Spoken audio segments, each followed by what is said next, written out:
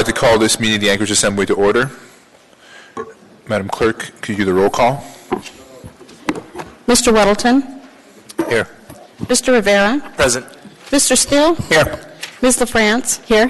Mr. Dunbar. Here. Mr. Croft. Here. Mr. Traney. Here. Mr. Peterson. Present. Mr. Constant. Here. Ms. Demboski. Present. Mr. Dyson. Here. Chair Dunbar, you have a quorum. Thank you. Mr. Traney, would you lead us in the Pledge of Allegiance? I pledge allegiance to the flag of the United States of America, to the republic for which it stands, one nation, under God, indivisible, with liberty and justice for all. Thank you. All right. There are no minutes of previous meetings. Mr. Mayor, do you have anything to report? Nothing to report. Thank you very much, Mr. Chair. Thank you. Chair's report, no report at this time. Committee reports. We'll start with you, Mr. Weddleton. Sure. The Community and Economic Development Committee met last Thursday on the 3rd, and we looked at 2 marijuana applications that we'll be discussing later this evening. We also had a report on odor violations by various operations, and in fact in the last couple of years there have only been 7, and it's something that they are learning how to take care of. We're also taking a look at kind of the nature of ownership of the license. It gets a little complicated. Does it belong to a person, to a company, and what exactly is a transfer of ownership? And will be one item on our agenda this evening regards a change in ownership. So there may be changes in that coming. Thanks. Thank you, Mr. Weddleton. Mr. Rivera. Thank you, Mr. Chair. Next Wednesday, there will be the regular Assembly Committee on Homelessness meeting from 11 to 12:30 at the Mayor's Conference Room. Thank you, Mr. Chair. Thank you, Mr. Rivera. Mr. Steele. Nothing to report, Mr. Chairman. Thank you. Ms. LaFrance. Thank you, Mr. Chair. Nothing to report. Thank you. Mr. Croft. Nothing to report. Thank you, Mr. Croft. Mr. Traney. Nothing to report. Thank you. Mr. Peterson. Thank you, Mr. Chairman. The Ethics and Election Committee met on April 25th, and we went over a review of our most recent vote-by-mail election, and we identified some areas where we need to have additional discussion where improvements might be made. And so we're going to be discussing over the next 2 months at our meetings potential changes to make improvements on our election system for next year. Thank you. Thank you, Mr. Peterson. Mr. Constant. Yeah, thank you. On, I believe it's May the 17th at 11 a.m., the Utilities Committee will be meeting to kick off the Assembly's conversation on the MLMP sale. Thank you, Mr. Constant. Ms. Demboski. No report, thank you. Thank you, Ms. Demboski. Mr. Dyson. Nothing to report. Thank you. At this time, I ask for a motion to incorporate the addendum and the laid-on-the-table items. I'd move to incorporate the addendum items and the single laid-on-the-table item. Ask for unanimous consent. Seeing no opposition, that is approved. Mr. Vice Chair, could you read the items into the agenda, please? Resolution number AR 2018-157, a resolution of the Anchorage Municipal Assembly recognizing and celebrating National Drinking Water Week, May 6th through 12th, 2018. Item 9A5, resolution number AR 2018-158, a resolution of the Anchorage Municipal Assembly recognizing, honoring, and thanking municipal appraiser Brian T. Robbins for his 16 years of public service and dedication to our community. Item 9A6, resolution number AR 2018-159, a resolution of the Anchorage Municipal Assembly recognizing and appreciating John Rada, Director, and the entire Anchorage Parks and Recreation Department staff. 9B9, resolution number AR 2018-154, a resolution of the Anchorage Municipal Assembly stating its protest of the renewal of beverage dispensary liquor license number 3596 for Rock Dance, Inc., doing business as Eddie's Sports Bar located at 6300 Old Seward Highway, and authorizing the municipal clerk to take certain action. Item 9D16, Assembly Memorandum number AM 337-2018, the 2018-2019 application for transfer of ownership of beverage dispensary liquor license number 3765 for C&J Enterprises, Inc., doing business as Chepo's Mexican Restaurant. Item 9F19, resolution number AR 2018-156, a resolution of the Anchorage Municipal Assembly setting a public hearing on the protest of the renewal of beverage dispensary liquor license number 3596 for Rock Dance, Inc., doing business as Eddie's Sports Bar. And laid on the table, item 9D17, 2018 liquor license renewal, Eddie's Sports Bar, L number 3596. Thank you, Mr. Croft. All right, now we will go down and ask each member if they'd like to pull any items. We'll start with you, Mr. Weddleton.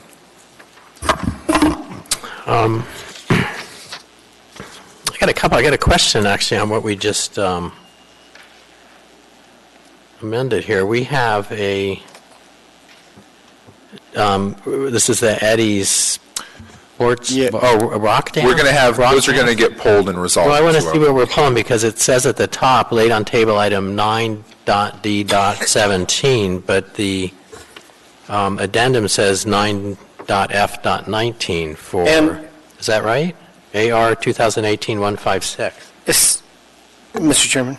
Yeah, go ahead, Mr. Yeah, Croft. essentially, they paid the outstanding taxes, and so we're going to be pulling both 9 Bravo 9 and 9 Foxtrot 19, and it'll just be the single laid on the table item. So well, what is 9D17? Because that's 2000, we have this packet. Am I getting this right, or? Oh, no, I'm sorry. I had my papers slid down, so it looked like, okay, never mind. No worries. Mr. Weddleton, do you have any others you'd like to pull? 9 A4 and 9B2. All right. Is that all? Yes. Thank you. Mr. Rivera? Thank you, Mr. Chair. I'd like to pull item 9 Alpha 3 for reading. Okay. Is that all, Mr. Rivera? Yes, Mr. Chair. Thank you. Mr. Steele? No item, Mr. Chairman. Thank you, Mr. Steele. Ms. LaFrance? I'd like to pull 9 Alpha 5 for reading. Thank you. Mr. Croft? I have 6 items: 9 Alpha 2, 9 Bravo 1, 9 Delta 6, 9 Foxtrot 9. Madam Clerk, 9 Bravo 9 as well? 9 Bravo 9 and 9 Foxtrot 19. Thank you, Mr. Croft. Mr. Trainee? No, he pulled 9F9, so I don't need to pull anything. Thank you, Mr. Trainee. Mr. Peterson? Thank you, Mr. Chairman. No items this evening. Thank you. Mr. Constant? Thank you. 9A6, please. All right. Ms. Domboski? 9 Delta 7, 9 Delta 11.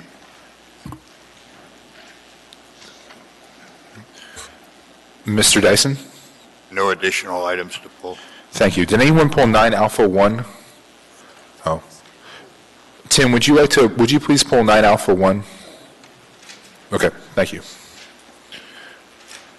So we'll pull that. All right, so I have Mr. Steele pulled 9 Alpha 1, Mr. Croft pulled 9 Alpha 2, Felix pulled, Mr. Rivera pulled 9 Alpha 3, Mr. Welton pulled 9 Alpha 4, Ms. LaFrance pulled 9 Alpha 5, Mr. Constant pulled 9 Alpha 6, Mr. Croft pulled 9 Bravo 1, Mr. Welton pulled 9 Bravo 2, Mr. Croft pulled 9 Bravo 9, Mr. Croft pulled 9 Delta 1, Ms. Domboski pulled 9 Delta 7 and 9 Delta 11, and then Mr. Croft pulled 9 Foxtrot 9 and 9 Foxtrot 19. Is that all of them?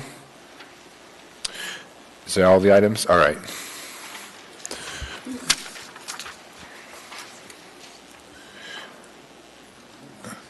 Could I now have a motion to approve the consent agenda minus the pulled items? I'd move to approve the consent agenda minus the items pulled. Second.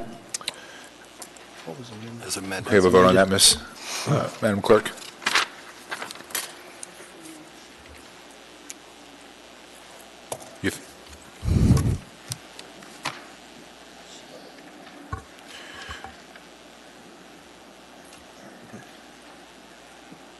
All right, please vote on the balance of the consent agenda.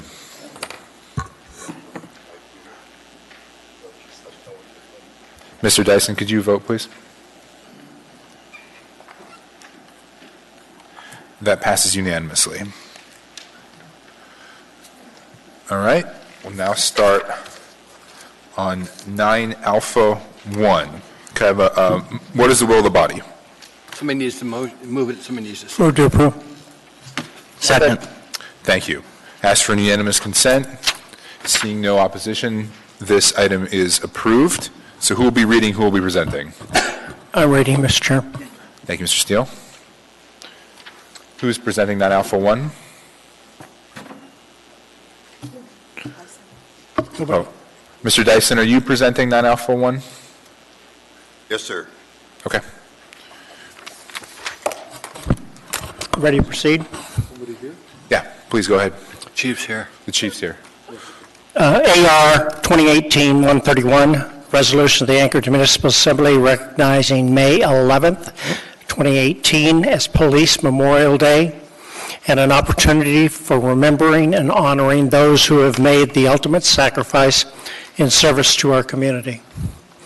Whereas Police Memorial Day is the opportunity to pay tribute to the memory of fallen law enforcement officers who have made the ultimate sacrifice for our community, and to recognize those who currently serve by enforcing our laws, bringing criminals to justice, and making our community safer. And whereas all law enforcement officers deserve appreciation for the work they do, and the citizens of the Municipality of Anchorage fulfill an important civic responsibility by supporting the work of law enforcement in protection of our community. And whereas behind the name of each officer who died in the line of duty lies a story of courage and devotion, as well as a deep sense of loss for the service and the country, and above all, for friends, family, and partners. And whereas we can never repay these gallant men and women for their service, nor adequately comfort their families. We can only honor their memory, and not only in words and ceremony, but by our determination to forge a stronger, safer community, which they help purchase with their lives. And whereas since 1897, 68 law enforcement officers have fallen statewide, including the following Anchorage Police Department officers who gave their lives in the line of duty. Chief John J. Sturgis, 1921. Chief Harry C. Kavanaugh, 1924. Officer Benjamin F. Strong, 1968. Officer William G. Falmer, Jr., 1970. Officer Jonathan P. Flora, 1975. Officer Harry Cure, 1980. Officer Harry B. Hanson, Jr., 1986. Officer Louis G. Menzel, 1989. Officer Dan R. Seeley, 1996. Officer Justin T. Woolham, 2001. Now therefore be it resolved that the Anchorage Assembly remembers and honors all those officers who have died in the line of duty by recognizing May 11th, 2018 as Police Memorial Day. Be it further resolved that the Anchorage Assembly encourages all residents to thank the men and women who serve our community and protect our citizens, and to remember and honor the fallen who gave their lives in this service. Passed and approved by the Anchorage Assembly this 8th day of April, 2018. That's enough.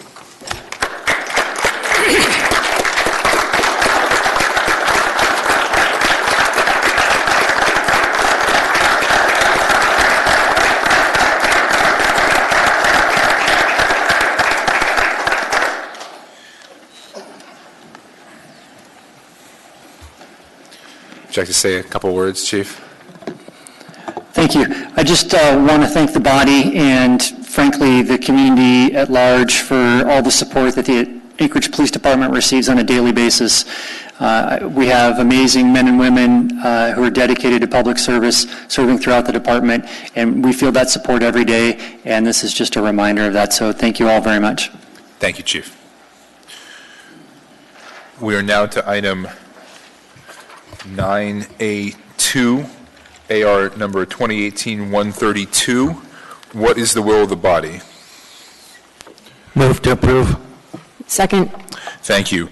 So we actually have an amendment here from Ms. Demboski. Would you like to offer that, Ms. Demboski? Yes, please. I have an amendment. I've written it out. It's in front of everyone. It's Demboski Amendment number 1. It's to amend line 35 to read, Vet Village Alaska project concept, comma, and encourages the Alaska Foundation, Inc.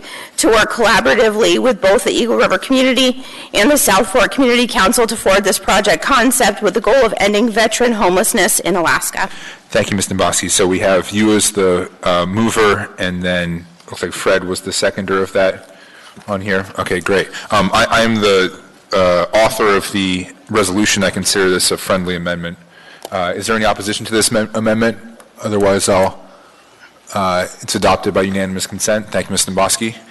I will now read, and do we need to vote on it first? Can we take a vote on the resolution as amended? Move to approve. If it hasn't, are we? It's already been moved and seconded. The amendment passed, and now we're going to vote on the. Why was it? There we go. On the resolution as amended. Still like waiting to get. Mr. Dyson, could you please? Who's accepting this, Mr. Chairman? There should be someone here from the Vet Village. Is there someone here from Vet Village? You want to come down to the microphone, please? I will read this.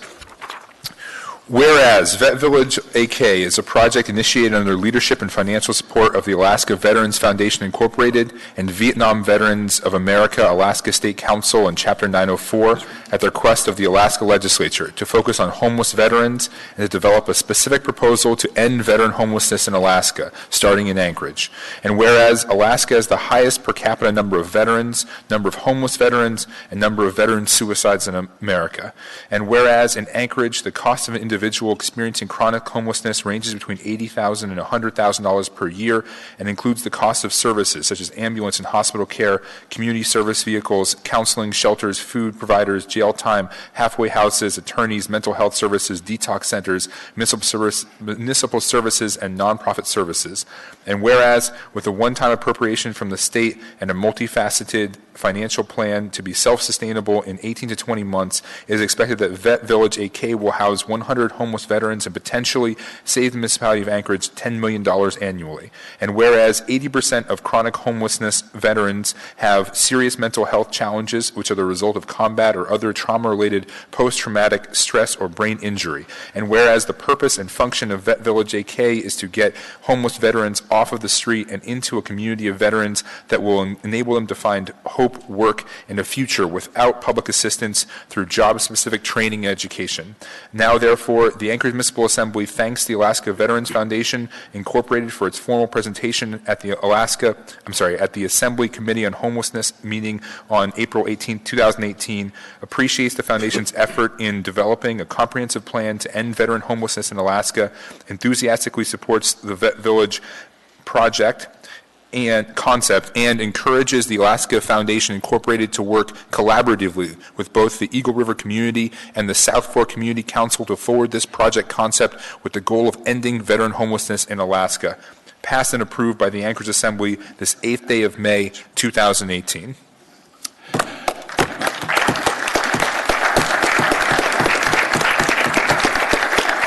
If you would, sir, introduce yourself for the record.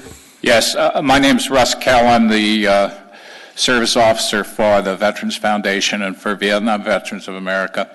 First, let me apologize that our chairman, Rick Davidge, wasn't able to be here. He was just unavoidable. He couldn't be. But second, I know your time is very valuable, but just thank you very much. We're about halfway on a project that we hope to finish as soon as possible, and what you're doing is crucial to this project, and I just want to thank you one more time. Thank you very much. One moment, sir. Thank you. We have some questions here, starting with Ms. Demboski.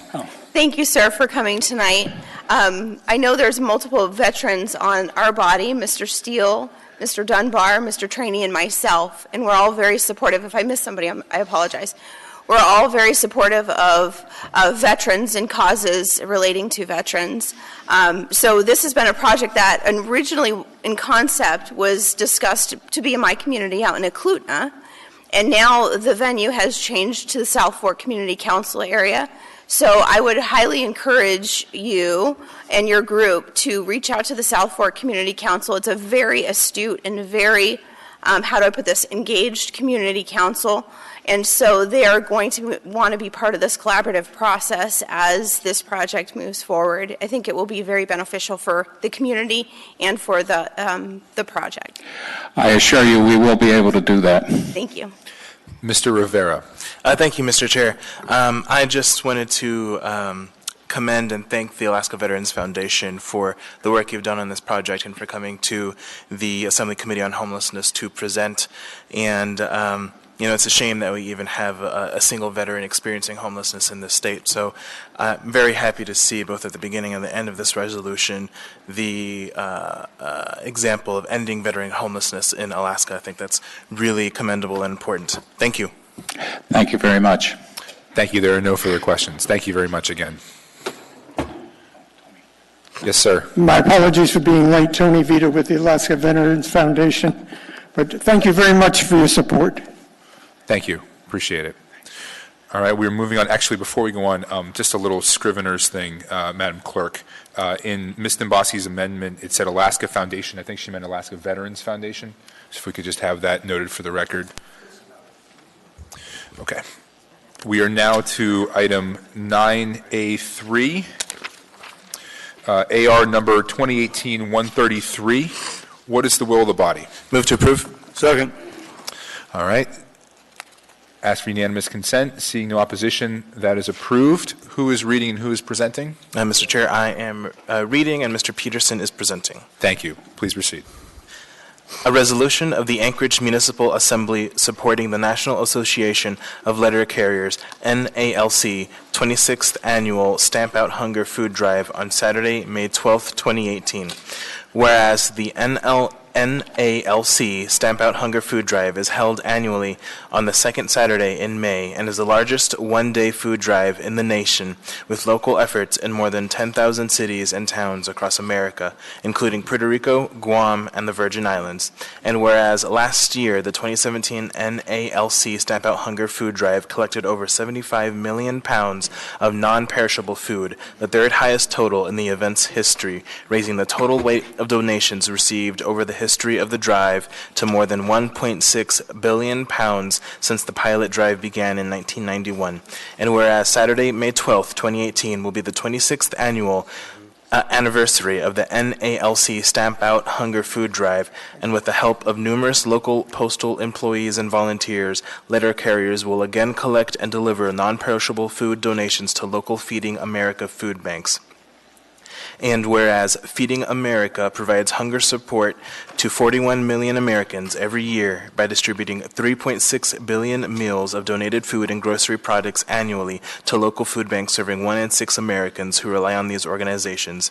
And whereas donations to the Food Bank of Alaska, FBA, generated by the Stamp Out Hunger Food Drive are critical to the operation of the FBA and its partner agencies to provide food annually for an estimated 155,000 people statewide. And in Anchorage, 44,600 people, with 32% of the people in those households being children under 18 years old.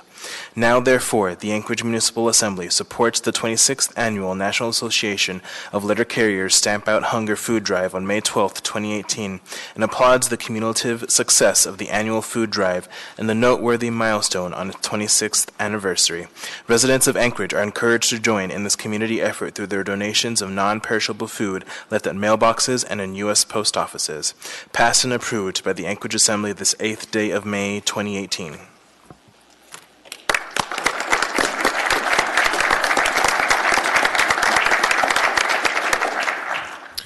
Sir, please state your name for the record. Sure. My name is Jim Raymond. I'm the local branch president for Branch 4319 here in Anchorage, Alaska. We also represent letter carriers on the peninsula and up in the valley. I want to thank you for the proclamation supporting our food drive. This is our 26th year, We have letter carriers who are delivering mail and picking up food in every corner of your districts. And there are folks in every one of your districts that need this food. We have letter carriers, and tonight I'm joined by Tom Ruggles. He's a retired letter carrier, but he didn't stop there. When Tom retired, he decided to go work and be the kitchen manager for Anchorage Rescue Gospel Mission. He's also one of the groups that will get some of the food that we pick up on Saturday. So I just encourage you, when you speak to your constituents, ask them to put out some food. This is a time of year where the food bank is low on food on their shelves. Kids are getting out of school, not going to have those meals any longer. And so this is a really critical time that we do the largest food drive in the nation. Thank you. Thank you, sir. We have one question. Mr. Constant.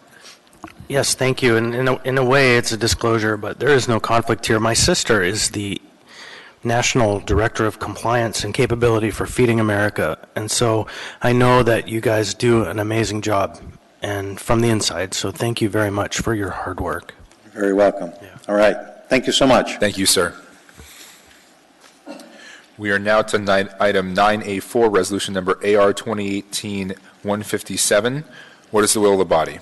Move to approve. Second. Ask for unanimous consent. Seeing opposition, that motion is approved. Who is reading, who is presenting? I am reading. And this is AR 2018-157, a resolution of the Anchorage Municipal Assembly recognizing and celebrating National Drinking Water Week, May 6th through 12th, 2018. Whereas water is our most valuable natural resource, and whereas the municipality is graced with a uniquely pristine and abundant supply of pure water from the glaciers and snowfields of the Chugach Mountain Wilderness, and whereas since the founding of the city of Anchorage in 1915, its citizens have invested continually in water infrastructure, such that today we enjoy an extensive underground network of water transmission and distribution pipelines extending over 850 miles throughout the municipality. And whereas, as a municipal enterprise activity, Anchorage Water and Wastewater Utility is committed to continued investment to ensure reliable service, safeguard public health, and protect the environment long into the future. And whereas in 2017, the Anchorage Wastewater Utility delivered 8.3 billion gallons of cool, refreshing water to the taps of utility customers from Eklutna to Girdwood. And whereas only tap water delivers public health protection, fire protection, support for our economy, and the quality of life that helps make Anchorage the best place in the nation to live, work, and play. And whereas the Anchorage Wastewater Utility will celebrate Drinking Water Week with local social media announcements, and the utility's H2 water trailer will attend the Anchorage School District's orienteering days and provide water quality education and water to remind students and residents of Anchorage's excellent water quality resources. Now therefore, be it resolved that the Anchorage Assembly recognizes and celebrates National Drinking Water Week, May 6th through 12th, 2018. Passed and approved by the Anchorage Assembly this 8th day of May, 2018.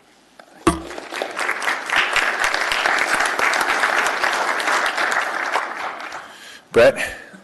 Thanks for the honor again this year for participating in Drinking Water Week. You guys make this possible. I'd like to note a couple things. This week happens to coincide with the Anchorage meeting of the Alaska Water and Wastewater Management Association taking place at the Marriott, where there are several hundred operators and utility employees from across the state, as well as vendors and officials from around the lower 48 that came up for the occasion as well. So it's timely that we celebrate drinking water while our visitors are here and enjoying the great drinking water that we have. Additionally, I'd like to point out that despite the fact that all this stuff is happening, that didn't keep our crew from working overtime. Last night we got word of a water leak on East 6th Avenue at about 6:30 p.m. We mobilized forces, went down 10 feet, dug it out, and had it all put back together before the people got up for their morning coffee in the morning. So working all night, our guys stuck to the job and got it done again. So thanks much. Thanks again for the recognition. Mr. Jokolo, there's one question. Mr. Weddleton. perhaps a statement. But so I read this, and it says only tap water. Now, tap water would include well water, because we have amazing good well water in Anchorage as well. Absolutely. We have 14 wells in the system, and in addition to the water that comes from the Clutna Lake and Ship Creek, the utility system provides tap water provides groundwater when that's necessary to augment those surface water sources. It tastes good too. Thank you very much, Mr. Jokela, and Thank thank you you for the work that you does. We are now to resolution item number 9A5, resolution number AR 2018-158. What is the rule of the body? Move to approve. Second. Moved and seconded. Seeing no opposition, this resolution is approved. Who is reading? Who is presenting? I am reading, Mr. Chair. Great. Mr. Mosky. Okay, please. AR number 2018-158, a resolution of the Anchorage Municipal Assembly recognizing, honoring, and thanking Municipal Assessor Bryant T. Robbins for his 16 years of public service and dedication to our community. Whereas Bryant T. Robbins began his public service career as a personal property appraiser with the Municipality of Anchorage on April 8, 2002, and whereas during his tenure, Bryant also worked as an appraiser, business property examiner, appraisal analyst, and most recently, the municipal assessor. Bryant has served the public for over 16 years, and whereas Bryant served under 5 mayoral administrations, including George Wirch, Mark Begich, Matt Clayman, acting, Dan Sullivan, and Ethan Berkowitz, and whereas Bryant excelled at each position he held during his service to the municipality. He was particularly indispensable during many municipal utility hearings before the Regulatory Commission of Alaska, and whereas Bryant has been regarded as fair and analytical by all of his coworkers and has operated efficiently with personal and professional integrity, especially with public constituents. Bryant's knowledge and years of experience have conscientiously provided and maintained appropriate assessments on behalf of the municipality, and whereas Bryant has set the standard for what service as a municipal assessor to the community should look like through providing dedicated public service in accurately and fairly determining the value of real and personal property throughout the municipality of Anchorage. With his selfless dedication to duty and desire to serve the citizens of Anchorage, and whereas after over 16 years of public service, Bryant will officially retire from the municipality of Anchorage on May 10, 2018, and is planning to travel with his wife, Jill. Now, therefore, the Anchorage Assembly resolves that Bryant T. Robbins is recognized, honored, and thanked for his 16 years of effective, professional, and distinctive public service to the citizens and communities within the municipality of Anchorage, passed and approved by the Anchorage Municipal Assembly this 8th day of May, 2018.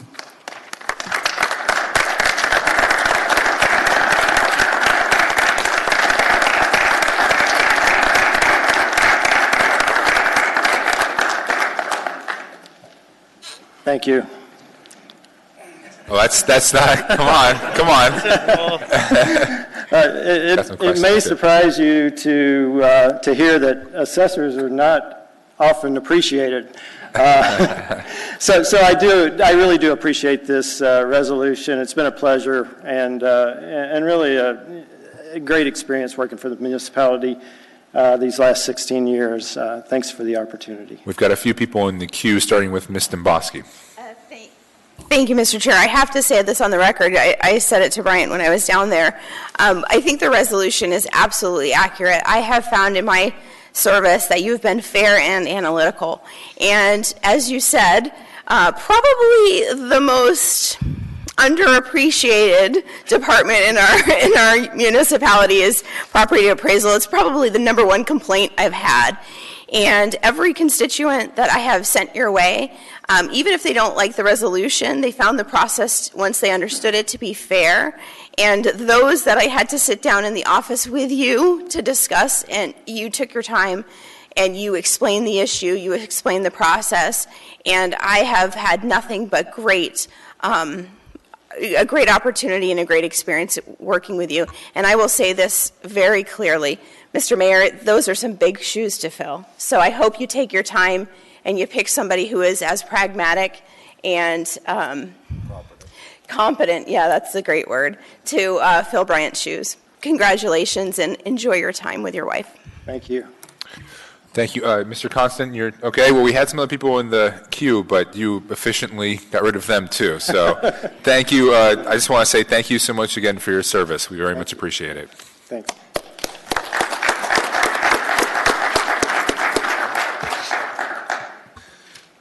Next up, we have item 9A6. Mr. Constant, Yep, do you I'll want move to to speak? postpone to 522. Okay. Do we have a, so we just have a motion to Second. postpone, okay? Ms. LaFrance, do you want to speak to that motion at all, Mr. Constant? or- Yeah, just Mr. Rada is not available tonight, so he'll be here next meeting. Thank you. Perfect. Any opposition to that motion to postpone? Seeing none, that motion is approved. We are now down to item 9 Bravo 1, resolution number AR 2018-134, a resolution of the Anchorage Municipal Assembly requesting that conditions be imposed by the State Alcohol Beverage Control Board on package store liquor license number 3219 for Lee Family Corporation doing business as Mom and Pop's Grocery and Liquor, located at 601 West 36th Avenue, Suite 3 and 4, Anchorage AK 99503, and taking final action on the renewal application for this license. Mr. What is the will of the body? Mr. Chairman, I'd move to postpone action until May 22, our next meeting. So the clerk is requesting that we move to introduce, and then we will set public hearing for the 22nd. I see. Please. Then I'll move the resolution. Do we have a second? I'll second it. Thank you, Mr. Trainee. Mr. Trainee was the second on that one.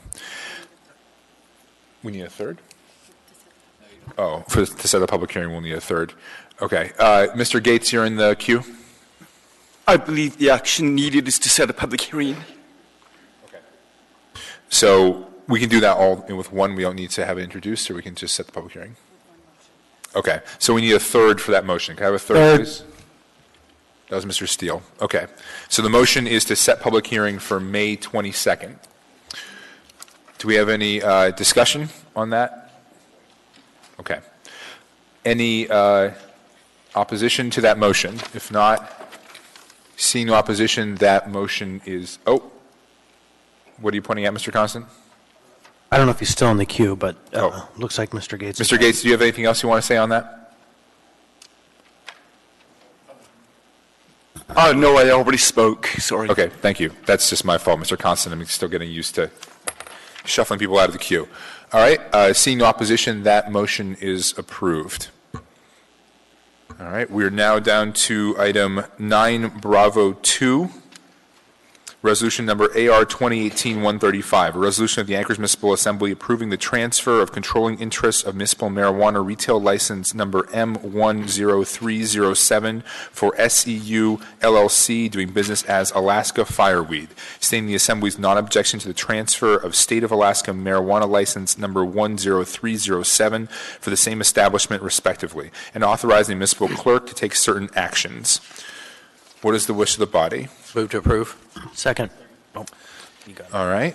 Mr. Weddleton, you pulled that item. Yeah, and I recommend approval on this. I just, I think one minor typo, line 27 should say May 22nd. But,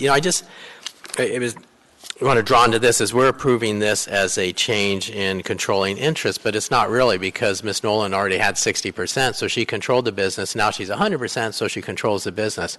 And I just want to highlight it as, there are a lot of things that we do to regulate this industry that focus on kind of what may be negative aspects of marijuana and so on. But things like this, I think, are a burden for us, a burden for the people who own the businesses. When they've really done something fairly minor and doesn't change the operation of the business at all, and it comes to us and they have to go through this process. So anyway, that is something, as I said at the beginning of the meeting, we need to look at, and what is the nature of owning the license, who owns it, and how should we control that? So anyway, thank you. Thank you, Mr. Weddleton. Mr. Trainee. Thank you, Mr. Chairman. If you look on page 136 of your packet, it's the first NOV I've found for a marijuana license. Coming since we started having these, it's the first notice of violation that I've seen. So we do need to look at these packages that come through. So we're going to start to see some NOVs. Like in this case, they'd let some things out. The state requires advertising. So just as we see these coming up for renewals or changes, we need to check them for NOVs to see why they got the item from the state. That's all, Mr. Chairman. Thank you, Mr. Trainee. Mr. Weddleton. And on that, I think we agreed at the last Community Economic Development Committee that we would get kind of quarterly reports, to say quarterly, on what any notices of violations are. For the industry as a whole, combining notices, through the state and the city, it was, I don't think it was a couple dozen that in total, and some of those we dealt with early on with the first operation that opened up, and it was inappropriate sign and things like that. So we will be getting notices on that. So appreciate that. And it looks like we have someone interested in speaking. If it's Ms. Nolan, Yes, it is. Susan Nolan, Nowland. Chair? Yeah. Go ahead. If Mr. Trainee, if I'd like to address your NOV. That was an advertisement that was put in the press, which is our alternative newspaper. Anyway, there has been a lot of changes in ownership and administration in that paper. So I posted a advertisement that did not look like a typical cannabis advertisement, advertising marijuana and prices and everything. And so the press advertently misputting the disclaimer that's required for any type of notification that is publicized. So the press put their apology to the AMCO board that it was actually their fault, but they decided to issue me a notice of violation. Mr. Chairman? Yes, thank you, Mr. Trainee. Go ahead. Thank you. I just wanted to point out the body there was NOV associated with this. I'm glad you took care of it, but as we have more licenses come through, we're going to see NOVs. We're used to them with alcohol, but not with marijuana. Yeah. So my point was to let the assembly members know you need to look at the whole packet, because we may see other NOVs coming through for other reasons. But I appreciate you taking care of this. Thank you. Thank you. Mr. Constant. Yeah, thank you. And this is not really germane to this license, but the conversation about violations. And I sent communication to Jack Frost this week about, or last week, late, another marijuana store that's decided they can have a giant sign on the side of the street with a marijuana leaf on it. Is that on Arctic? No, that one is another story, but this one is on 3rd Avenue at kind of right up above the Ford shop, kind of right above Beans and Brother Francis too. And I think it behooves us to look closely at that sign rule, because some operators are starting to flout that rule, and I'm not really appreciating it. So I hope the committee takes that up. Okay, thank you. Thank you, Mr. Constant. No other people in the queue. Please vote on this item.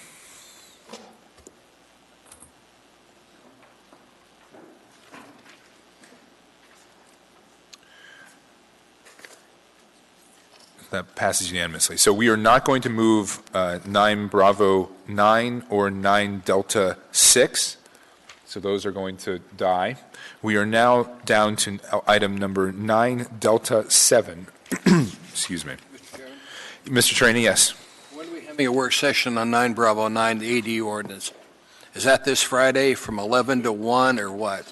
No, I think you mean 9 Foxtrot 9. You're talking about the ADU? Right then. No, sorry, you're right. 9 Foxtrot 9. When we get to it, I want to know where we're going to have the public hearing on that one. Okay. When we get to it, we'll talk about it, Mr. Thank Trainee.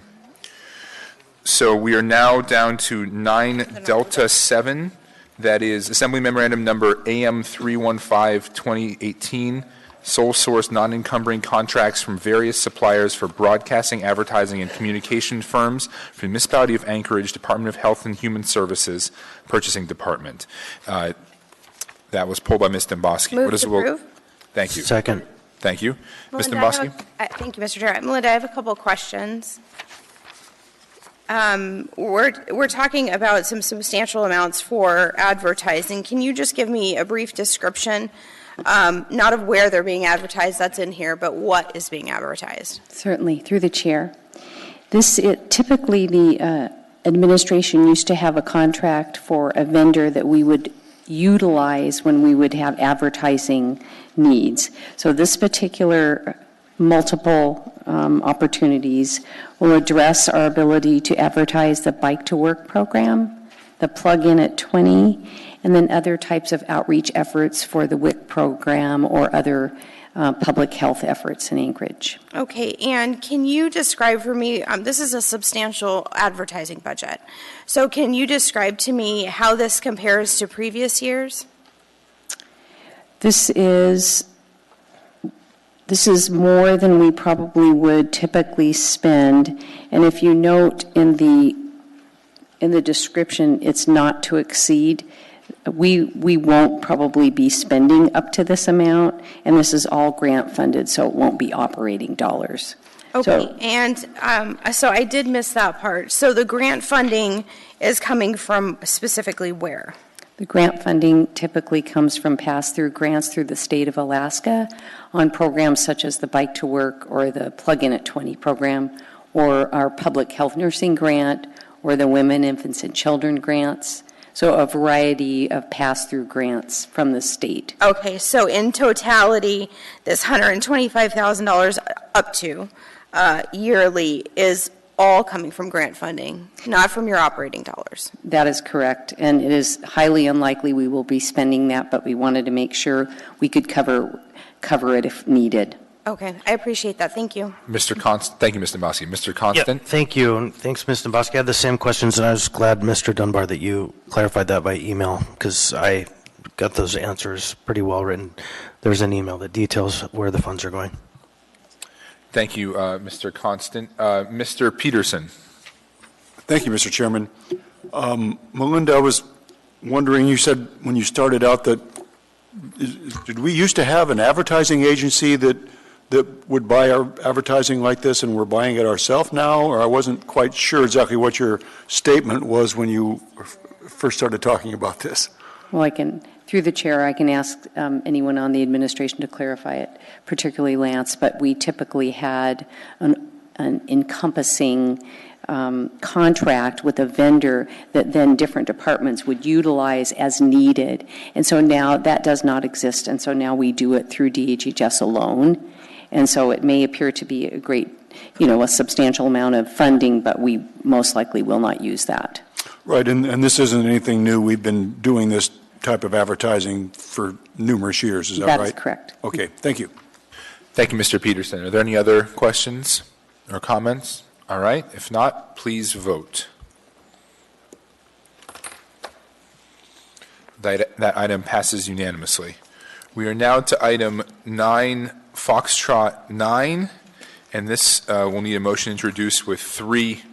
I'm sorry, let me read it first. Didn't someone ask for 9D11? Didn't we just? Oh, I'm sorry. My mistake. Yeah. So we're now to 9 Delta 11. This is Assembly Memorandum Number AM 319 2018. Sole source purchase from Alaska Sales and Service for 1 Chevy Bolt electric vehicle for the Municipality of Anchorage, Solid Waste Services Purchasing Department. What is the will of the body? Move to approve. Second. All right, that was moved and seconded. I believe that was pulled by you, Ms. Dombrowski. Yes, it was. Thank you, Mr. Chair. My question, now that we have the electric bus working, and I asked this question back then too, what are we finding for the usage for electricity, the cost of electricity, and in general maintenance opportunities or maintenance costs associated with these electric vehicles? Is there anyone from the administration that might be able to speak to that? I'm going to invite Director Spafford up from Solid Waste Services. Thank you. Can you please identify yourself for the record? So I'm Mark Spafford, General Manager for the Department of Solid Waste Services, and I have another Mark from Public Transportation who can talk about the maintenance and maybe public transportation's experience with the bus. Thank you. So my name is Mark Harleman. I'm Maintenance Superintendent at People Mover. The electric bus that we used was a lease, and that lease has since terminated, and the bus has left this last weekend. But we don't really have any electrical costs associated with it because it was a lease, so we did not have the infrastructure in place to charge the vehicle through our built-in infrastructure, so it was charged with a generator for the length of the lease. The maintenance of the vehicle was as expected, basically nothing. It was standard vehicle transit coach stuff. It was a new vehicle. All chassis and suspension type issues were as any other vehicle would be in this application. So. Okay, so let me get to the heart of it here. If we're going to be transitioning or even evaluating transitioning to electric vehicles, what will be the long-term investment and for charging these vehicles? I'm sure the department has done an analysis of what it would cost to build the facilities to charge them and, in fact, how much electricity they would use. So what's the answer to those questions? So right now we're currently undertaking a study to determine upgrades to our existing facilities and the electrical supply to them to support installation of the chargers. And we do not have that information available to us at this point. Thank you. Thank you, Ms. Domboski. Mr. Trainee. Mr. Chairman, is solid waste going to utilize this vehicle, or is this a straw purchase for another department in the city? I want to make sure, because your money's coming from here. Who's using it? Which department? The money for the Chevy Bolt is coming from Solid Waste Services, and it will be used by Solid Waste Services. 100% used by you? 100%, yes. Okay, that's my only question. But I would like to invite, assuming we get approval tonight for this purchase, any assembly member, anybody on the administration to come and take a ride in the vehicle once it's on site and we have it, because I wasn't even a believer. I have a fleet manager who's been there 33 years, who drove a tractor trailer his whole life, who was skeptical. And when we got in the vehicle, we were really, really surprised by the performance, the quietness of it, the roominess of the vehicle, just the overall performance in general. So I would encourage any of you, and we'd be happy to take you on a test drive and to ride along with us. Can we drive it? Thank you. Thank you, Mr. Chairman. Well, maybe we can ask legal about that, but I would say sure, as long as there's not an issue from that perspective. Thank you. Mr. Peterson. Well, thank you, Mr. Chairman.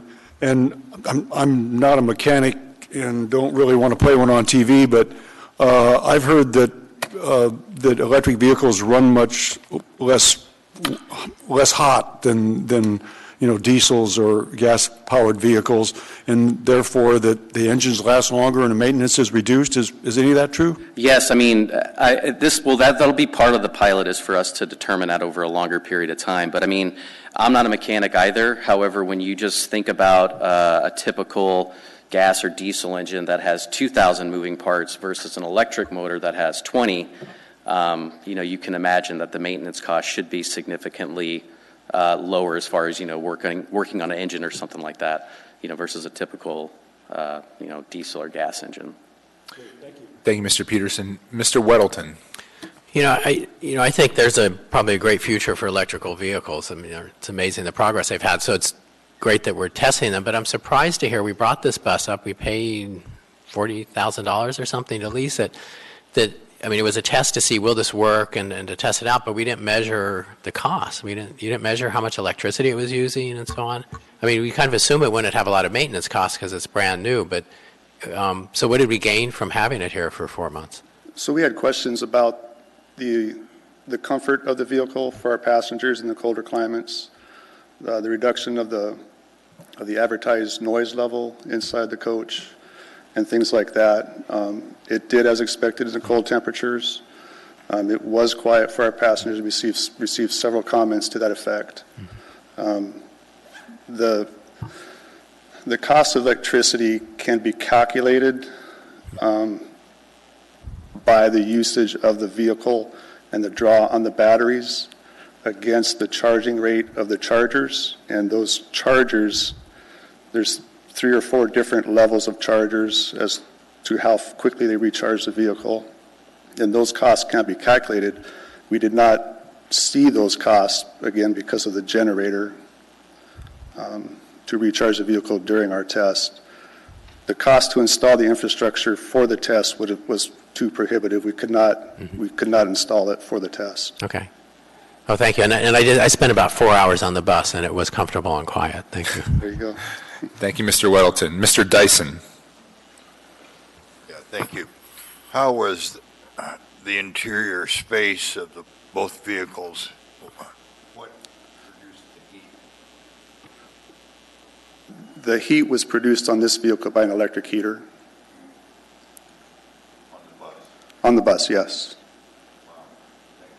Yes. Thank you, Mr. Dyson. Mr. Constant. Thank you. And so I just want to put a super fine point on what I've just heard. So we in Anchorage, Alaska, leased an electric bus that we ran off of motor fuel in a generator? No, we recharged it. It was Right, run on a recharged by motor fuel, right? By a gas burning device. Okay, I just want to put a really fine point on the irony there. Thank you. Okay. All right, there are no further questions. Thank you, sir. Okay, please vote on this item.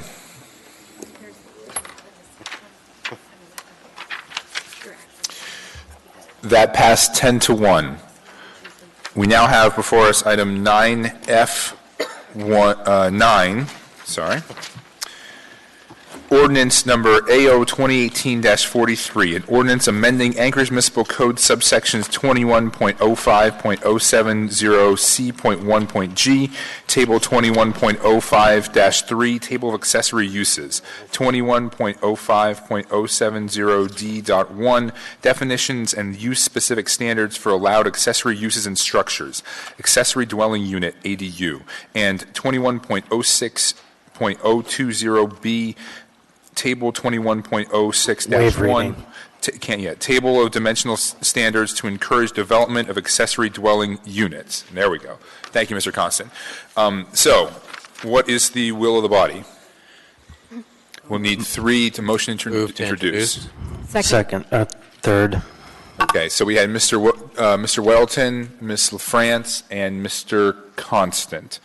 And Mr. Trainee, you had a question. Do you want to ask that now, or? Thanks, Mr. Chairman. I would like the clerk to make distribution to the Federation of Community Councils so they can make electronic distribution to all the community councils.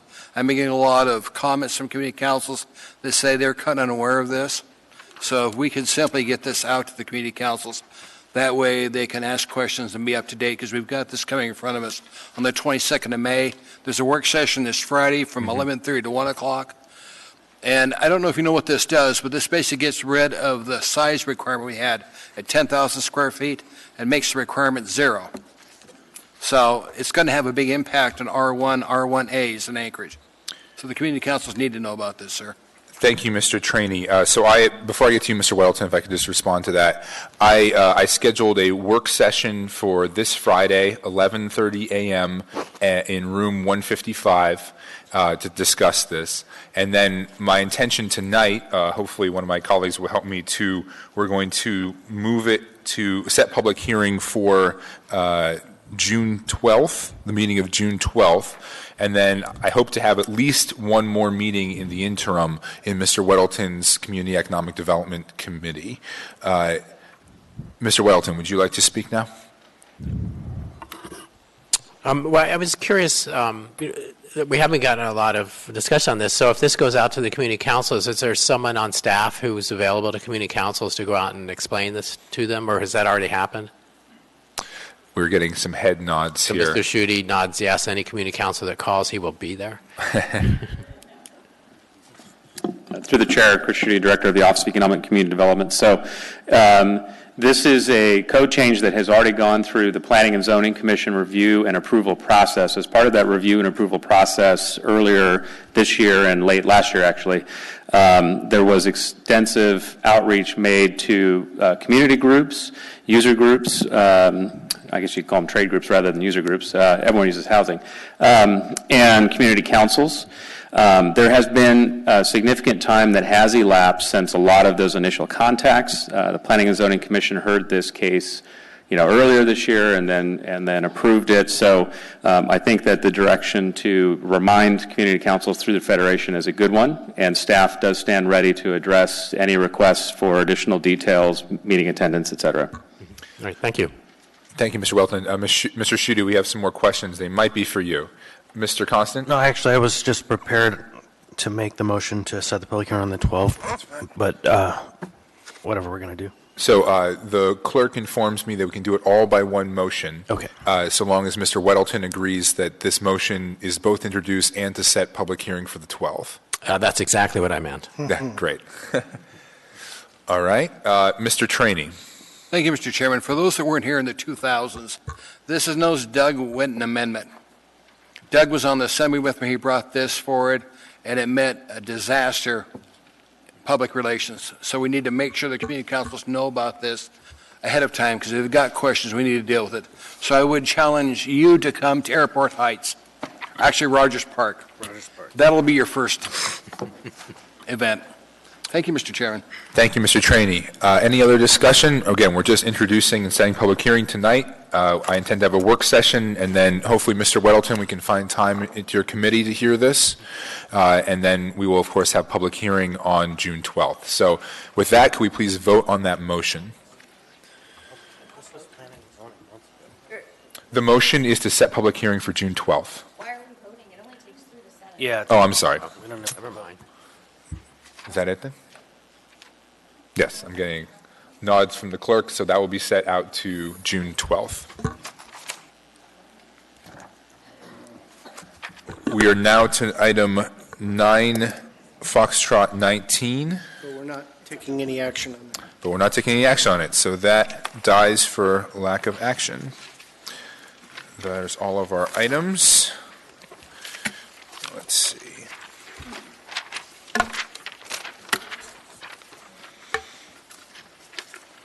So now we're to 11.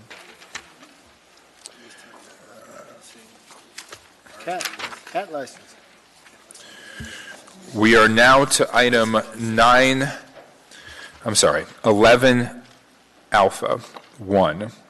Ordinance number AO 2017-155, an ordinance of the Anchorage Municipal Assembly amending Anchorage Municipal Code, Chapter 880, to remove the exemption from fees for excessive police responses for nonprofits and charitable properties, and add on-site security guards at commercial properties as an example of appropriate corrective action. Assembly Chair Trainee and Assembly Member Demboski.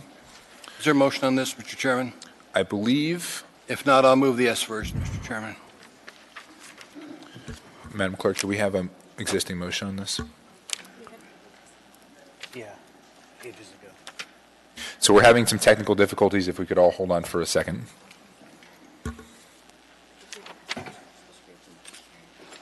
Then we can't vote on this tonight.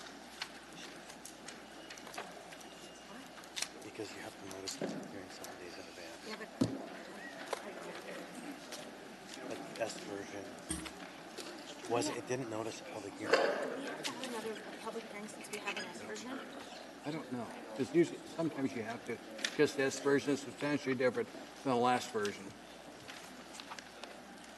It would be so funny if this gets punted again. Or that one change we made.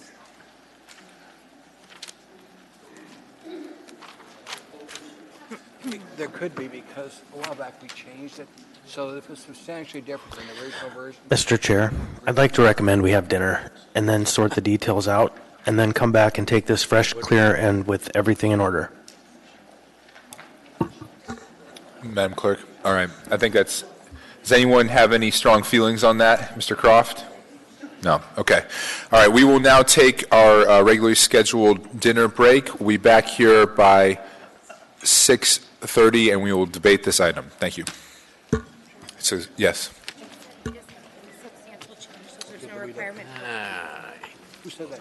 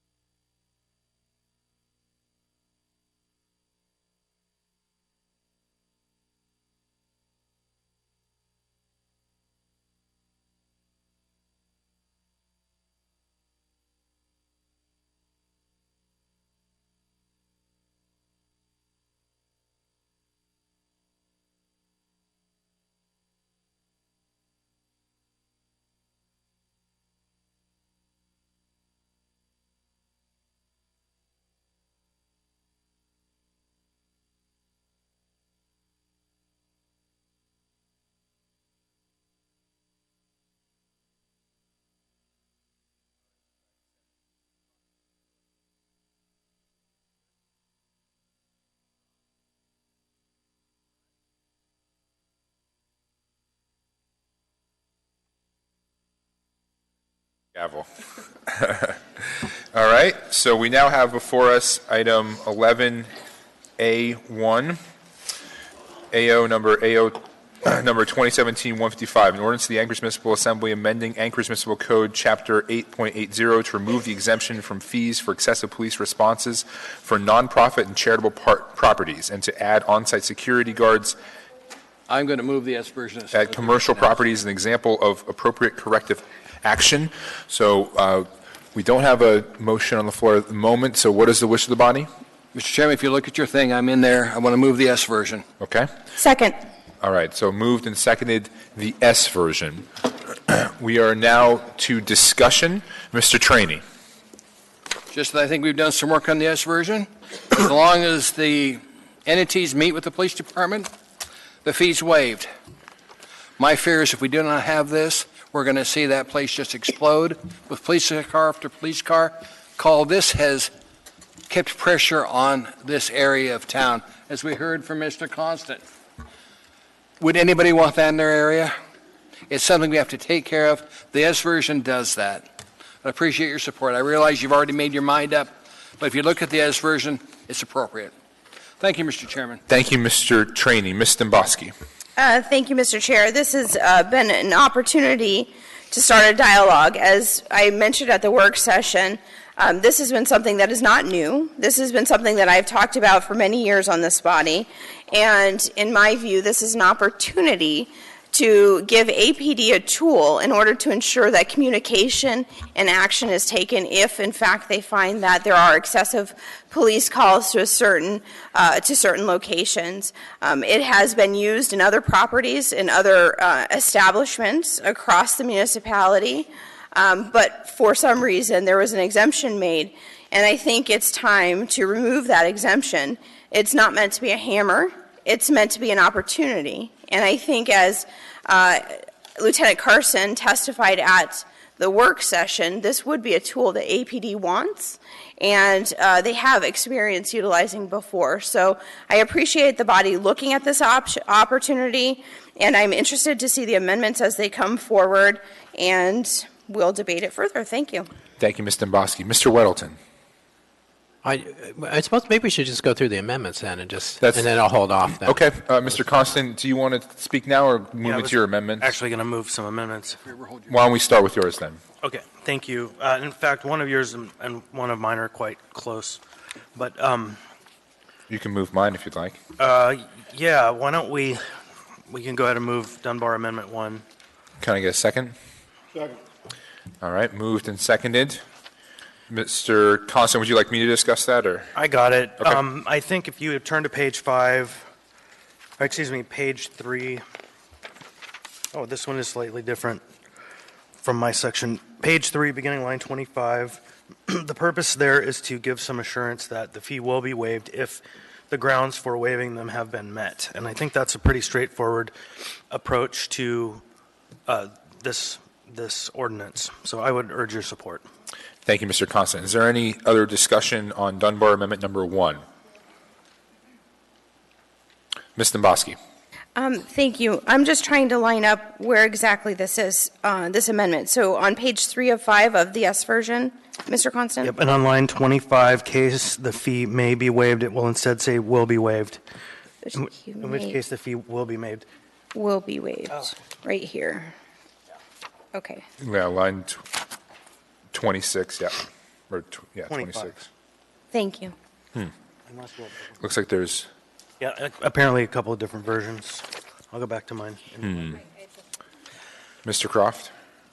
Yeah, I apologize. I'm still confused and was out for some of the work on this.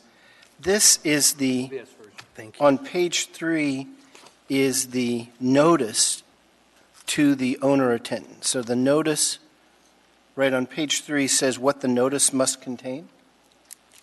If you read the last sentence there, it says, or the owner or tenant of the commercial property unit respondent has entered, in which case the fee may be waived. No, that's not what I asked, so hold on. No, I'm saying earlier, it states earlier there that it will be waived. Darn it, I don't have it in front of me. Well, okay, I do, and so on page 3, C is the notice addressed to an owner shall, 1, 2, and then what's being modified here is 3, and what it will state the person shall be liable, in which case the fee will be waived. So we're modifying the letter that we send. We're not modifying what is actually taking place. That is, we're promising them, this is the letter that tells us what we tell them will happen. Right, and if you look at the previous page, B 4, it says a person is exempt from liability, is exempt, right? Not might be exempt, but if you look at B, it says a person is exempt, and then if you go down to 4, it says if they enter into this kind of agreement. Okay, so we're just conforming. Yes. This isn't really changing anything except more accurately saying what was going on. I believe that's the case. Mr. Gates, do you want to speak to this? Yes, I was also going to point to page 2, 8020B, and the lead-in sentence in B is the person is exempt from liability for the fee if, and number 3, new 3 was going to be for, is entering the current agreement with APD. So this change on page 3 is just to conform it to what 20B3 says, that you are exempt if you enter an agreement. So we want the notice to also say them that the fee will be waived if you enter an agreement, rather than may be waived. So it's just really a conforming change. Great. Thank you. Thank you, Mr. Gates. Much more concise than I was able to manage. Is there any more discussion on this amendment? All right, let's please vote on this amendment.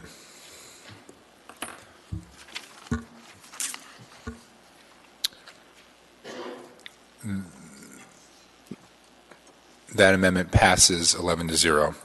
Mr. Constant? Thank you, Mr. Chair. I'd like to move Constant Amendment 1, which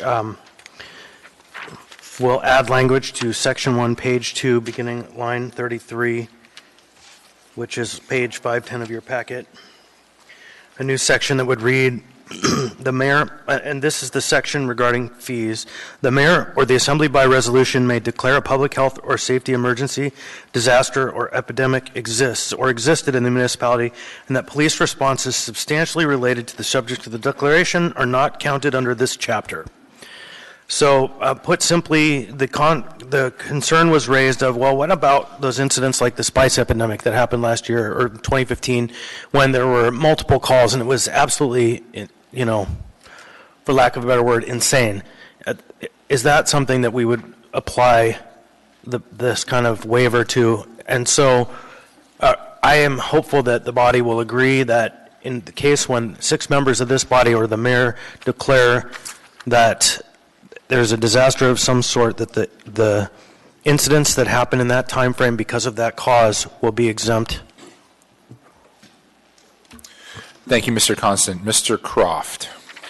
Yeah, so in looking at the amendments as they came through, this is kind of the martial law amendment. This is in order to avoid the impact of this weapon that we're pointing at ourselves, we're going to say we're not stopping, we're stopping the counting for a while. And I just think it points out the sort of problem with this ordinance is that it is us punishing us or our partners for when we don't collectively achieve all that we want to do. And then this way out of it, by declaring a public or safety emergency, I don't know that I want that to be the state of the state under this, that we're having to exempt ourselves from our own ordinance. And for that reason, I'd speak against the amendment. Thank you, Mr. Croft. Ms. Dembowski. Thank you, Mr. Chair. To the maker of the amendment, I'm intrigued by this. I'm not necessarily against it, though I agree with Mr. Croft. could something, if we put this in there now, what is to say tomorrow the mayor just says there's an emergency that I'm just going to waive all fees? Wouldn't that take the crux of the meat of the tool for APD away? Mr. Chair, may I answer that question? Yeah, I'm sorry, Mr. Constant. I just seemed I would suggest that if the intent is to provide a tool where the parties work together, that allowing for flexibility is actually a value, a high value. And so you're right, a bad actor could subvert the tool, but acting in good faith, and I have good faith in people who are trying to solve this problem, I think that this actually gives us or the mayor an opportunity to put a pause if there's something that is evidently out of control that isn't because of one operator or operation, because of forces literally, we agree, are beyond our control, then I think it's fair to take those items and make them not part of the calculation. Okay, and a follow-up, if I may? Yes. And my follow-up is for APD, either Chief Dahl or Lieutenant Carson, with understanding of this particular tool that you use already with communication with different operators. Is there a mechanism APD would use to measure if an epidemic were to break out? Could you, in your discretion now, utilize that?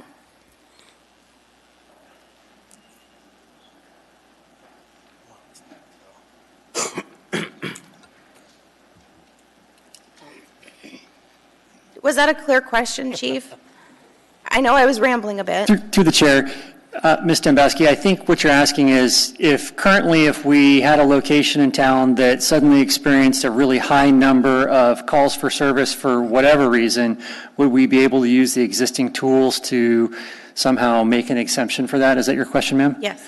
I think the answer to that is yes, because as long as we're in dialogue with the property owner and working towards some resolution, then I think that satisfies the current requirements, correct?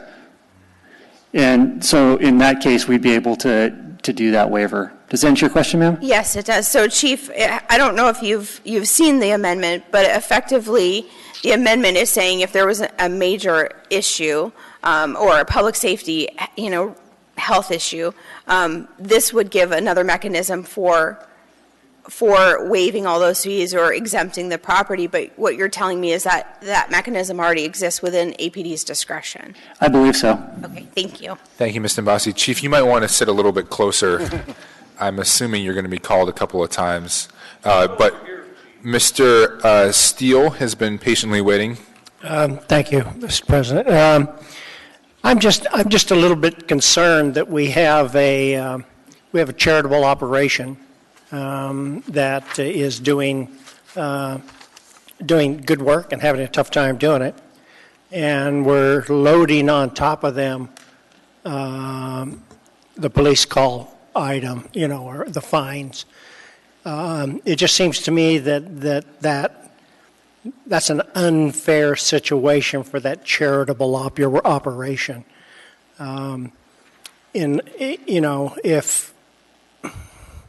They could hire more people, but then they could feed less. And I'm not sure that that's a good way of us to go about business. So I have a little bit of a problem loading on to the charitable operations in this regard. That's just one man's opinion. Thank you, Mr. Steele. Mr. Gates? Thank you, Mr. Chair. I think it might be helpful to know the definition for police response in 880. The definition section 88010 is not included in this AO because it wasn't being changed. But it's relevant, I think, to Mr. Constant's amendment. And I apologize, Mr. Constant, when we talked about this, I didn't think of looking here. But the definition for police response as to what may be counted in the number of calls to a property, it says it means one or more police officers goes to a property in response to a call for assistance. And I'm going to skip some language here to where it says any response determined by a sergeant or higher ranking police officer to be related to activities on the property premises and reasonably preventable. I think that if you consider related to activities on the property and reasonably preventable maybe that should be taken into consideration when deciding whether to add this emergency declaration exception. Is that all, Mr. Gates? Yes. Thank you, Mr. Gates. Mr. Constant. Well, thank you. I did not have the information presented there previously, so I think that it is not unfair to create really clear guidelines of what is and what isn't, but if we don't need to create new powers, then we don't have to. So I would pull this amendment back and rescind this amendment and go to Amendment 2. Who is the second on that one? Do you withdraw your? Okay, so that amendment has been withdrawn. Mr. Constant? Yeah, thank you. The next one is Amendment number 2, and it's going to be slightly amended from what it is after speaking with the chief earlier. And so the purpose of the amendment is to clarify who has the authority to make the determination that Mr. Gates was just referring to, and also to clarify that a good faith effort is substantial enough that we don't actually have to require a net reduction of call volume, because that's a pretty black and white response that wouldn't really require any judgment of the chief or his designee or her designee. And so the amendment adds, do not automatically require the imposition of fees.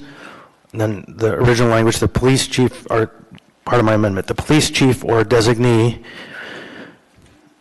And then I'm wanting to strike out who shall be a police officer of sergeant or higher rank, because in discussion with the chief, he said that's really, it conforms if we say police chief or designee, may determine there was a good faith effort or substantial reduction in the volume of calls and police responses and declare the fee waived. Second.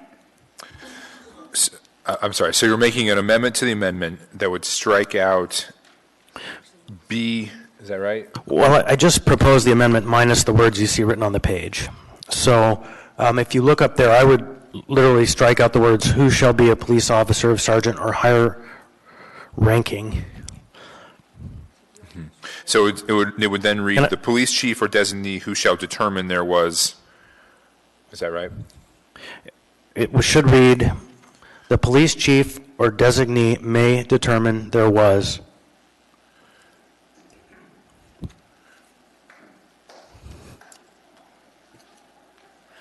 So the intent behind this is to ensure that we reward the turning of actions toward positive outcomes in the area, rather than just even if they did everything they could do and the change didn't result in any net reduction in calls, them finding themselves suffering a penalty.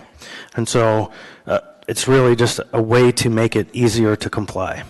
Thank you, Mr. Constant. Ms. Dembowski. Thank you, Mr. Chair. I support this amendment.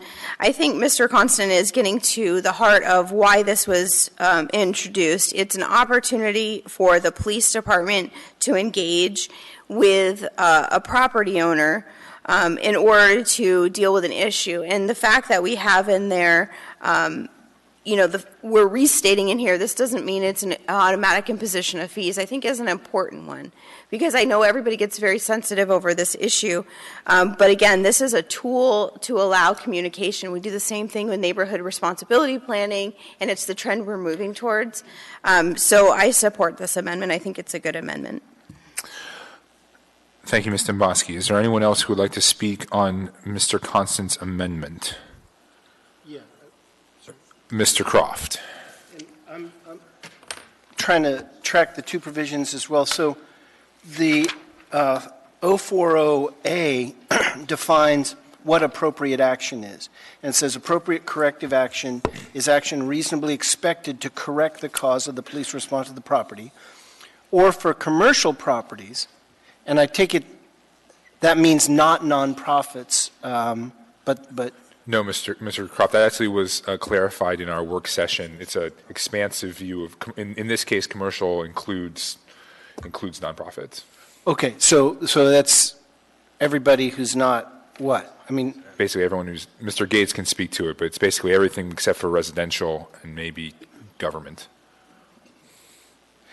The for commercial properties to substantially reduce the volume of calls for assistance. So they either have to have something that is reasonably expected to correct, in this case, an overflow of homeless people in the Beans and Brother Francis area, or for that expansive definition of commercial properties, will substantially reduce that volume of calls.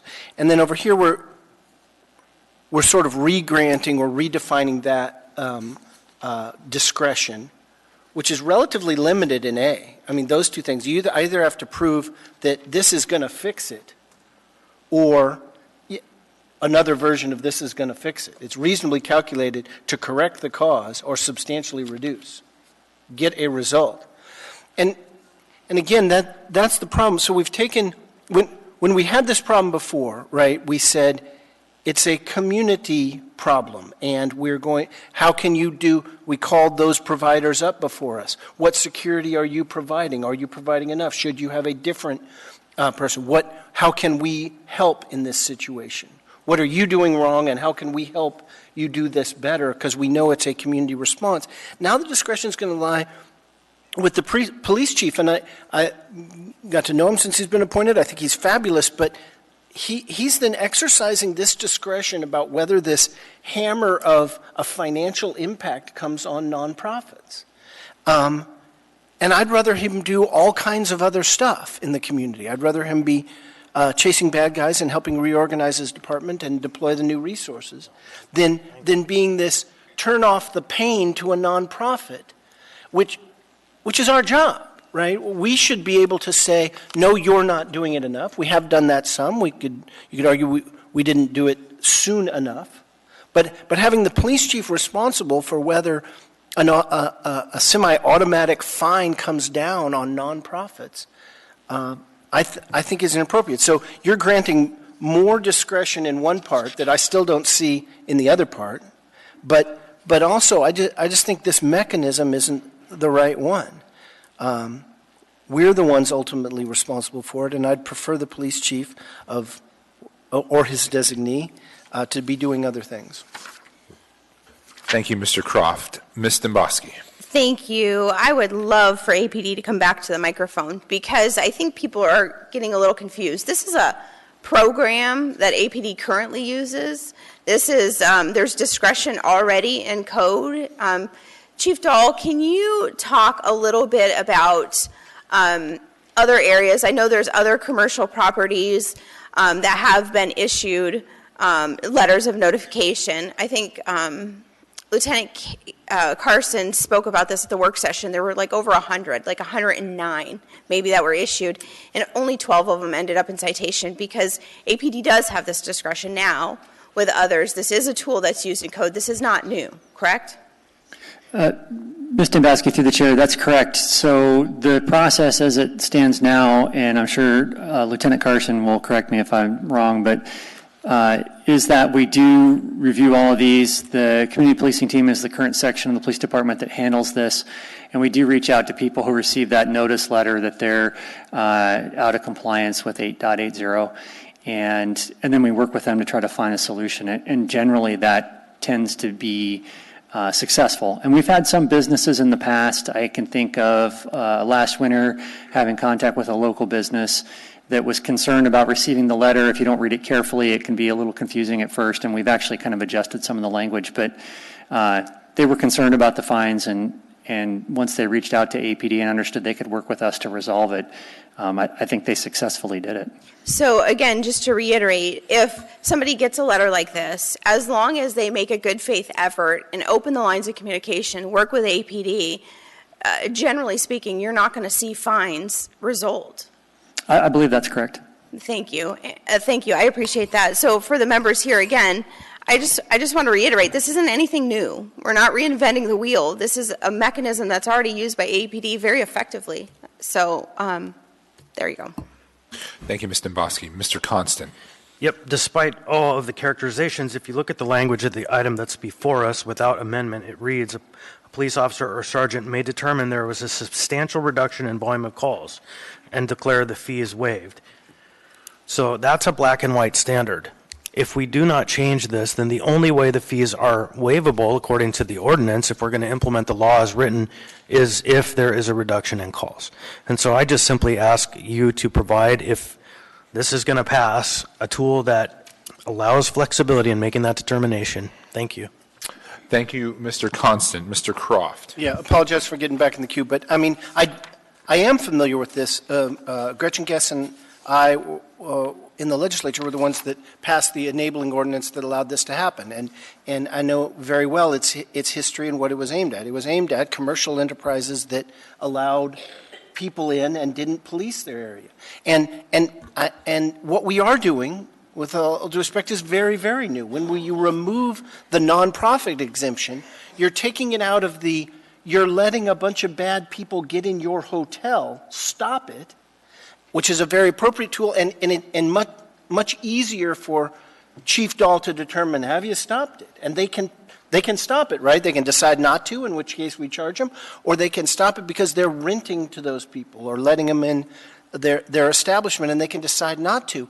Beans and Brother Francis are open for that purpose. And its impacts are our collective problem, but they're helping us attempt to solve a problem. It's very different from a hotel that rents to violent people who keep calling for police, and you can stop, or drug dealers often.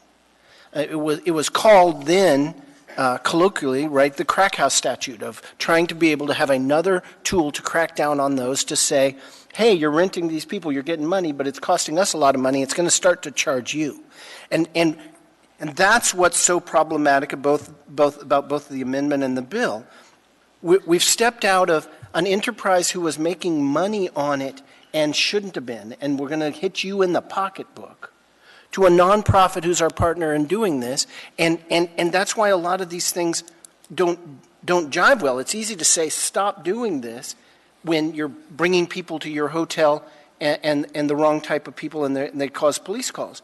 When you're providing the service and it creates the police calls, what exactly do you shut off? You can solve it by stopping doing business, or we can solve it together, and I much prefer that approach. So I don't like either the amendment or the approach. Thank you, Mr. Croft. Mr. Constant. Thank you. So my peer from West Anchorage has taken 3 attempts at the main motion, and I'm just going to redirect everyone back to the amendment. The intent of the amendment is to ensure the maximum flexibility on the administration to work with the nonprofits should this pass. Thank you, Mr. Constant. Mr. Trainee on the amendment.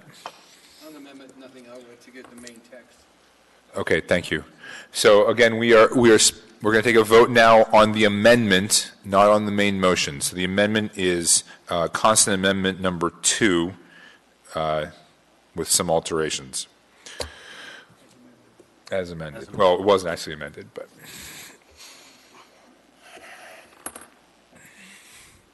Please vote. All right, the amendment passes.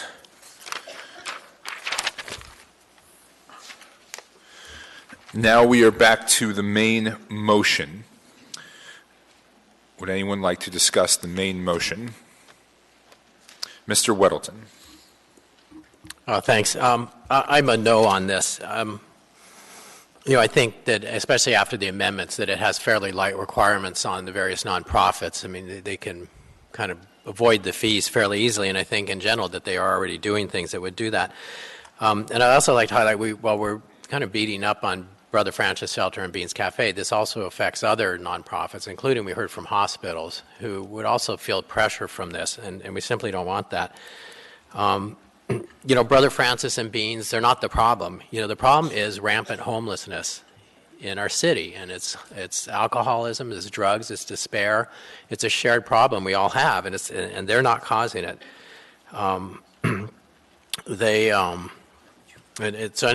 For them, I think they're partners in solving this, and I think what we should do is vote this down and then immediately thank them tremendously for the work they do. Thanks. Thank you, Mr. Weddleton. There was somebody in the queue that was it you, Fred? I deleted someone very quickly. All right, Mr. Dyson. Yeah, so this is a fascinating discussion. Ms. Domboski said that this is a tool that's going to force the conversations and cooperations that needed to have been happening, and now this will help make it happen. And that's interesting. I sat here and listened to a past chair say, we've just loaded and aimed a pistol at our head, and we're hoping that nobody pulls the trigger, so on. So, but it seems to me that this situation has drifted and exacerbated, and when I saw the numbers of thousands, was it 8,000 calls in a year or something, I was just stunned. And so for those of you who've been sitting here and paying attention, did the inordinate number of public safety calls, has that been known for a while?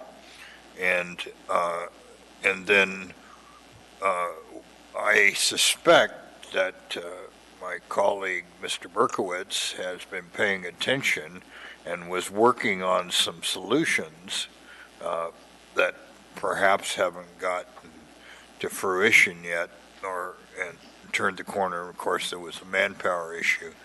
So I'd like for the mayor to comment on it. Then I'd really like to hear from my colleague, Mr. Trainey, who has been watching this for a decade or two and is very obviously frustrated that things haven't happened.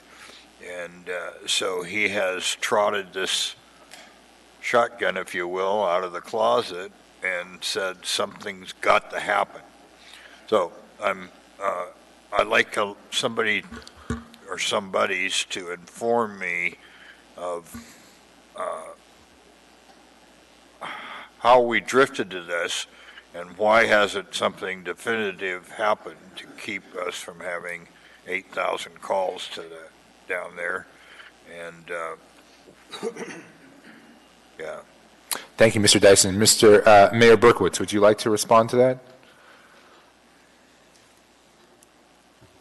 Thank you, Mr. Dyson, Mr. Chair.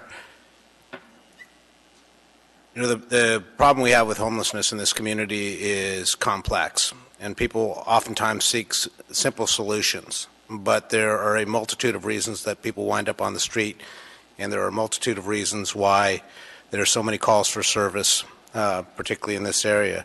The drawdown in the state's support for mental health and drug and alcohol addiction is a huge contributor. It is a revolving situation. This is not a problem we can solve simply with law enforcement. We've said that many times.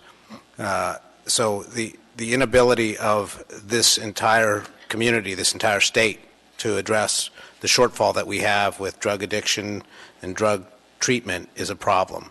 It's also a problem, I think, that the architecture down in that part of town contributes to the milling about of people, and you're dealing with individuals who have difficulties to begin with. It's a difficult population for mental health as well as physical medical reasons, and it just is an incredible drain on our community. While I appreciate the intent of what this ordinance attempts to do, and it has focused debate on the issues that exist down on that campus, it seems to me that this particular approach tends to be a little bit more punitive, and if we were to focus on more comprehensive approaches towards resolving homelessness in our community, we would see fewer calls for service. We've made some initiatives because we've been able to increase the size of the police department. We've been able to embed social workers with both police and fire, and that has had a positive impact in reducing the calls for service down in that area. But as we've also seen, we have not, as a society, done near enough to deal with individuals who have heroin or opioid issues, with meth issues. We have not done enough when it comes time to making sure that people who are released from incarceration have a path to a more stable place in our community. And so like I said, this is complex, and I wish there were a simple bumper sticker answer for it. We have a number of initiatives. We have made progress. We will continue to make progress. It is as frustrating for me as it is for the members of the Assembly and the members of the community that we have not been able to solve homelessness. But I want to assure everybody that the impact of homelessness, not only on the individuals who are trapped on the street and in the camps, but also on the first responders who are called into duty on an ongoing basis, is something that is of paramount concern to me. I do not think, as I said, this particular ordinance solves the problem, and I would encourage, since I've been asked, I would encourage the Assembly to choose a different course. Thank you, Mr. Mayor. Mr. Dyson, you have a follow-up? Yes. So, and that answer was about what I expected, you know, and I appreciate the complexity, and I have no magic answers. I would expect my colleague, Mr. Trainee, to say, we've been hearing groups and lots of talk and task force and so on for years, and it's time to get off the pot, or whatever the politically correct way of saying that is. And that Mr. Trainee is aimed at forcing very decisive actions to happen. And I would appreciate it, if, Mr. Chair, if you'd let Mr. Trainee give us a little historic perspective, or give me a historic perspective, and what are the definitive actions and cooperations that should happen, that this thing is designed to make happen. Well, Ms. Domboski and Ms. LaFrance are in the queue. Are you comfortable with that order of operations? I had asked that Mr. Trainee and Mr. Berkowitz be able to respond. Okay. Yeah, Mr. Trainee, would you like to respond to Mr. Dyson? Gee, I've never said it before, so I'm more than happy to. We had the same problem with something called the Rescue Mission on Tudor. When my first term on the Assembly, we had numerous calls, numerous problems with that facility. When I came back in 2000, I sat down with the people that ran that and got them to go zero BRAC. They don't allow anybody that's got any alcohol level to go there. The calls stopped immediately. My neighbors are happy. The rescue mission's there. They're doing a good job. I tried to give it the Brother Francis shelter, and they said that's not their mission. Requiring people to bro zero on the BRAC is not their mission, so they didn't want to talk to me about this. I can hear all you want to talk about problems with drugs. The biggest problem we've got in this town is alcohol. It's a gateway drug to everything else on the planet. It's a problem for Anchorage. And I could not get this party to even tax alcohol because you were afraid of the impact of alcohol in your upcoming elections. Quite frankly, at some point in time, I'm going to give you another chance next year to vote on the alcohol tax again because of all the problems we've got in Anchorage. Alcohol is the biggest problem we've got. It's the gateway drug for absolutely everything else. And that's what we've got going on down there. Rampant alcoholism and the effects on the neighborhood down there is shocking. And Fred, I did get rid of it. At least it's being managed now on the rescue mission thanks to their efforts. My constituents are happy they're there. We don't have the police calls you've got down there at Beans Cafe, Brother Francis. But they will not take that step because that's not their mission. That's all I got for you, Fred. Thank you, Mr. Trainee. Thank you, Mr. Dyson. Ms. Domboski. Thank you. I'll be very quick. I just want to address a couple of issues. There's some discussion about hospitals, and I want to point out Lieutenant Carson said there's not been one hospital that's ever been fined because of excessive calls, so that's a red herring. I do want to make a couple points. Everybody's heard my reason for bringing this forward. I think it is important that I say it for the 50th time. This is not retributive. This is a tool that APD currently uses in other areas, and it has been very effective. It is a tool that opens the lines of communication and engages community members with the police department, which we have to remember. I'm looking at this as what is the cost of the exemption, and I'm not talking about dollars. I'm talking about a very finite, very precious resource of police officers. We are in the midst of Armageddon when it comes to crime in the municipality of Anchorage. We have a certain number of police officers.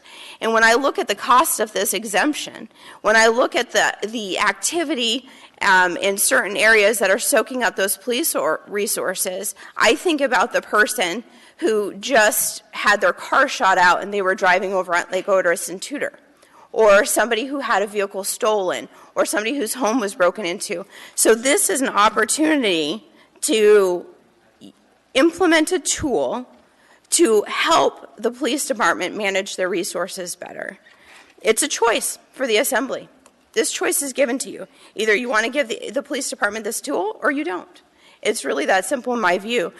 Do I think this tool will solve all the world's woes? No, I don't. But it's been clear that there has to be something done.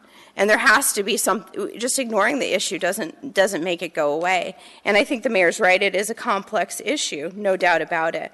I will be supporting this ordinance. I suspect I'll be in the minority, but I will vote yes proudly. Thank you, Ms. Dembosky. Ms. LaFrance. Thank you, Mr. Chair. Like Mr. Weddleton, I'm ready to vote this ordinance down.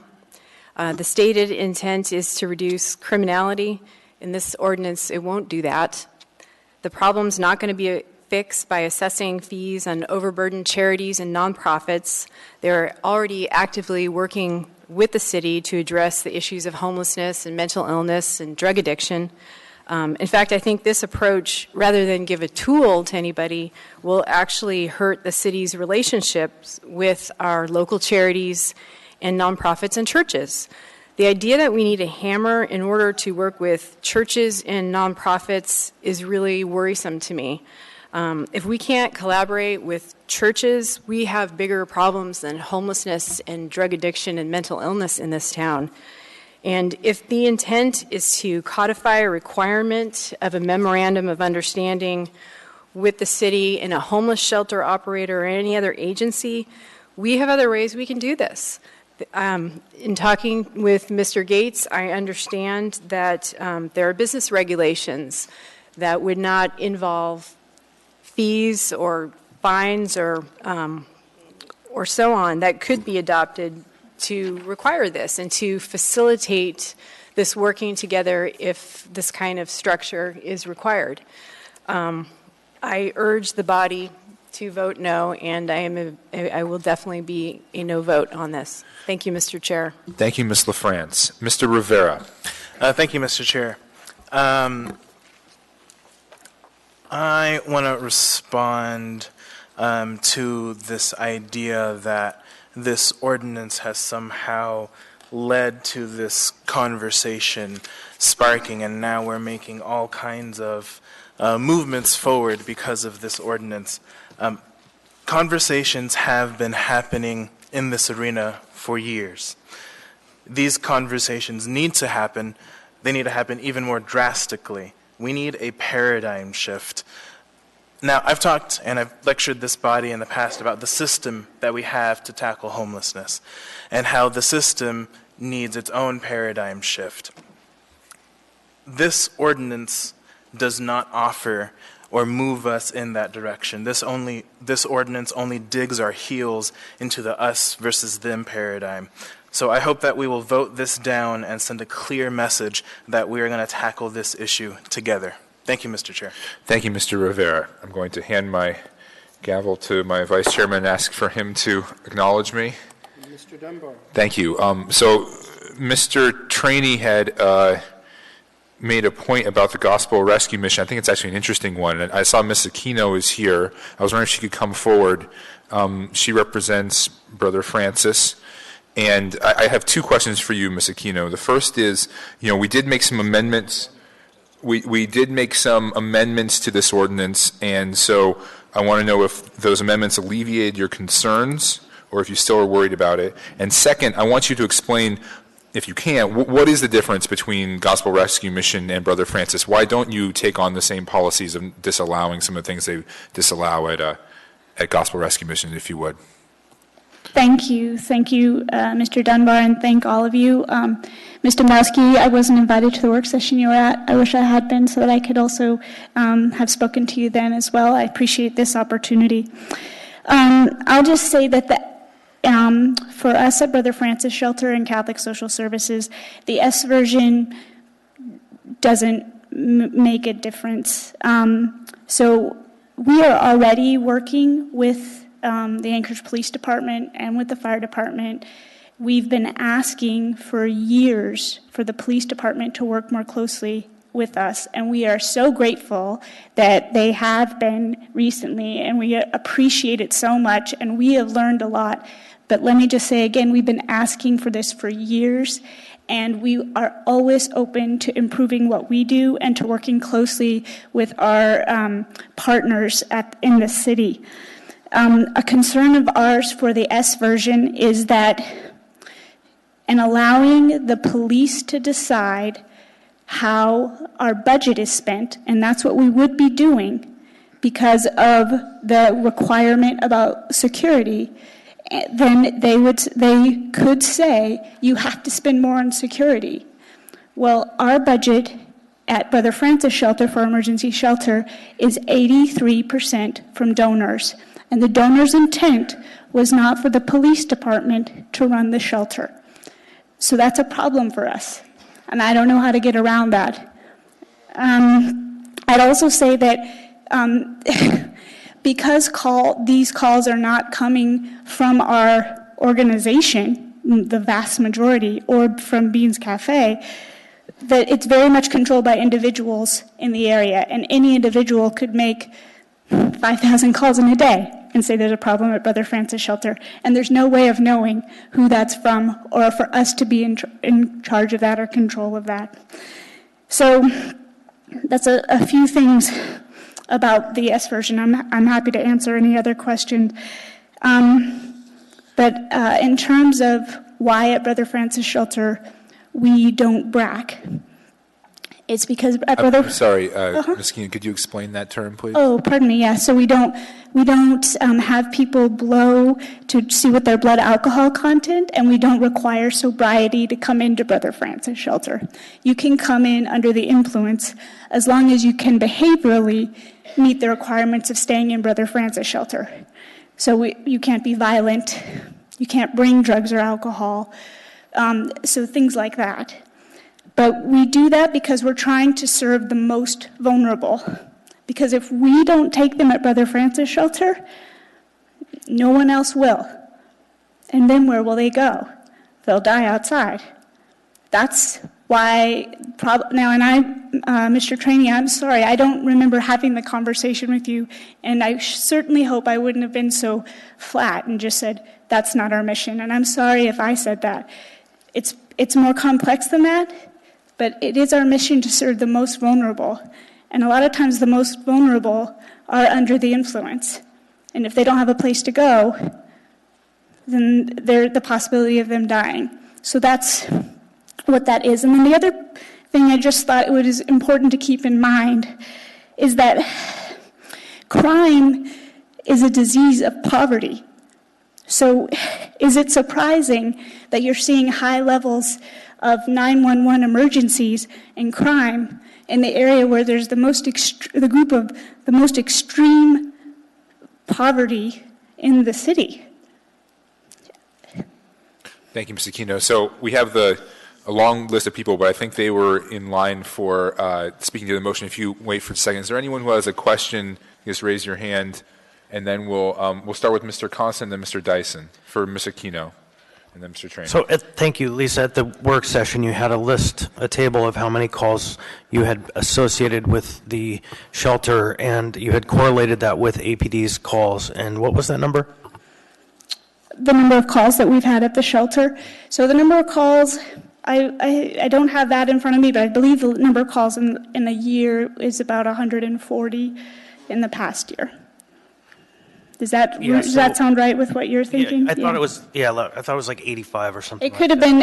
I might be combining EMS and other calls. Right, and so then the idea that all of these calls would be attributed to you, has that happened in the past? I mean, that's not happening now, right? Because APD's list of calls matches your list of calls.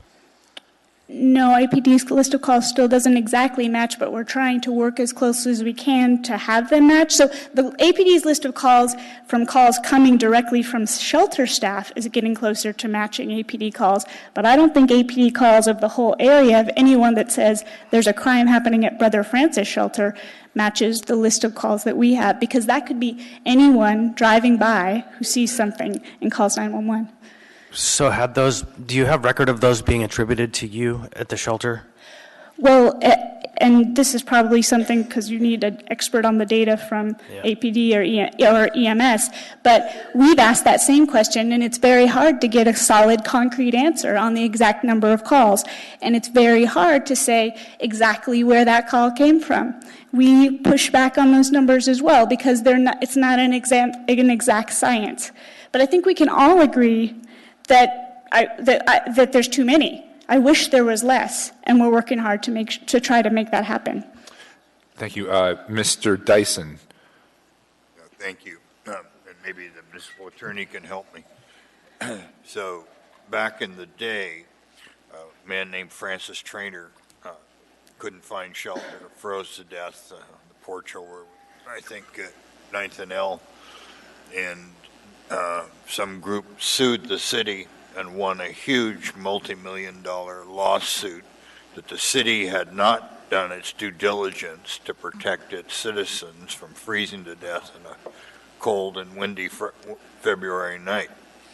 And it is indeed unfortunate to have lawsuits drive policy, but that's the decision that came down. And this city, like many other organizations, is part of what's going on is to protect from that sort of lawsuit. Out of that came the Community Service Patrol that goes around looking for people that are maybe going to freeze to death because of mostly their own bad decisions at huge expense. The last time I rode with them, there was one couple, it was the 118th or the 125th time they pick up the same couple. And so the idea that, my question is, for either of you, if we turn people away because they flunk a breath test and they go off and freeze to death, are we opening ourselves up to the same darn successful lawsuit that we lost back in the day? Thank you, Mr. Dyson. I think this might be more appropriate for our attorneys, although I can't imagine it's an easy one to do off the top of the head. But yeah, certainly, Mr. Chair. Oh, sorry, apologies. You go ahead. I'm sorry. No, I was just going to say, I don't know the history of the lawsuit that you're referencing. It's possible Mr. Falsey knows more than I do in this history. It looks like he's shaking his head, so I think we collectively, unless Mr. Gates knows the history because he's been here longer. Mr. Gates. I do recall, I think, what the lawsuit we're speaking of, but I'm very vague on the details. I didn't work on that case myself. But as far as being liable for turning someone away from, I guess you might call it protective custody or a shelter, I think there might be some immunity clauses relevant to that would protect from liability, but I can't really elaborate on any specific opinion on that issue. Mr. Dunbar, I would also add, I'm not sure exactly what the way in which this question is being sliced. My understanding is that the mission of Brother Francis Shelter is to be a wet shelter and allow for individuals to be present who are using intoxicating substances. And so I'm not sure what we're proposing. If we're proposing a limitation on that, which are changing the mission and not allowing for a shelter to be present in the municipality that provides that service versus turning away an individual. I'm not sure if the question is... Mr. Trainee had posed the idea, why doesn't Brother Francis adopt policies like the Gospel Rescue Mission, which would get rid of, I believe, our only wet shelter? In that hypothetical, would we be liable, potentially? I think I would agree with Mr. Gates. I think we need to do a little more investigating. There may be some immunity provisions, but it certainly is a difficult situation if we have created a municipally driven policy that prohibits any shelters who provide any wet shelters within the boundaries of the municipality, I think. Thank you, Ms. Pearson. Mr. Dyson, does that satisfy your question? Yes. Thank you. Mr. Trainee, you were in the... So Lisa, just a quick question. Sure. You said you allow people that are intoxicated if they can behave themselves. Mm-hmm. How's that working for you? Inside the shelter, it's working great. You know, over the past year, we've moved from to a trauma-informed care operating model at Brother Francis Shelter, and it's been revolutionary. It's incredible, and it's working really well inside. Do you still have the same security company you had working for you? Because when we started this whole thing, we met with the CAP team, and they said that security system doesn't report anything. Maybe that's part of the problem is the security team you've got there, company, and I don't want to name a company. Sure. No, I hear you, and we've been working closely with the municipality and open to reassessing the contract, but it's my understanding that actually the security company has stepped up recently and that there is a good working relationship, but we are working closely with APD to reassess that and to always have the best that we can. Thank you, ma'am. One last question for you, Ms. Aquino. Mr. Weddleton. Oh, thanks. I just wanted to maybe expand a little bit on the calls for service issue, because, we started this discussion half a year or so ago. The takeaway for me was there were 8,000 calls to Brother Francis and Beans, and that was an overwhelming number. I just couldn't believe, and I said, we got a serious crisis here. But as Mr. Constant showed us at the work session, that it is not really, in fact, from you, it's that grid. So it's just this huge group around your area, and to pin it all on you when you're just trying to deal, you're part of the solution to that area and not the guilty party. It just, that 8,000 number isn't them. Theirs is, and I think we heard on Friday that it was about 50 a year from each of you roughly, but far, far less than this 8,000. The 8,000 just represents the staggering amount of homelessness we have in the city. And if they weren't in that grid, they'd be elsewhere in the city, and we'd have the police running around all over town dealing with these things.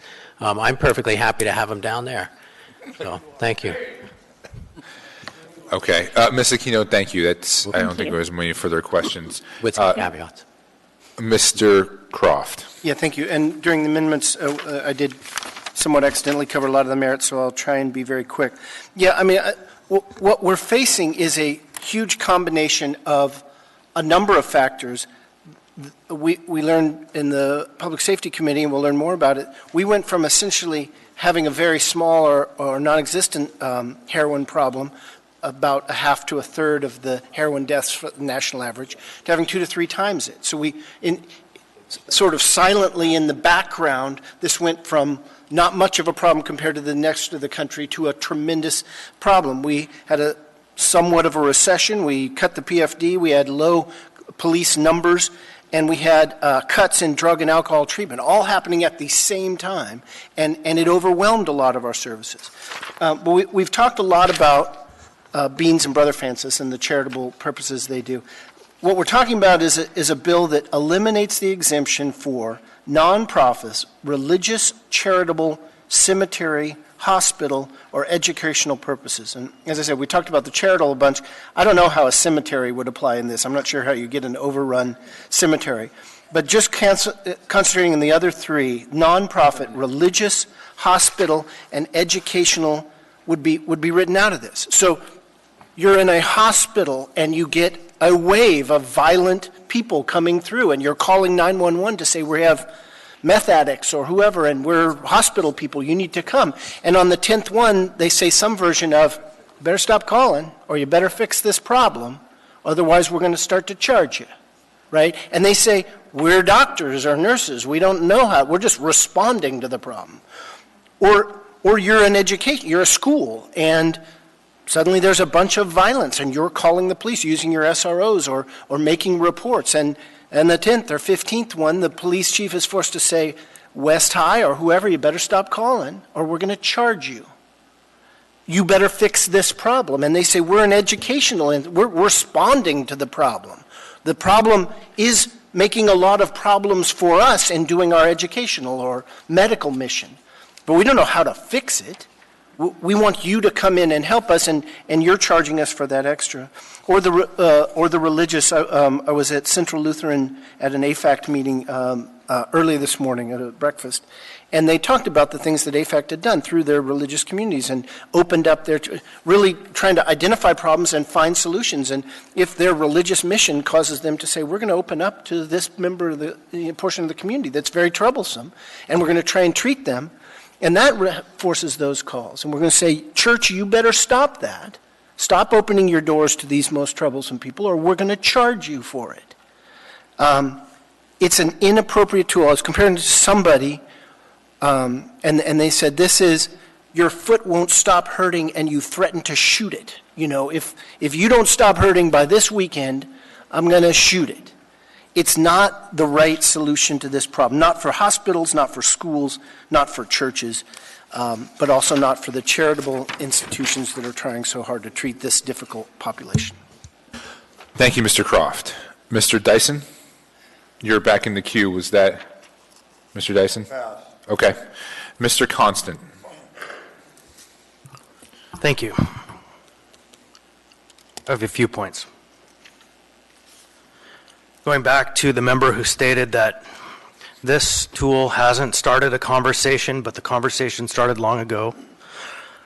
I've sat in every one of those meetings longer than even the members who've been on the body longer than I have, and the answer is always the same from the people who come before the body. Give us more money and we'll give you a different answer.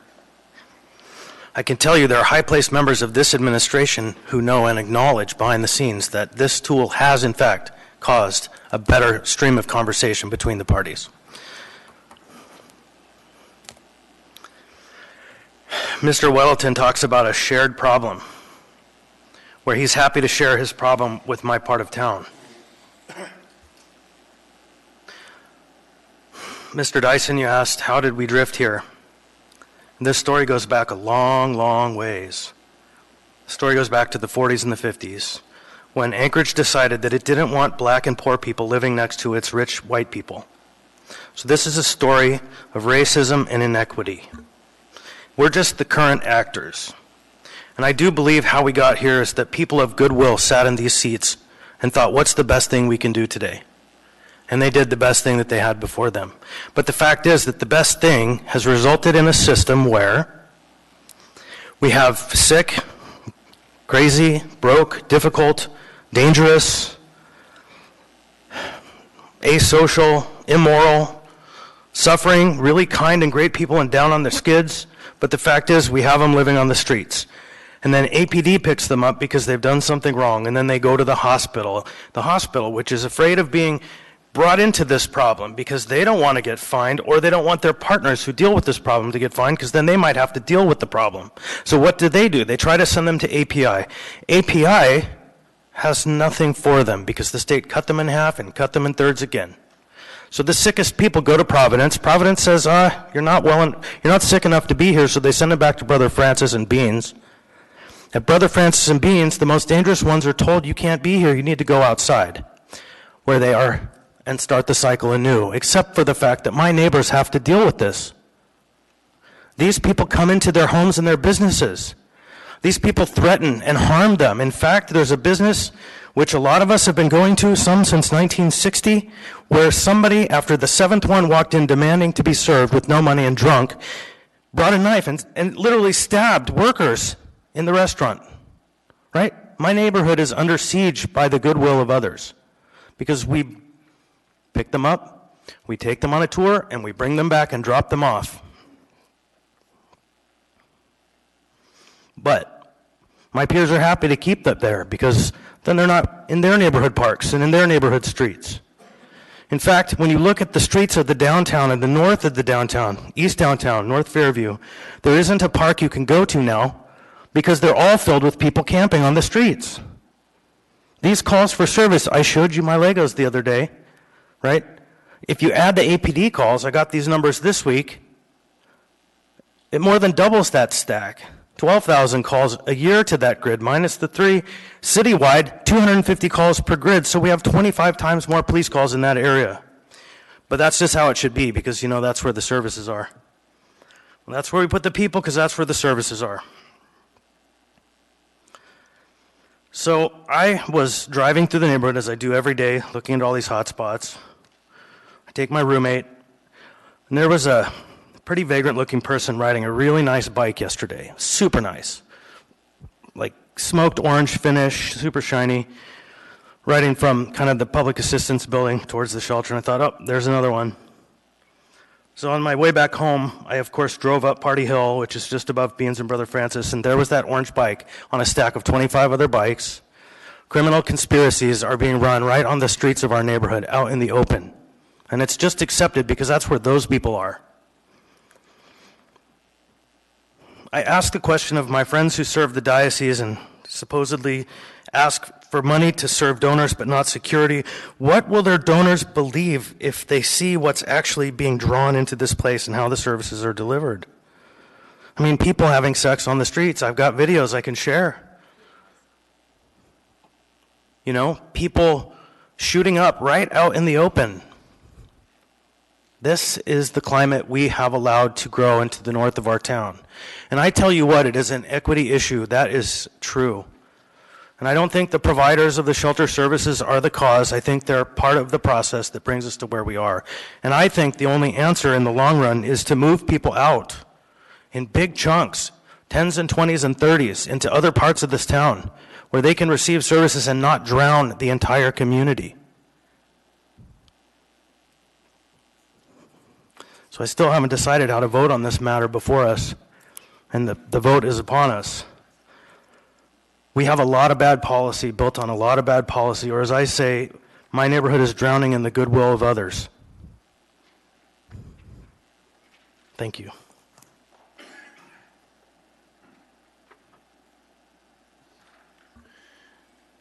Thank you, Mr. Comment. Thank you, Mr. Constant. Sorry, I've got this little sheet here from the clerk. Thank you, Lisa.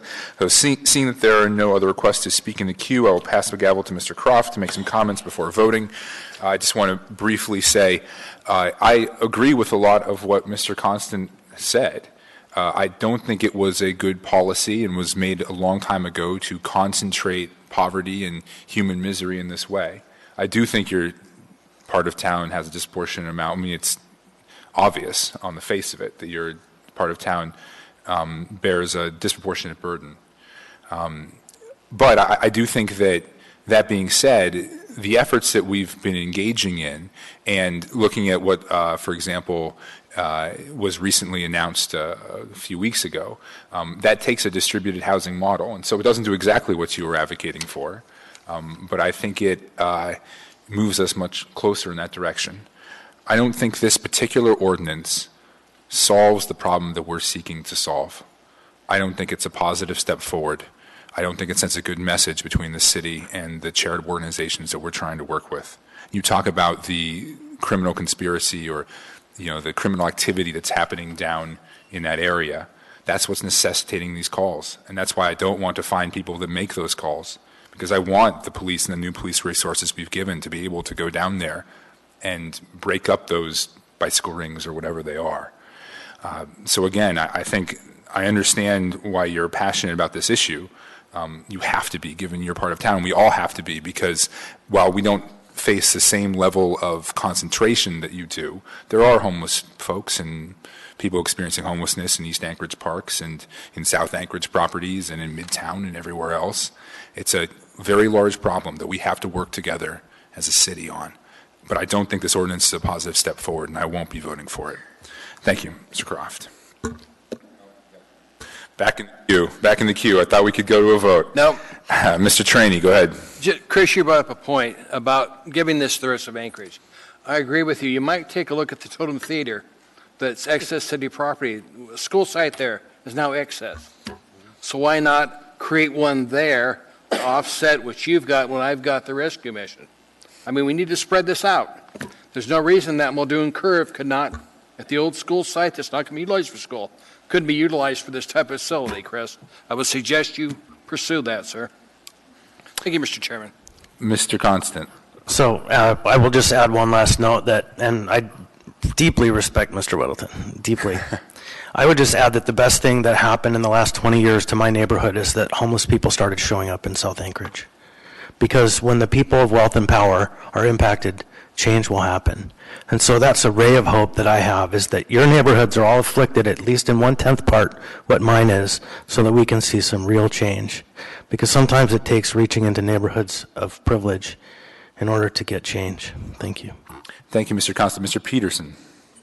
Thank you, Mr. Chairman. And the homeless that come to the old Totem Theater area, they can stay in the bus barn that we're going to build there.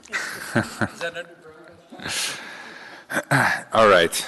I think that's probably enough for tonight. Let's have a vote, Madam Clerk. Vote on the underlying ordinance.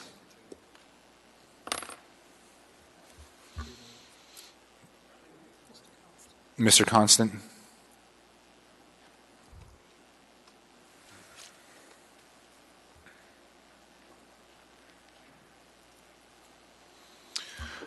That ordinance fails 9-2.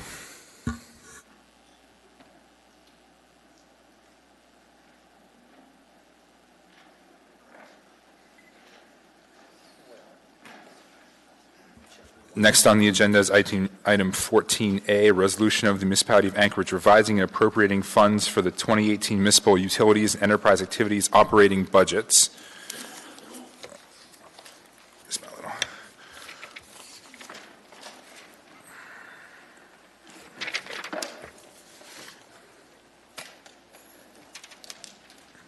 Public hearing is now open. If you wish to testify on this item, please state your name and spell it for the record and identify your neighborhood of residence. Anyone like to speak on this item? Anyone at all? Hearing and seeing no one, public testimony is now closed. What is the will of the body? Chris, do you second that? Second. Thank you. Any discussion on this item? Seeing no discussion, please vote on this item.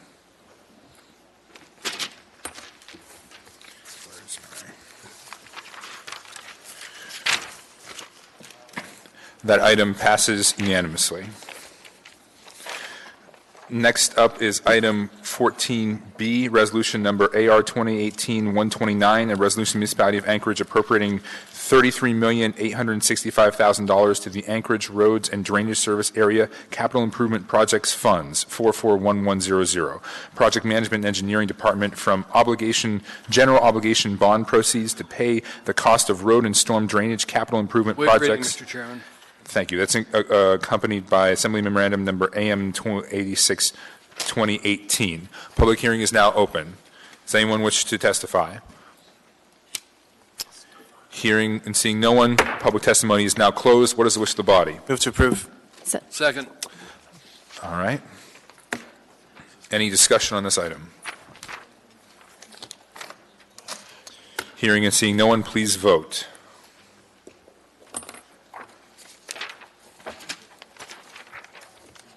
That passes unanimously. Next up, we have item 14C, resolution number AR 2018-130, a resolution of the Municipality of Anchorage appropriating $3,650,000 to the Anchorage Bowl Parks and Recreation Service Area Capital Improvement Projects Funds. Anchorage Parks and Recreation Department from the general obligation bond proceeds to pay the cost of capital improvement projects, accompanied by 14C1 Assembly Memorandum Number AM 287, 2018. Public hearing is now open. Does anyone wish to testify? Anyone at all? Hearing and seeing no one, public testimony is now closed. What is the wish of the body? Move to approve.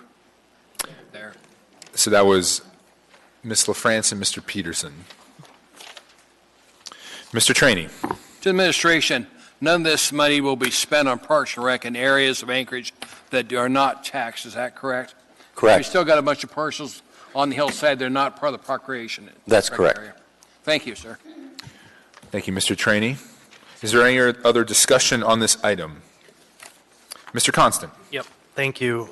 One of the projects here, the Chester Creek single track, is intended to take part of the green belts and to clear it out quite a bit and add a new user group, people riding on big metal steeds, to hopefully provide a little more safety and security to the people who live around that area.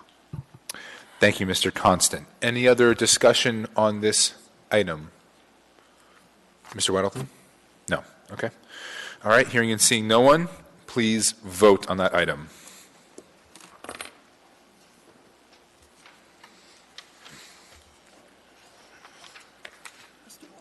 Mr. Weddleton? That passes unanimously. Next up, we have item 14D, ordinance number AO 2018-33, an ordinance authorizing a lease with the state of Alaska for a portion of the Anchorage Fire Department Training Center located at 1140 Airport Heights Drive, accompanied by 14D1, Assembly Memorandum number AM 261-2018. Public hearing is now open. Does anyone wish to testify? Anyone at all? Hearing and seeing no one, public testimony is now closed. What is the will of the body? Move to approve. Second. Thank you, Mr. Rivera. Mr. Trainee. Any discussion on this item? It's in my assembly district. All right. Hearing and seeing none, please vote on that item.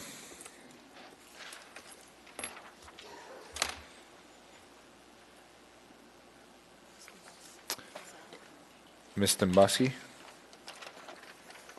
Oh, okay. She stepped outside momentarily. That passed 10-0.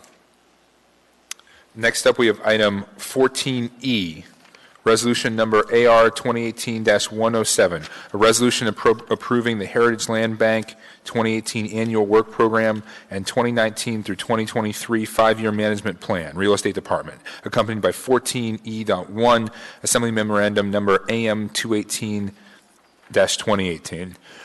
Public hearing is now open. Anyone wish to testify?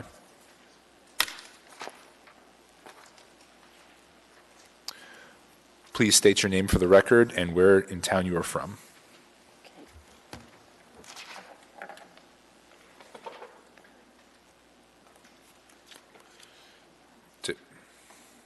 Okay. Madam Clerk.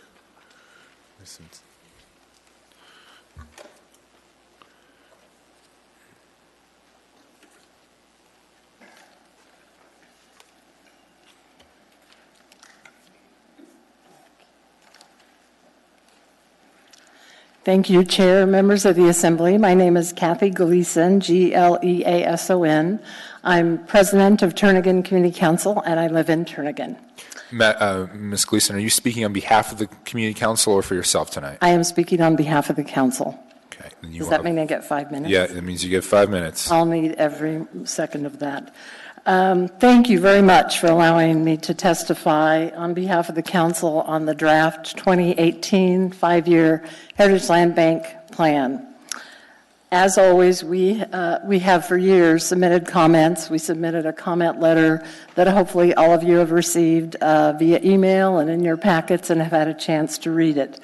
I especially want to thank Assemblyman Croft for meeting with me this afternoon and allowing me to discuss with him not only his proposed amendment that I saw this afternoon, as well as Turnagain Community Council's proposed amendments. So while I appreciate Mr. Croft's rationale for his proposal, TTT's long-held position is that the majority of the HLB parcels west of the airport, with the coastal trail running through it, the Sisson Loop Trail being located within it, and has important natural open space, wildlife habitat area, that those areas should be have permanent protection. It's the highest and best used for the community. Not only does the nationally recognized coastal trail reside there, but as I said, it's an important wildlife habitat and an essential vegetated buffer between municipal land and the airport land directly adjacent to it. I've taken the liberty of, let's see, did I pass that? Yeah, of drafting a proposed amendment that I think rearranges things, the wording is better, and better reflects I think what Mr. Croft's amendment was attempting to do, as well as what Turnagain Community Council was attempting to do. And that is to have the intent to transfer HLB land to the Parks Department, and also the Community Council's desire to be part of a collaborative process to determine what areas of that HLB land should be transferred to the parks, and to have the HLB land explicitly state that the purpose of this transfer is to permanently protect this land as dedicated parkland.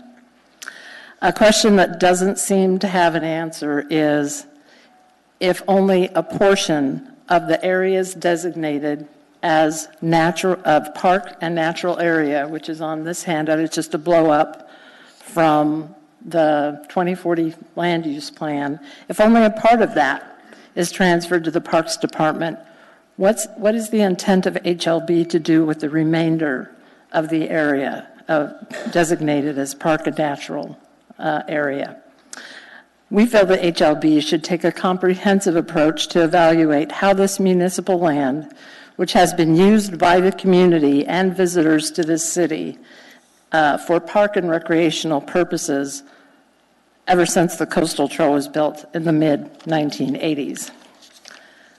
Last September, the body approved the 2040 land use plan map showing HLB parcels 4-032, 4-033, and 4-034 divided up into two designations. One is Community Facility Institution, which incorporates the area where the existing coastal Clitheroe Center is, as well as the old composting facility, and park and natural areas. Now is an important opportunity for the Assembly to include TC's proposed amendment in the 2018 and 5-year plan to reflect what's on the 2040 land use plan map that you approved last fall. I'd like to address a few things. I attended the Assembly work session last Friday, and I'd like to clarify a couple of things that maybe Assembly members weren't completely sure about.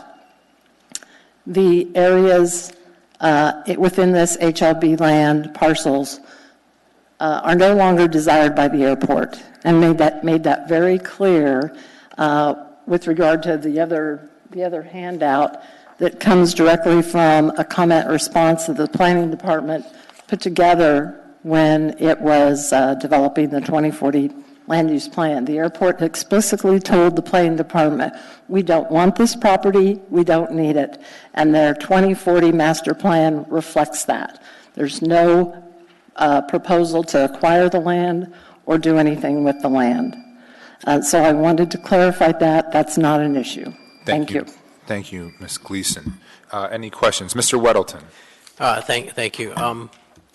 So reading Mr. Croft's amendment, particularly the first part here to Section 3, I mean, it kind of creates a process. It could lead to what you want. Is that correct?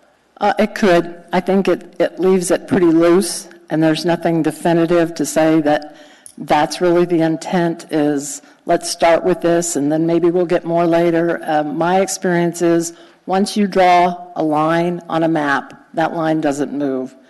And so I didn't have a chance to actually read to you the proposed amendment, but I'd be happy to read it just so that you can, or you can read it for yourselves and see if you have any questions. I think it more definitively does what both Assemblyman Croft and the council really want to get to as an end result.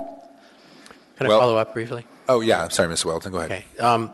So do you have his amendment in front of you? I do. Let me find it. Okay, so in the my Section pile. 3 basically says work with everybody to make what Kathy wants happen. But this next part, Amendment 1B, is the one that would draw the line with the 100-foot buffer on the east side. And would you like 1A, but 1B does something you don't want? Well, the reason why I quickly, in the stands back there, rewrote the language is I think it's misleading when this paragraph 3 that's in the draft plan starts out saying, these parcels have been designated for community, facility, and institution, and we're going to consider a long-term lease. it gives kind of, additionally, there's some other stuff. They don't even refer to it, this draft doesn't even refer to it as natural, park and natural area designated, which I think needs to be included in the plan, and then move forward with the proposal that portions of this would be transferred to the Parks and Recreation Department, but it doesn't include collaborating with the Community Council to determine what areas really should be done. And I appreciate Mr. Crofts. He's proposing to delete the 100-foot buffer designation in the Second Amendment. Yes, two. Let's see, 1B, which I really appreciate. But again, I think that I've taken a lot of his language and rearranged the draft language, which I feel is a little bit weighted heavily toward the community facility and institution designated parcels as opposed to the park and natural areas, and just put it more succinctly that it's very clear, and it does say that there's collaboration with the community council. As I put in my comment letter that the council approved on page, sorry, I've got too many different, on your page 6 at the bottom, it says the draft 2018 plan, and it's been included in all other previous HLB plans. This isn't anything new. The draft 2018 plan states it will, quote, periodically review and consult with municipal agencies and community councils to determine their need for HLB land to fulfill municipal purposes. It's been really unfortunate that HLB has never reached out to the community council to discuss this. And considering that we have consistently provided input for many, many years to their annual plan update, it's a little disappointing. I'm looking to you as an assembly to ensure that the plan now moves forward with specific language that offers a just what they have in their draft plan, but not in their action, part of their plan under proposed transfers, to specifically say that the community council should be collaborated with, as well as other important stakeholders, so that we can get a clear understanding of what's going on with that land, where are the easements, who's got what, where are the permits, get down into the details so we, in the end, can transfer a portion of the park and natural area designated land within the land use plan to its proper purpose that was met and approved by your body. All right, thank you. And I do want to clarify a bit when I said give Ms. Gleason what she wants. She does good homework, and she was citing our adopted plans and so on to support this. So it wasn't just giving her what she wants. I think you come in well prepared and document things very well. I appreciate that, and yes, that's my personal desire, but it's been the community councils for a long time, and the community at large for a long time when we've had a dialogue with the community at large. So I appreciate that. Thank you, Mr. Weddleton. Thank you, Ms. Gleason. There are no further questions. Thank you. Is there anyone else who would like to testify on this item?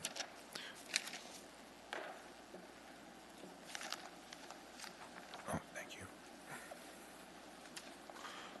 Please, hello, ma'am. Please state your name for the record and tell us where you're from. Thank you, Mr. Chair. My name is Vivian Mendenhall, last name Mendenhall,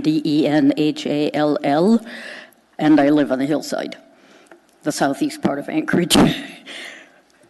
And I would just like to briefly say that I am pleased to see that under Region 2 in the 5-year management plan, it starts out saying that the properties along the south side, immediately east and uphill from the south side of Potter Marsh,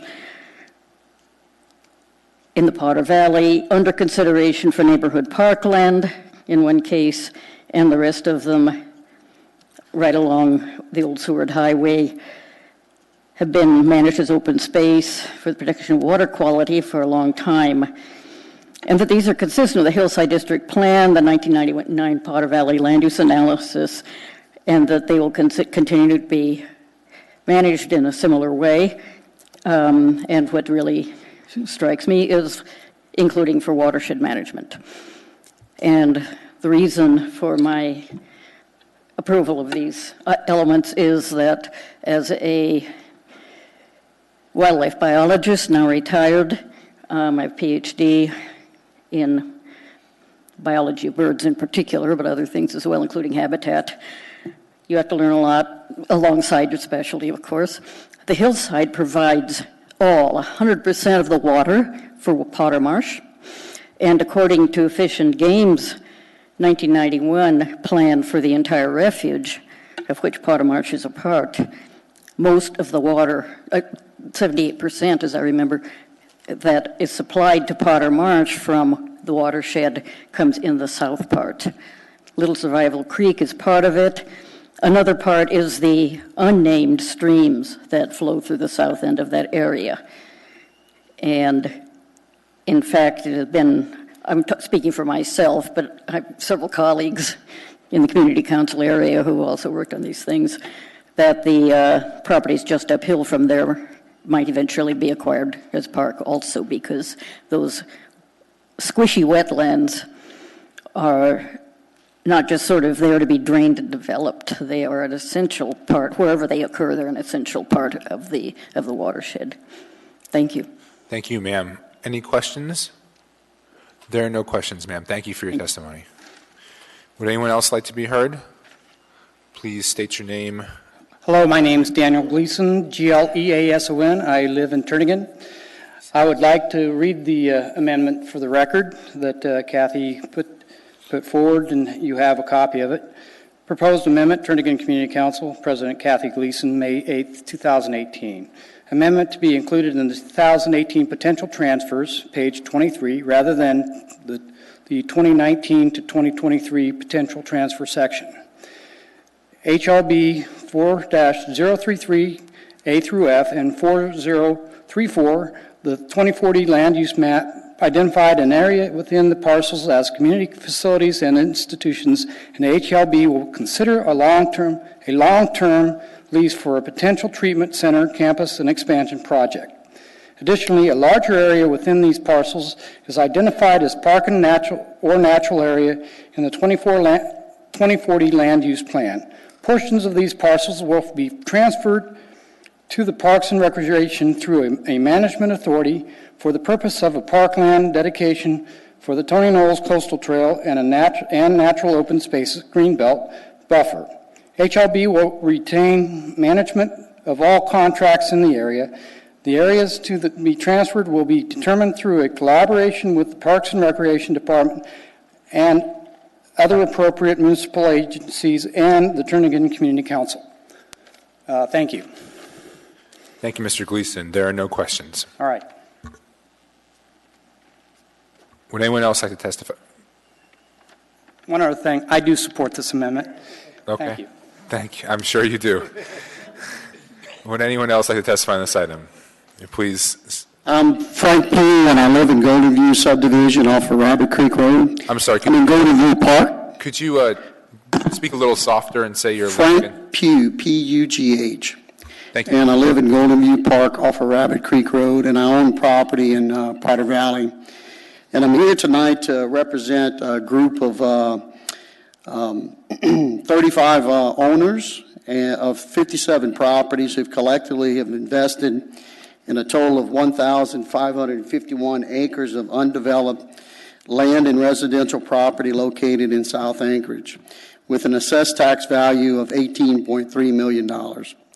Many of our members do not have unlimited time to chase numerous meetings, such as community council meetings, Heritage Land Bank meetings, assembly meetings, trail meetings, etc., which is why we've come together at a grassroots level in an attempt to make our position heard while sharing the burden of this effort. So we're concerned about the establishment of public trailheads and parking lots on Heritage Land Bank properties located near private property and residences. These public trailheads have a tendency to evolve into illegal trespassing onto adjacent private land and can lead to the disruption of quiet neighborhood environments enjoyed by those who choose to live in a rural setting. This is especially important where HLB properties are surrounded by private property with no viable access to state park land without crossing private properties. We stand for the rights of property owners and for the right of residents to self-determine the character of their neighborhood while respecting the rights of others around them. This is our first foray into public opinion arena, but I'm sure we will be present at many more with increased support. Thank you for your time, and I'll submit this for the record. Thank you, Mr. Pugh. Are there any questions? There don't appear to be any. All right. Would anyone else like to speak on this item? Anyone at all? Hearing and seeing no one, public testimony is closed. What is the will of the body? Move this motion forward. We have a second? Second. All right. Moved and seconded. Mr. Croft. So I'd move Croft Amendment number 1. I apologize, there were a number of versions. You should have the one that was passed out most recently, and it does not have on the back a 100-foot buffer. It just has appropriate buffer on the back. So the last two that you got were identical except for that change. So with that, I'd move Croft Amendment number 1. Do we have a second? I'll second it. Mr. Trainee seconded. Any discussion on this amendment? Mr. Croft, do you want to explain it? Yeah, just very briefly, and Kathy has done a tremendous amount of work on this for a long, long time and been very eloquent about trying to protect this area. The parcels we're talking about, as she identified and the land plan identifies, are 034 and 033 A through F. The debate has been whether the entirety of all those parcels, there's an 032 that's in the mudflats in the water, and we're less concerned about, but of those goes, or you just protect the coastal trail itself, or you do something in between. And sort of the disagreement that Kathy had was how much of that do you fight about pulling over? Some of it is clearly contemplated for Clitheroe. Some of it is at the end of the runway where there's an easement. She's right, of course. She does her homework that this is not the area that the airport has said is that they have a need for. Various versions of that language, but they're not.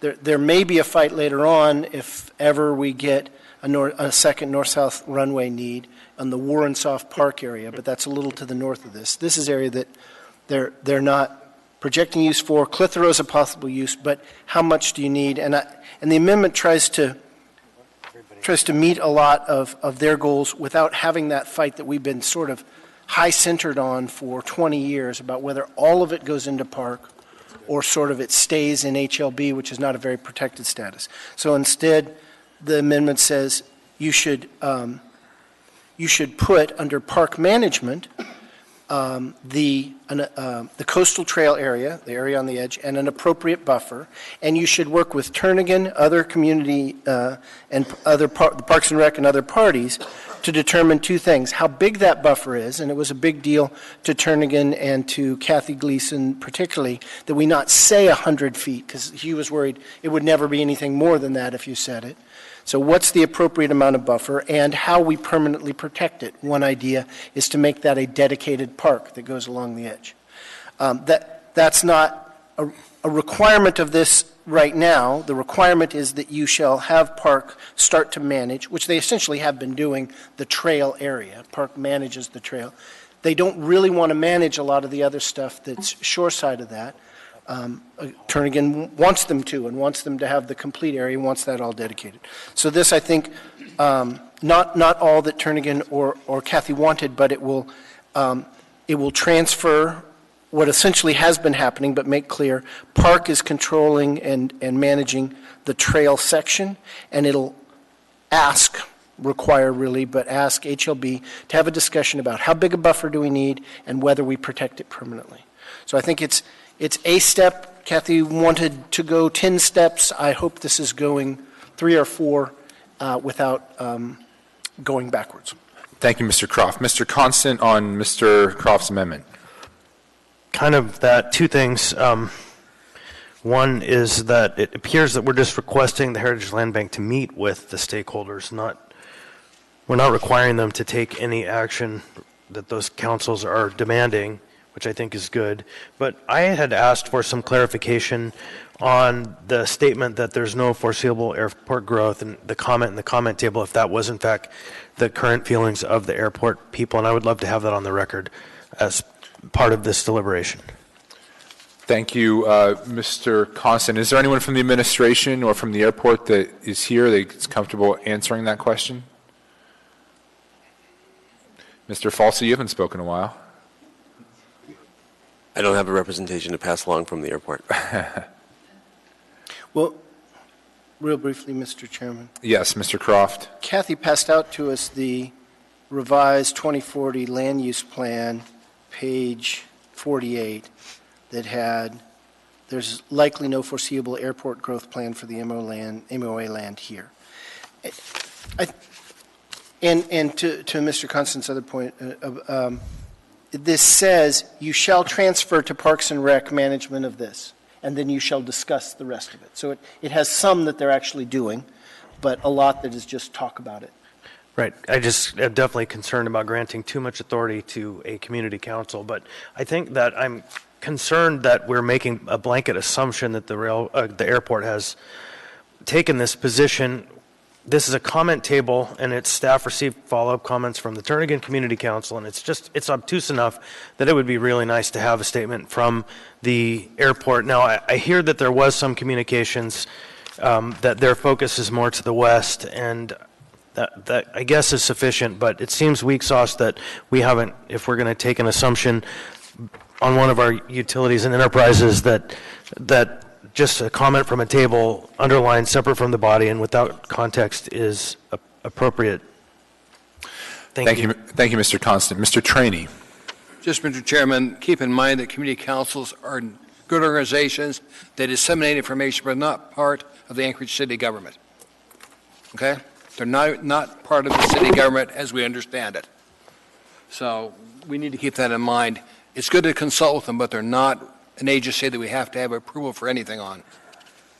Thank you, Mr. Chairman. Thank you, Mr. Trainee. Is there any other comment on Mr. Croft's amendment? If not, one last question. Yeah, Mr. Constant. So can you help me understand what appropriate means? Mr. Croft. The appropriate to protect the use of the trail, I think it was that there had been a 100, 200, or 300-foot buffers discussed. There was concern from Turnagain and Ms. Gleason particularly that if you said 100 that it never would get any bigger. I don't know, but I wanted that discussion to happen. Quick follow-up then. Who would be the determiner of appropriate? City government. Mr. Croft? Yeah, I think that in that portion one is what HLB will meet with Turnagain and Parks and Rec to determine that. I hope that process would. So it'd be a recommendation to HLB, who would then put it in the plan and bring it forward. Right. I guess, is that a fair assumption? Ms. Ward, are you here? Would you like to speak to that, or this is in his amendment, not in your original plan, so perhaps it would be difficult for you to speculate, but are you willing to do so?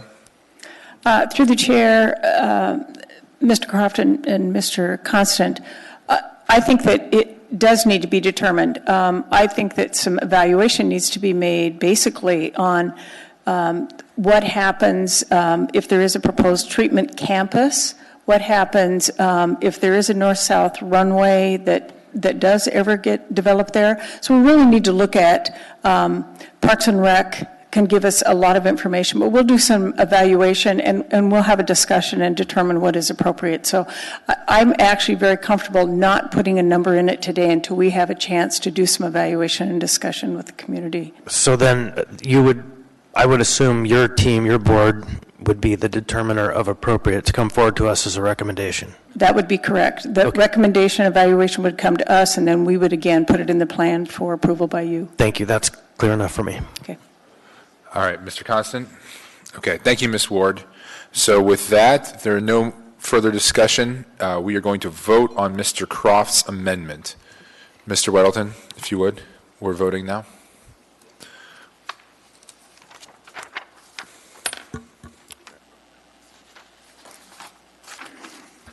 Mr. Dyson? That amendment passes unanimously. We are now back to the main motion, although I believe that there is another amendment. Mr. Weddleton, would you like to forward your amendment to this time? Sure, I will move Weddleton Amendment 2. Is there a second? Second. And this is to move HLB parcel 2-147 from the potential disposals to potential projects 2019 to 2023. This is supported by the HLB, and it's, I think it generally just reclassifies it where it appropriately goes. Thank you, Mr. Weddleton. Is there any discussion on this amendment?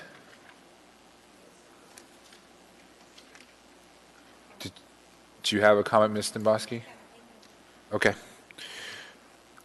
I just want to note again for the record for Mr. Falsey that we are putting the amendments on the board.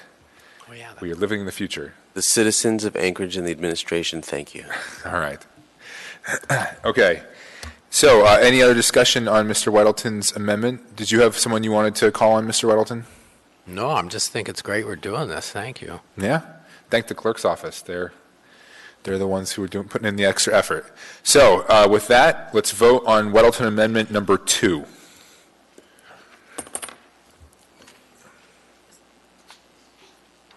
That amendment passes unanimously. Mr. Weddleton, do I understand you right that you're not going to move Amendment 1? Correct. Okay.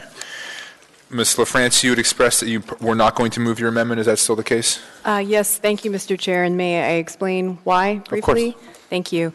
So I introduced this amendment to conduct a study to identify a potential site for the location of an additional homeless shelter to be operated by a nonprofit organization in Friday's work session.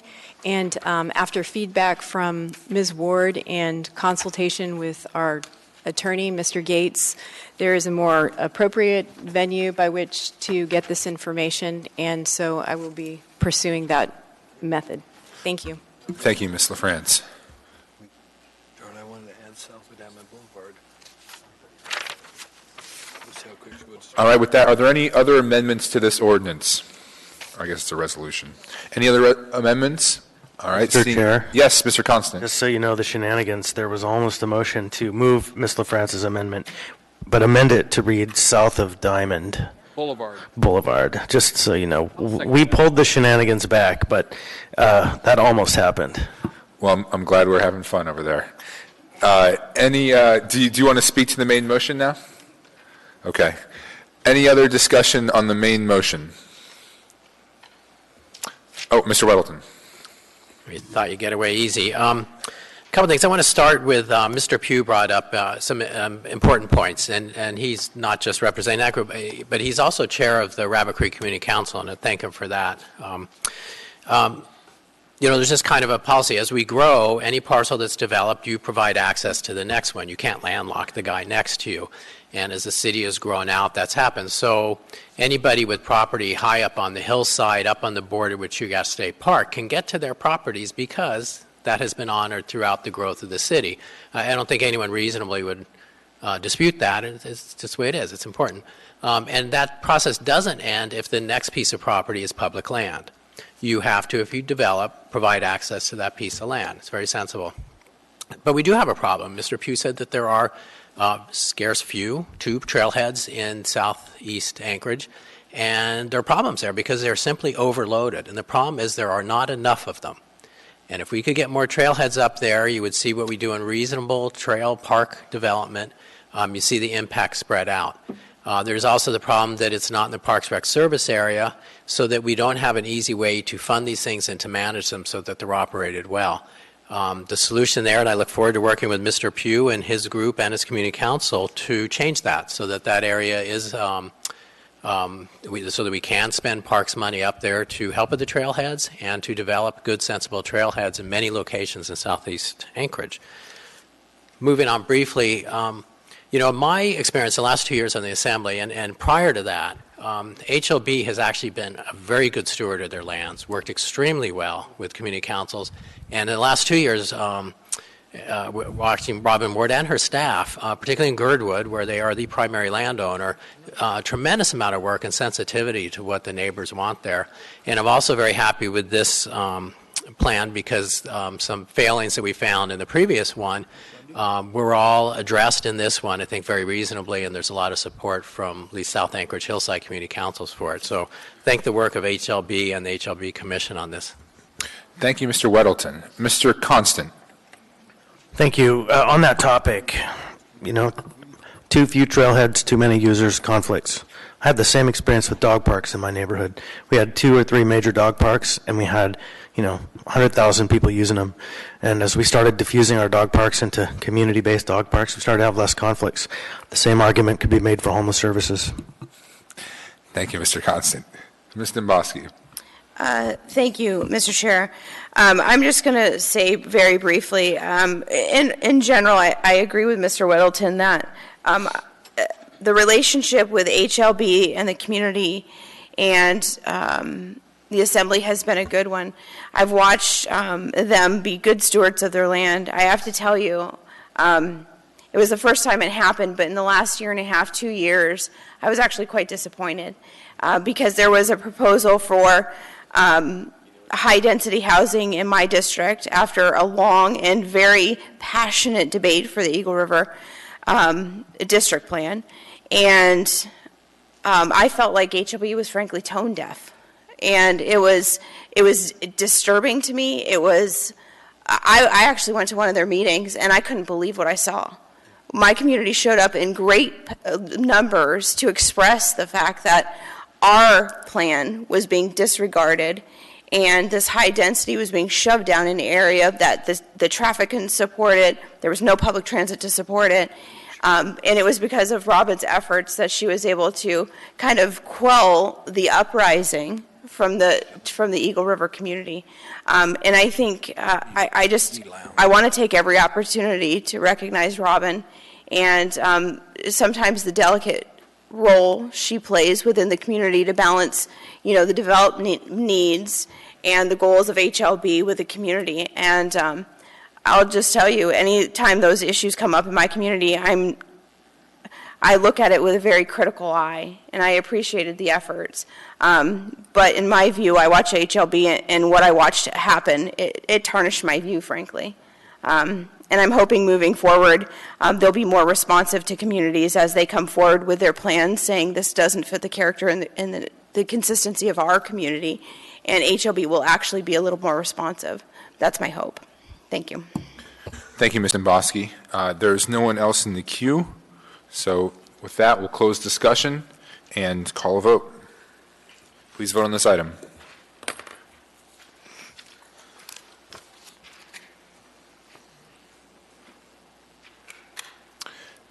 That resolution passes unanimously.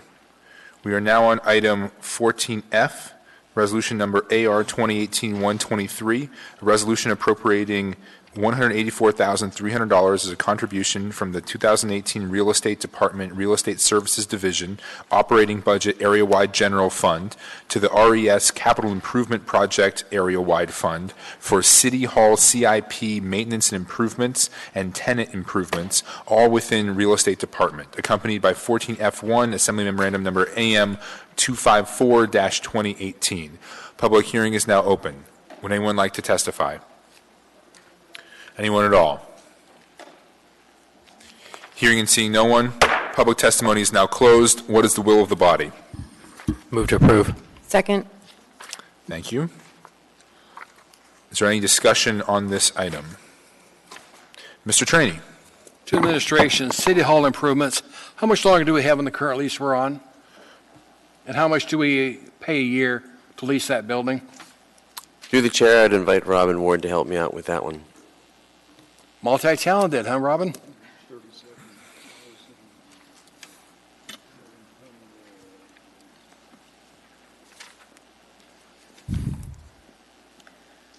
Through the chair, Mr. Traney, I do wear a couple of, 3 hats. I know you do. So the question was, I'm sorry. How much do we pay a year to lease that building? I may have to look at. How much longer has the contract got to go on that building? We leased it for a certain period of time. Under George Wirtz, so how much longer? I think we have 8.5 more years. That's what I remember. I believe we have 8.5 more years. How much do we annually appropriate for that lease, do you know? Maybe Mr. Wilbur has it up. He's looking real fast. It's.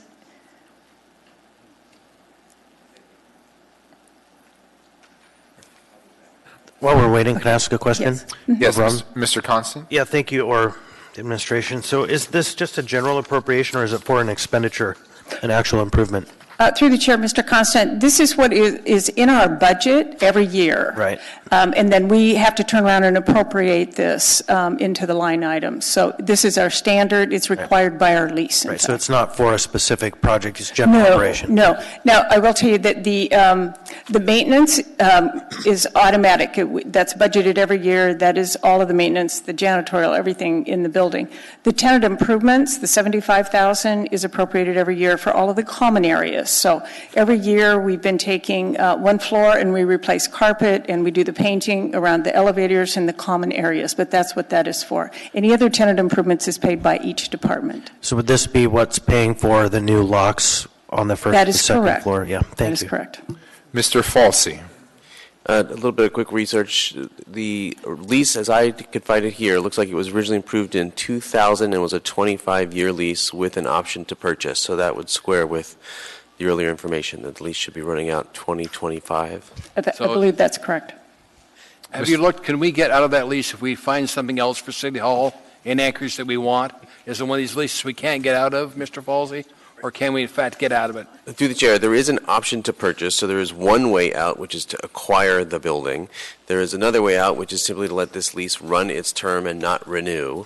I don't know, as I sit here now, if there were other options. I will say, as we get closer to the end of the lease term, it is not a frivolous topic to be looking at. We have been in a lease in the City Hall building for quite some time, and with the terms of that lease, we have probably paid for the total value of the building 2 or 3 times over. Absolutely, Mr. Falsey, we could have paid for it by now. But thank you, sir. I'll deal with administration later. Thank you, Mr. Chairman.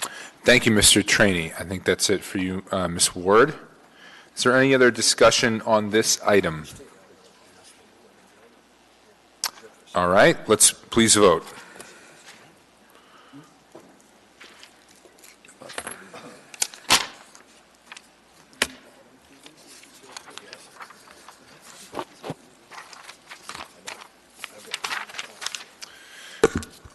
That motion passes 10-0. Mr. Chair? Yes.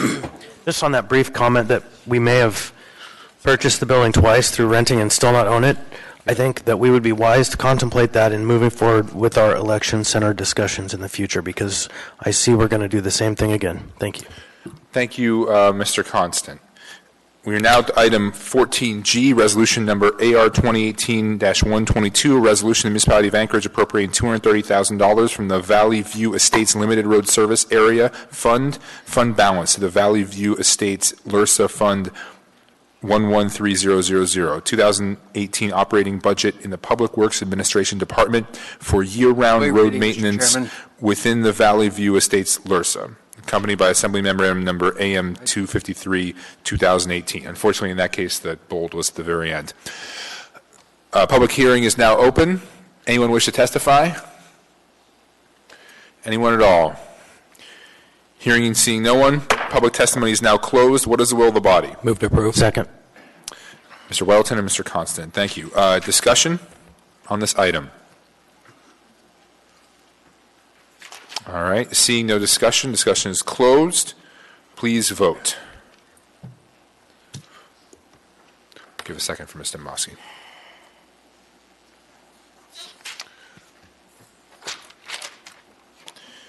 That passes 10, I think it's passing unanimously, but saying 10-0. Oh, I'm sorry. Pete isn't here. My apologies. All right, that passed 10-0.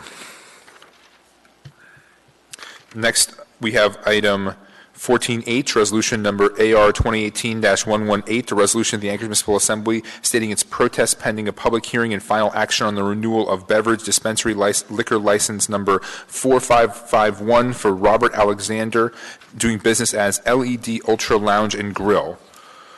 located at 901 West 6th Avenue, Anchorage, AK 99502, and authorize the municipal clerk to take certain action. Public hearing is now open. Anyone wish to testify? Please state your name and where you are from.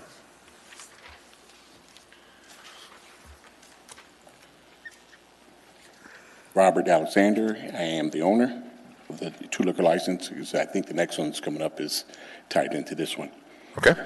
And so, Chair and members of the panel, I probably speak for the majority of business owners here in Anchorage. I was delightful to pay, basically this is taxes for equipment that is owned, that I purchased to operate my business. So I skipped the loan down to the Muni office and paid those taxes. I have copies. I think one of the members on the panel has copies. If you want a copy, I'd be happy to give them to you. So seeing so, I would request that you guys approve me going forward with the approval of the license so that I can get on my merry way, be able to pay taxes next year. Thank you. So, Mr. Constant, before we get to you, I'm going to ask Mandy to speak to this a little bit. I believe some action was taken on this.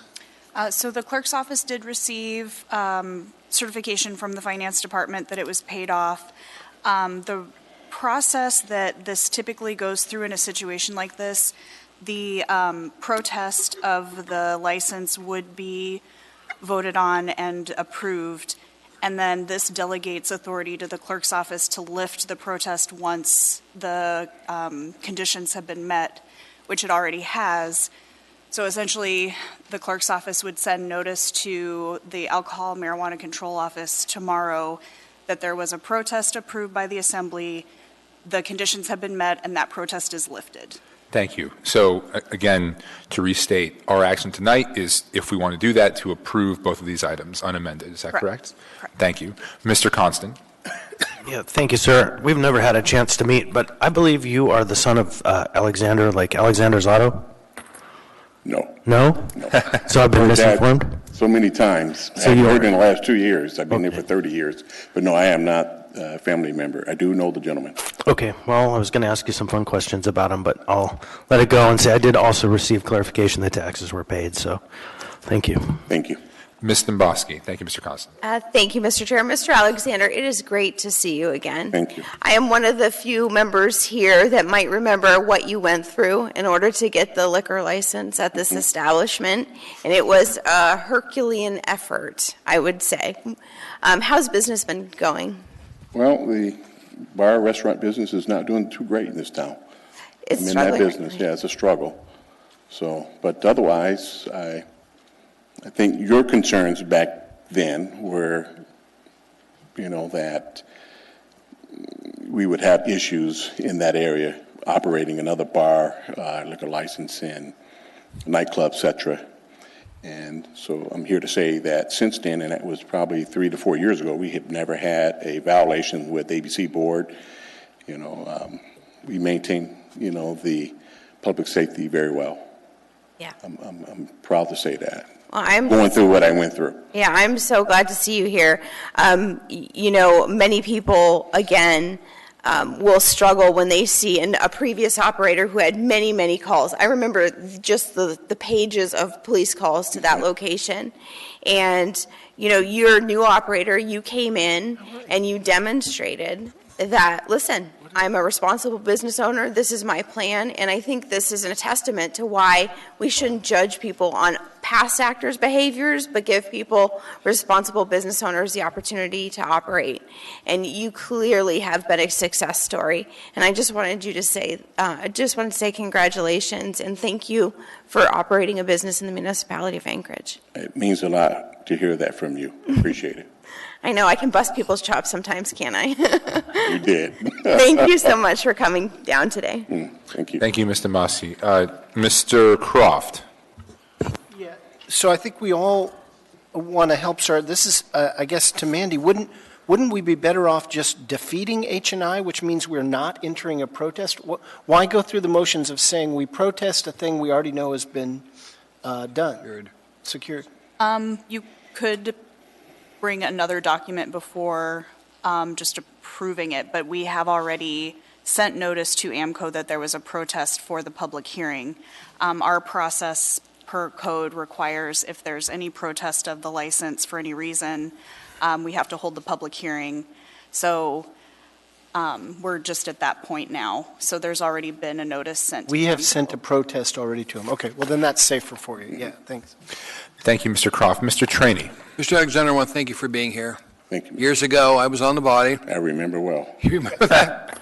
And you promised us certain things, and you carried forward with every one of them.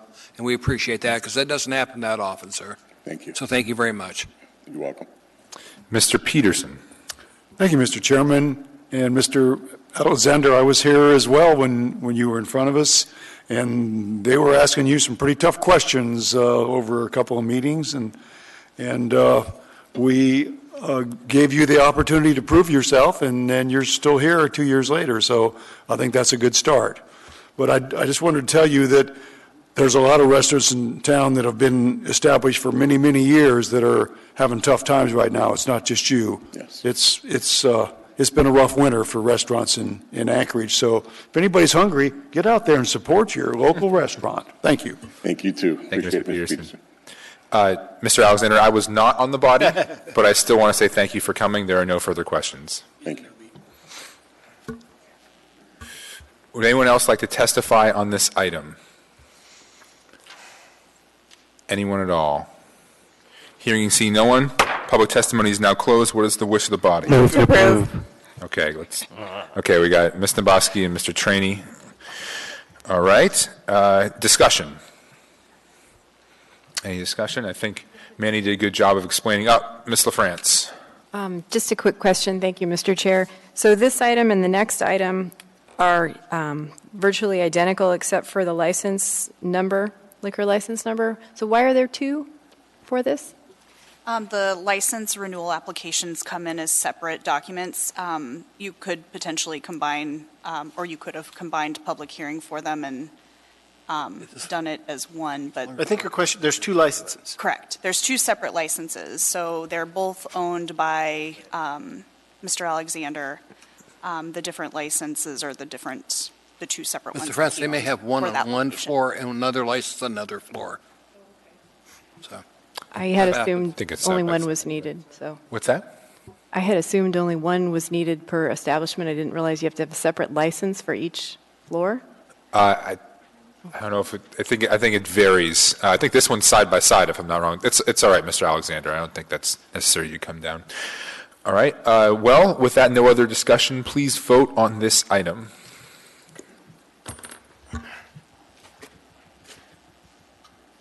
That motion passes unanimously.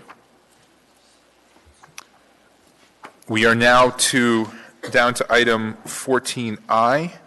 Resolution number AR 2018-119, a resolution of the Anchorage Municipal Assembly stating its protest pending a public hearing and final action on the renewal of beverage dispensary liquor license number 4552 for Robert Alexander, doing business as LED Ultra Lounge and Grill. you have to have a public hearing before No, I want you to waive reading. You were doing it earlier. Waive reading. Thank Mr. you. Chairman. Is that easier? Public hearing is now open. Anyone wish to testify? You don't need to retestify again, Mr. Alexander. We got this. Anyone at all? Seeing and hearing no one, public testimony is now closed. What is the will of the body? Move to approve. Thank you. Moved and seconded. Any discussion? Seeing no discussion, please vote.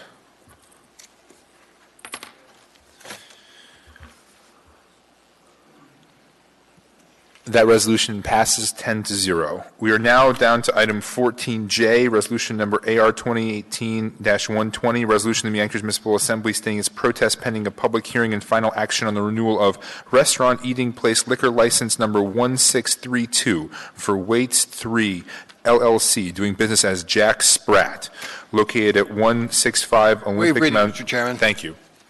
Public hearing is now open. Anyone wish to testify, please come down, state your name, spell it for the record, and say where you're from. My name is Franz Weitz, Fransweits, and I'm a resident of Girdwood. I would first like to thank the Assembly for way back at 5 o'clock when you approved the Memorial Day for police. It was this day 26 years ago my wife's brother was shot in the line of duty in Burton, Michigan, so that means something to us.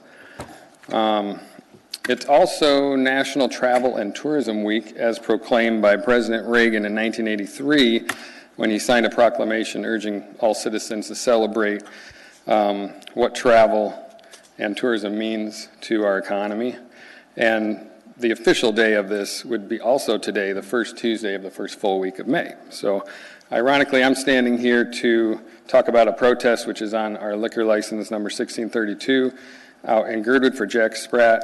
And I'm the owner, along with my wife. We're owner and operators of Jack Spratt. And we have, the protest is about an outdoor area that we use for a waiting area to serve tourism and the locals. And this protest is on it by the municipality, saying we need to provide more parking in order to continue with this outdoor area. We're a small restaurant with no indoor waiting area, so we've created an outdoor garden space that's landscaped, and it gives us the ability to hold people before they come in to eat in the restaurant, and their main goal is to park at our restaurant or take other means of transportation in order to dine with us.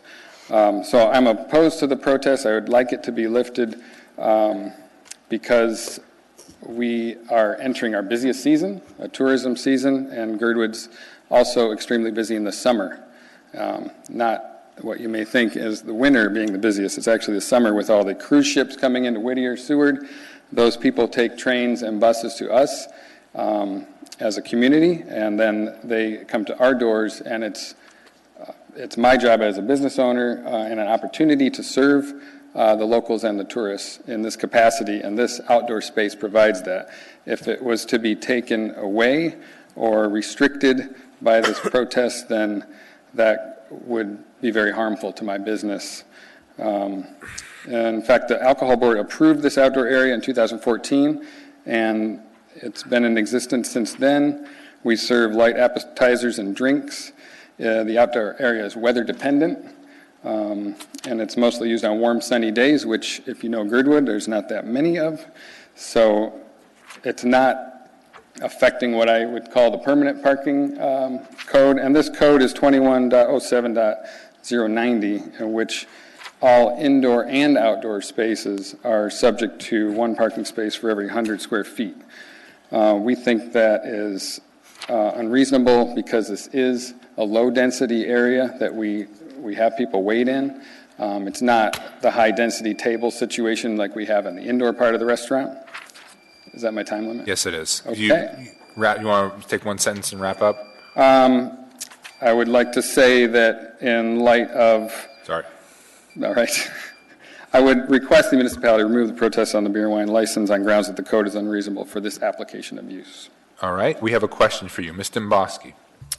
Thank you, Mr. Chair. Thank you for coming down tonight.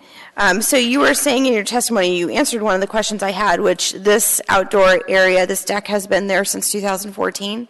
So it's not a deck, it's a gravel yard. So in the winter, it's full of snow. Sure. And it's part of our property. There's no infrastructure other than rocks and then like patio tables with umbrellas. Okay, so I'm envisioning it. I have to apologize because I haven't been there, but I'll make a point to go. Forgive you. But so you have some patio tables set out where people just kind of, hang out. Well, a good example is starting in June, we have large groups like Backroads Cycle Tours, Premier Alaskan Tours, and groups like that come by bus and coach, and then we set up a reception. They want 20 to 30 minutes out there by a wood fire, get a drink, have some appetizers before they come in for dinner. Well, that and this sounds helps, lovely. It's excellent, and it helps us with the flow of the restaurant. So if that was to go away, it would be more difficult for us to serve people properly. Okay, so you said back in 2014, the Alcohol Control Board approved the area. Yes. So they said it was okay. And at that time, was there any engagement with the planning department here at the Municipality of Anchorage or land use to think about having to have any sort of checkoffs? No, there was not. At that time, I was under the understanding that through the permitting process of the alcohol board, it said get approval from local authority, and there's statements on other documents by alcohol board that said local authority in Girdwood is this trooper's office, when they had a post down at the Tesoro. So that's where we'd go to get special catering permits and things. So Sure. I may Yeah, have the been local mis- authorities really are. I understand that very clearly now. So No, I appreciate it. I'm considering an amendment for this, but I appreciate your explanation. Thank you. Thank you, Ms. Domboski. Are there any other questions for this gentleman? I don't see any questions. Thank you for your testimony. Thank you. Is there anyone else who would like to speak on this item? Please state your name and where you're from. Hi, my name is Mike Edgington. That's Edgington. I'm elected member of the Girdwood Board of Supervisors, and I'm speaking in that capacity. So I think that gives me 5 minutes, although I'm planning to use 3. I'm not testifying exclusively to the Jack Spratt protest. However, this situation is an example of the broader problem of commercial parking requirements being especially burdensome to the Girdwood community. Girdwood is a very different environment from Midtown Anchorage, yet we are subject to exactly the same on-site parking requirements for all developments.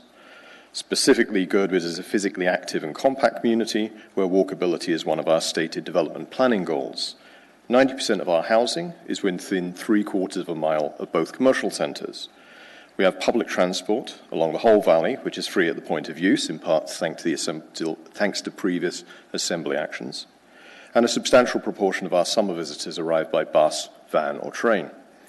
However, current code requires any commercial development to incorporate on-site parking lots based on the typical usage patterns of suburban sprawl, mostly from the lower 48, with the inherent car dependency that comes with that. Over the past 5 years, over half a dozen commercial projects in Girdwood have been either abandoned or scaled back due to on-site parking requirements. In fact, excluding some hangars at the state airport, only one new commercial building has been constructed in Girdwood this decade, which is the brewery. While existing businesses are grandfathered, improvements to use or new businesses are severely curtailed.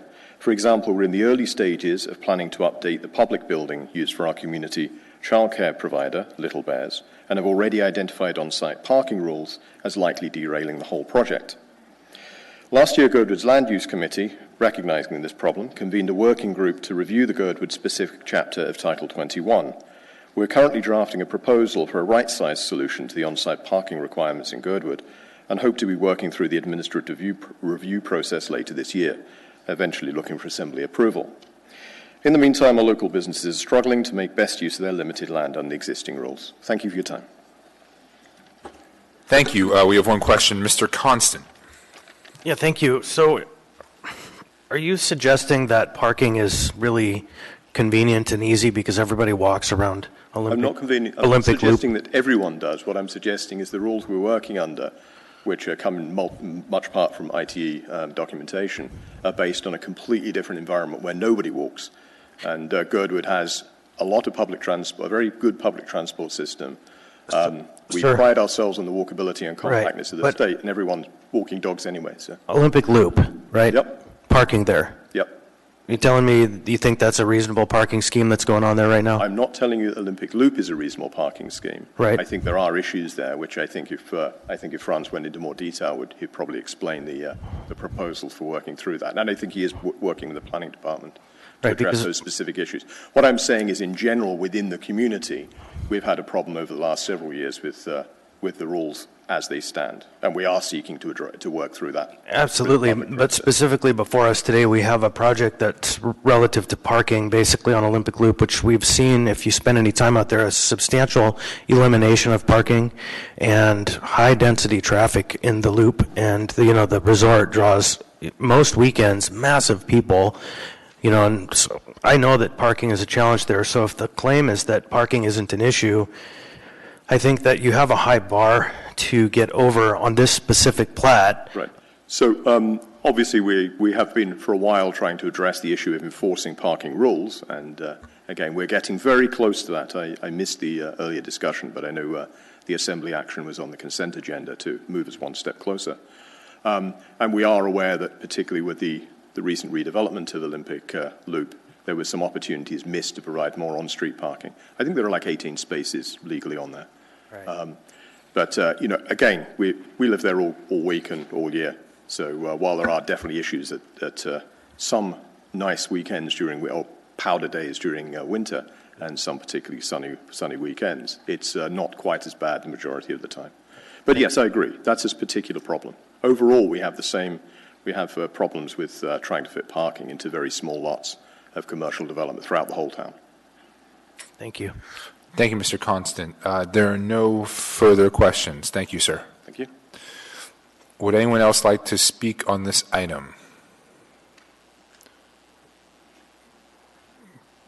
Please state your name and where you're from.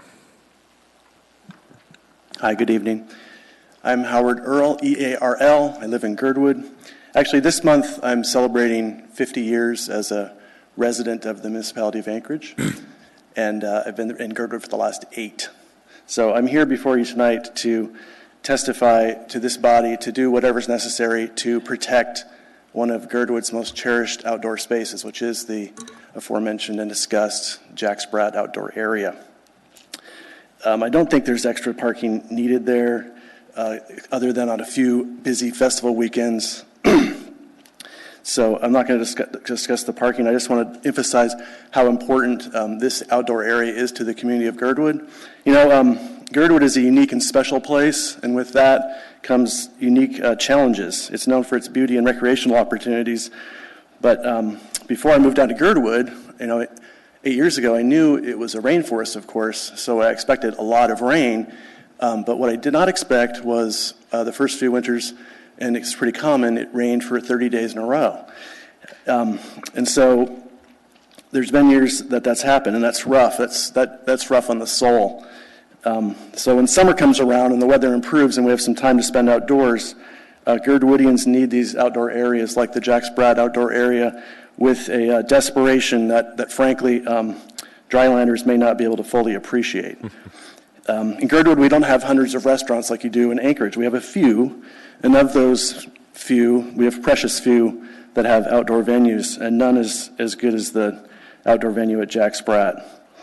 So I would just beseech this body I think it would be a shame if you let such a valuable venue outside in Girdwood where they're precious go fallow when it's fully within your power to save it. And I want to thank you for your time, and I appreciate all your service. Thank you, Mr. Earl. There are no questions. Would anyone else like to testify on this item?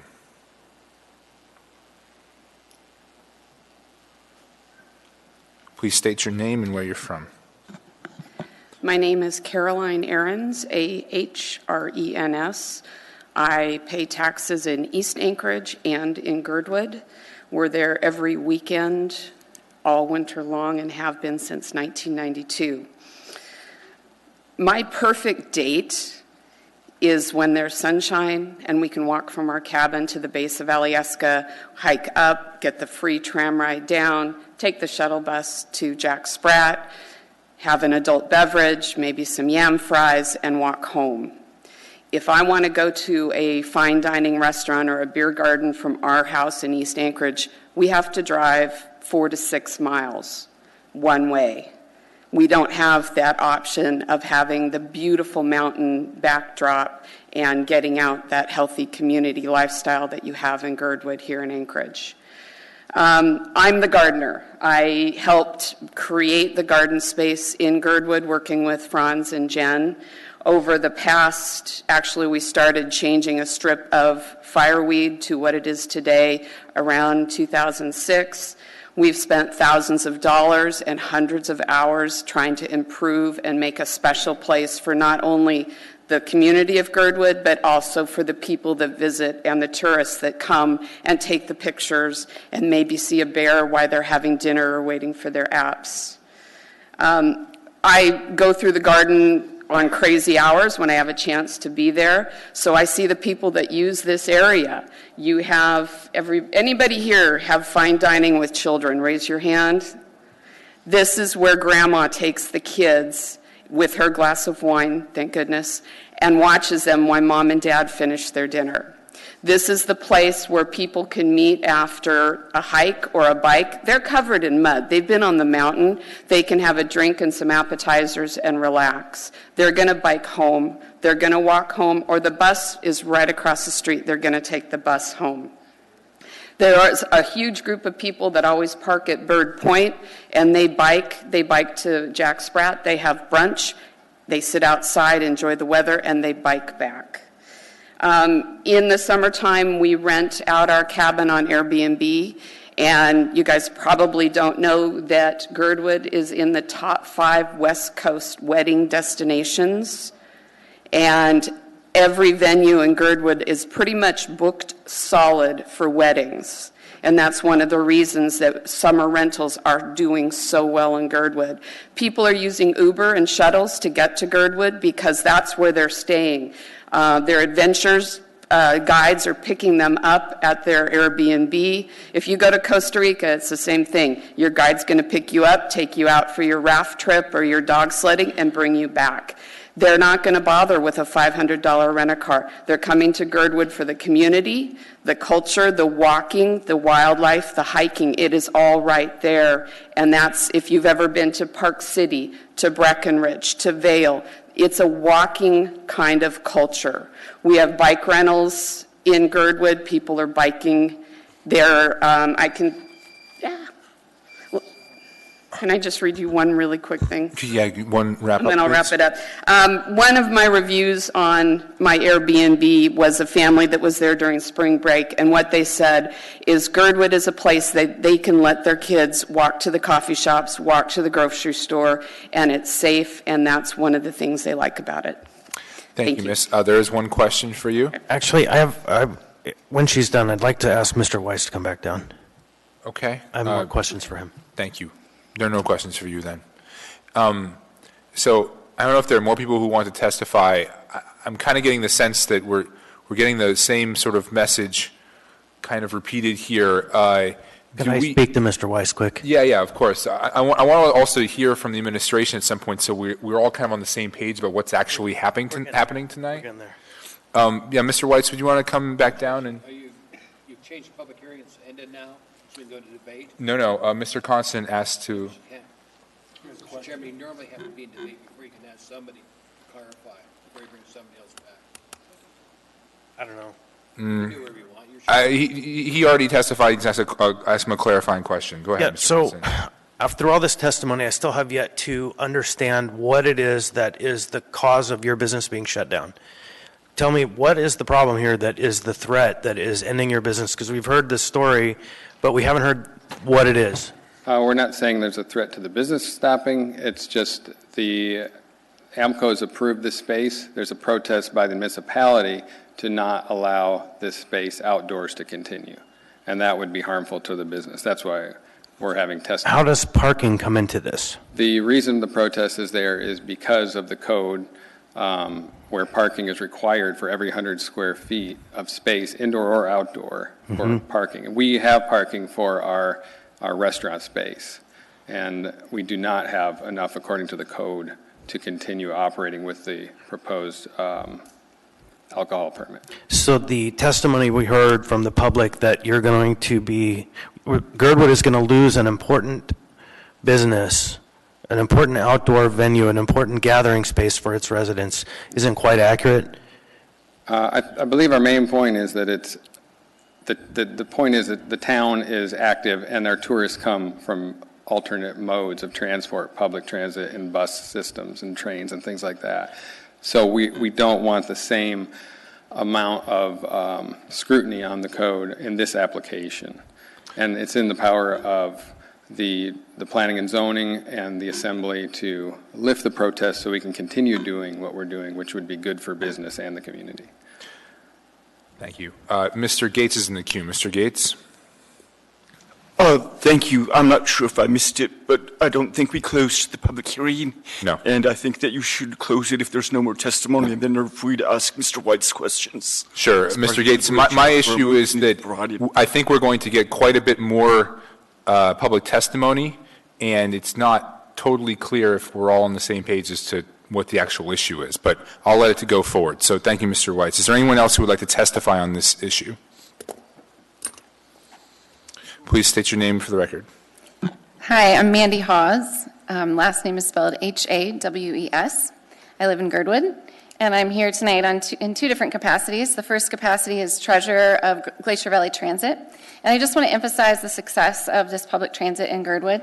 And I won't belabor with a lot of statistics, but I do want to emphasize that it's been a bus service for the last 11 years, and in 2016, we actually went fare-free. Since we went fare-free, we've seen our ridership explode. Ridership has gone up over 20%, and we expect that to continue growing at a very similar rate.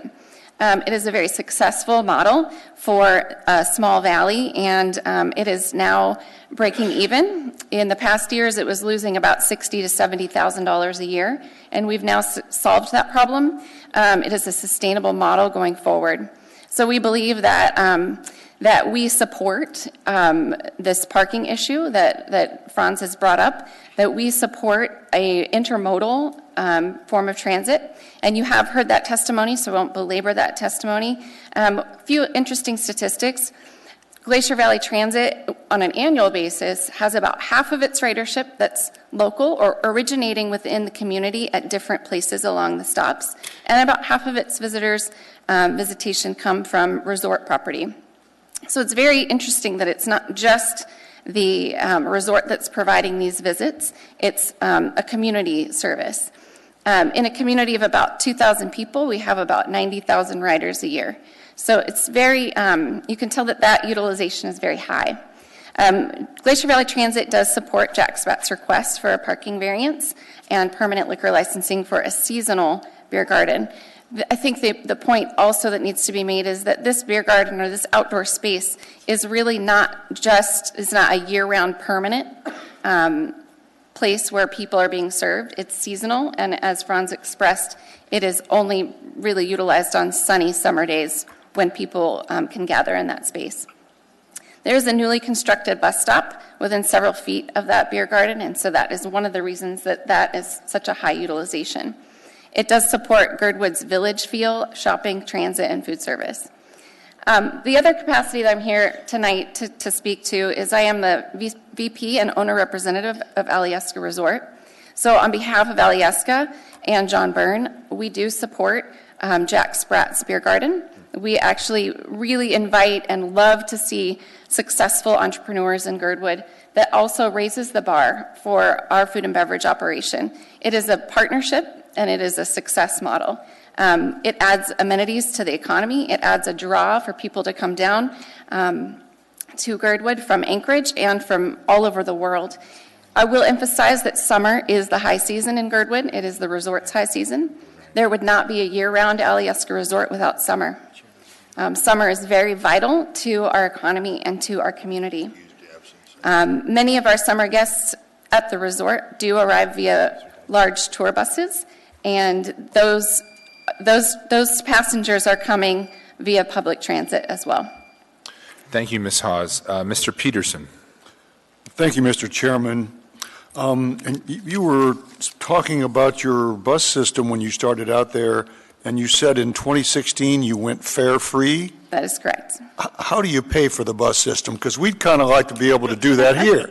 It's a really wonderful model. We have, when we first originally started 11 years ago, we were funded by 5311 federal transit funds, and we've been continued to be able to be funded that way. It's a 60-40 operating model, so they fund 60%, and we need to find 40% match. The City of Anchorage actually does help provide a $20,000 grant towards that process. So we would actually love to be a permanent line item in the People Mover budget, and we're working toward that end. Okay. All right. Thank you. Thank you, Mr. Peterson. Mr. Constant. Yeah, thank you. And I remember you testifying on behalf of the transit when we did our budget revisions a while ago. And so I thank you for putting a kind of a point on what's kind of being asked here.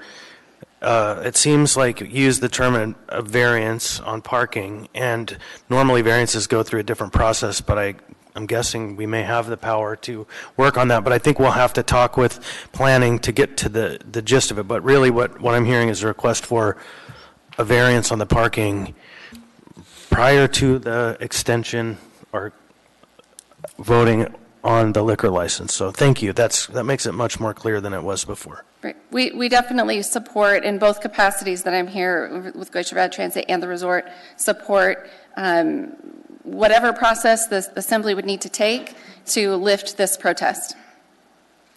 Thank you. Ms. Domboski. Mr. Chair, I'd like to be in the queue as soon as public testimony is done. Yep.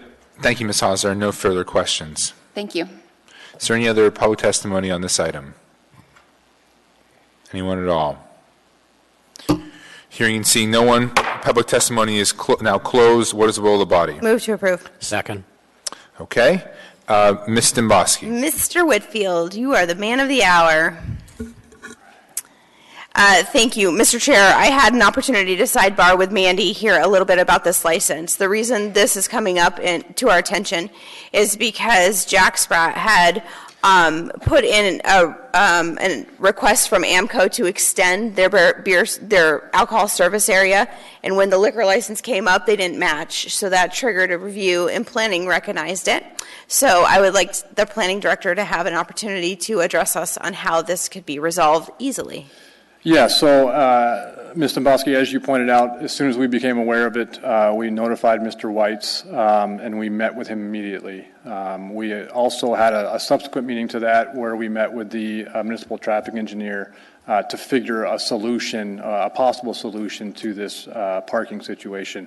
As most of you are aware, the area that Jack Spratt is in is also is the resort area, and they share a lot of parking. A lot of the park, there's no formal agreements. The parking is it's a handshake deal, or nobody cares. But technically speaking, Jack Spratt doesn't have any parking on the property, and so obviously it's an issue. We're not trying to take away business from Mr. Weitz. We're not trying to impact him at all, but we do have an obligation to meet Title 21 requirements. So we've met with the municipal traffic engineer. We've lined out two potential solutions, one being that Mr. Weitz could formalize a parking agreement with the other businesses in the area. That might be a solution. He's also looking into doing a parking study and getting a parking reduction through the municipal traffic engineer. I believe he does intend to provide some parking on a property that he owns directly adjacent to Jack Spratt. He'll be developing that, I believe, this summer. But that'll help alleviate some of his problems, along with a parking reduction or a parking agreement should satisfy it. I can't guarantee that there will be a solution, but we're actively working with him to find one. So, Dave, I would like to just talk about this because I think it's a little bit of an overkill to make this business that's been there for a long time go through a whole variance process for their parking. If he were to walk in tomorrow morning or next week with a parking agreement with a hotel, that do it? Or do they have to also go through that route you were talking with the traffic engineer? If they could get neighboring properties to commit enough parking to satisfy the parking requirements on his property, we could execute an agreement in a day or two. How many spaces do they need? 21? 21? 21 spaces. That's obscene. I mean, doesn't it seem excessive? Well, I mean, you have to consider. So Girdwood is a unique area. We can assume that. We can all agree that it is a unique area. We're looking at options to deal with the parking situations and the goals of Girdwood. But Title 21 requires one parking space per 100 square feet of gross floor area. So that's what the code is. That's what we have to implement at this point. And as the Assembly, what are our options for, and this might be a better question for Becky, or Dean, what are our options from just striking this parking from their municipal liquor license protest? And through the chair, that's actually why I was in the queue. I wanted to clarify kind of what your process options are going forward, because there was some talk about us granting a variance or what your actions would actually look like from here forward. So you can proceed, you can adopt this resolution, which is a conditional protest, which basically says if you resolve the issue with planning, protest goes away, your license remains in place. They operate on a temporary license until they resolve it with planning. Another option is you could not file this protest and basically say, we don't care that you have this parking issue with planning. We're not going to use the license. We're not going to state that that's a reason for us to protest renewal for your license. We'll allow the license renewal to go forward. They can separately resolve their issue with planning. The issue with planning remains in place, and that would follow a different process. If they don't reach a satisfactory outcome with the planning department, they'd follow appeal processes that are set by code, which don't necessarily go back to this body. So that's sort of a separate track issue. Here, it is grounds for protest that the Assembly has used in the past and can use. So you have the option to not protest or to use this as a conditional protest. Those are kind of your two paths forward. Thank you. I'll wait to see what the other members say, but it's my inclination, and I do intend to move a motion to postpone this indefinitely, which would effectively kill the protest. Mr. Croft. Yeah, I think I agree with Ms. Domboski for a couple of different reasons, but let me get a little more data. Is there a conditional use permit now? Through the chair, Mr. Croft, yes, there is a condition. Actually, it would be an administrative site plan review. There is an administrative site plan review that's in place for the inside premise. They would be modifying to include the outside premise. And then the planning process would likely lead to this variance track where, there's sort of three things we have. We have conditional use process, the alcohol protest process, and the ordinary, you don't have enough parking, you need a variance process. So there's a difference between a parking reduction, a parking variance, and a parking agreement. So those are three distinctly different processes. What I'm suggesting is that by parking reduction or by parking agreement, those two being the easier solutions, that the owner exercise those as opposed to a parking variance, which would either require a decision by the Assembly or a decision by, I believe it's the Zoning Board of Examiners and Appeals, which is a rather onerous process. So just on the thing before us, Mr. Chairman, then I'll get out of the queue. It seems like protesting to the state, don't let them have an alcohol license anymore, is the wrong way to proceed with this. For a number of reasons, it's not specifically alcohol related, though we can do parking in alcohol protests. It's more of a land use function, though we face that distinction all the time. But even more so, alcohol has already approved it, so we're kind of asking the state to unapprove something it has approved before and told them was okay. And we're in the process of discussing whether Girdwood's parking should be different. And so to, in the middle of that process, say, state yank or suspend their liquor license because they haven't complied with parking requirements that we are in the process of figuring out might not be applicable to them appropriately, is the wrong place. So I think we should postpone indefinitely and let the other powers we have, land use powers, planning powers, work on this. And maybe by that time there will be a Girdwood parking amendment to Title 21 that means it's not 21, it's 5. All right. Thank you, Mr. Croft. Mr. Weddleton. I had a question for an attorney. So if we postpone this indefinitely, does the liquor license, or maybe this is for Mandy, does the liquor license apply to the interior serving and also the garden area, or is it only interior? What is the current license? My understanding is that the current license is both, and it would, if you fail to protest within the time frame allotted by statute, you waive your right to protest and the license continues. But if I'm off in any way, I defer to Mandy. Okay, but to follow up to it, this kind of situation is fairly common where we have a protest because of not paying taxes, they pay their taxes, and also because of various land use things. They don't have a permit, no building CCO yet or whatever. So that's pretty typical. So if we go, and what we do is we approve the protest, they settle the problem, and we we never hear anything. I guess it goes on happily. So if we were to postpone indefinitely, how does that affect the process, Mandy? Sorry, go on, Mandy, go ahead. If you postpone indefinitely, it will kill this, and you will have waived your right to protest because the deadline to send, so we've sent notice to AMCO of the public hearing and the intent to protest. The protest itself hasn't been lodged until you pass this resolution. So if you do not act on it tonight, the deadline is before the next meeting, so you will have essentially waived your right to protest, and the license will renew with the state. Okay. Mr. Welton, Another question for Mr. Whitfield, if I can keep going, or I can wait and you can cycle through if you want. No, why don't we keep going? So, I mean, I think we've heard a lot of good reasons why this is a fairly special operation that I think warrants special consideration. But about every business that runs into parking issues makes similar arguments. I mean, what kind of precedent are we setting in this case?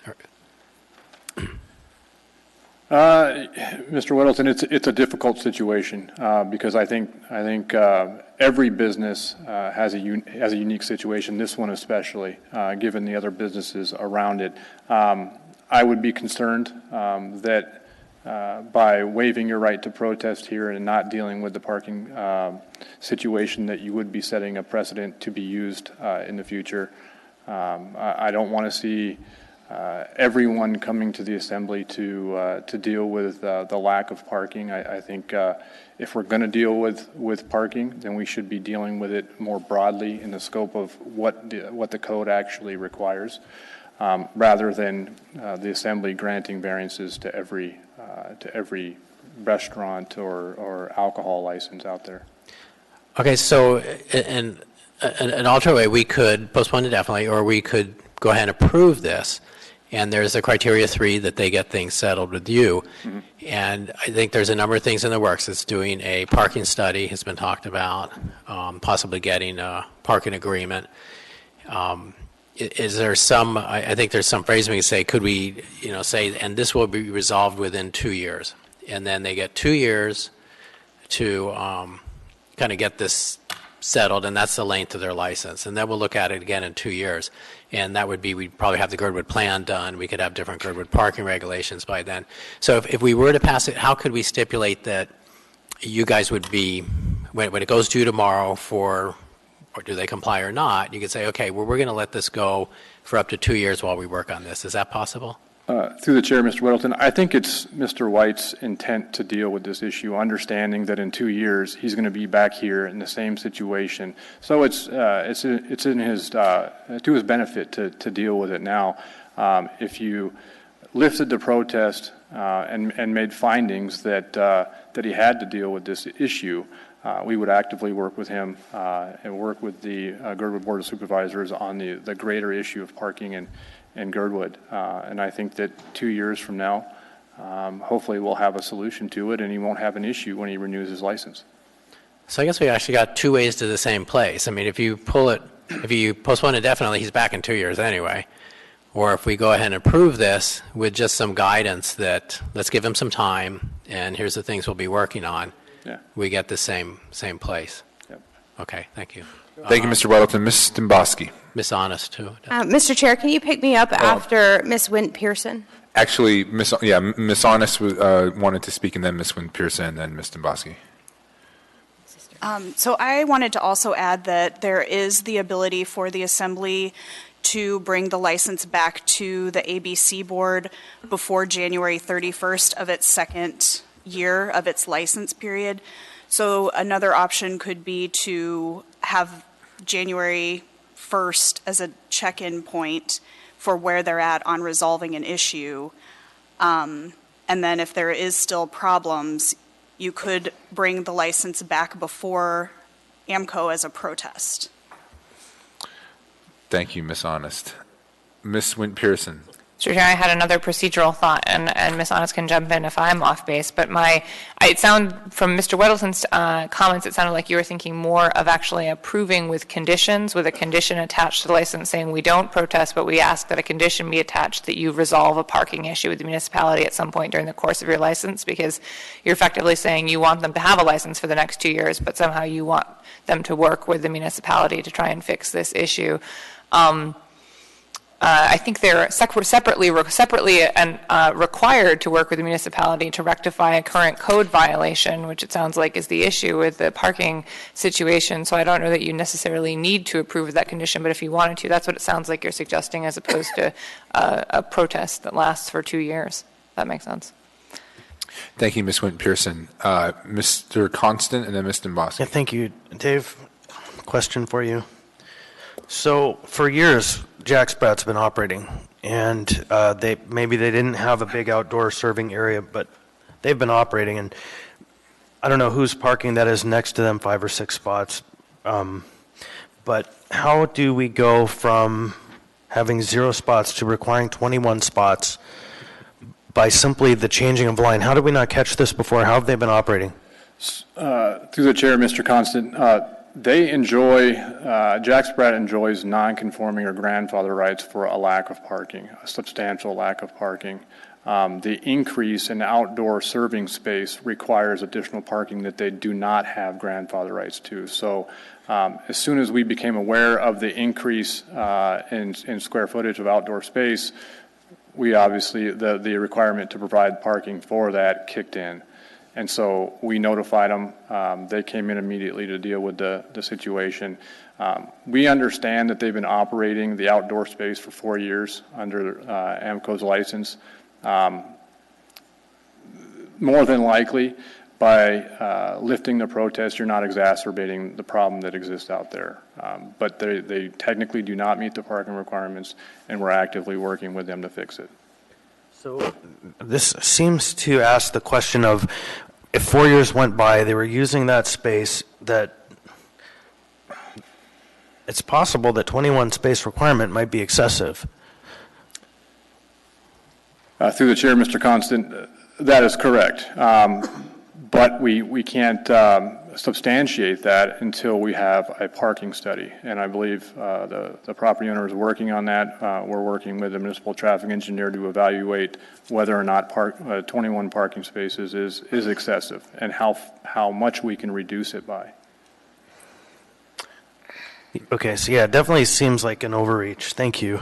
Thank you, Mr. Constant. Mr. Whitfield, I didn't know if I would go anywhere if I were you. Ms. Domboski? No, actually, I wanted to ask a question of the owner before I make my motion. Mr. Whites? Mr. Whites, you probably have been paying attention to the debate rather earnestly. It's my intention to kill this protest now, but that does not absolve you of the responsibility of working with the planning department to resolve this parking issue. Do you understand that? Completely. Okay. So if we, in fact, decouple the discussion of the renewal of your liquor license from your parking issue, do you make the commitment right now on TV in front of God and everyone that you will work with the planning department to get parking agreements, whatever you need to do to resolve this issue? Yes, and I would say that would take the pressure off our business so that we could more or less continue while we work on that solution. Thank you.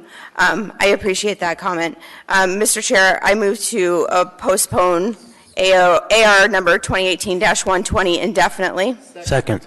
If I can speak to it momentarily. Hold on. Who seconded that? I did.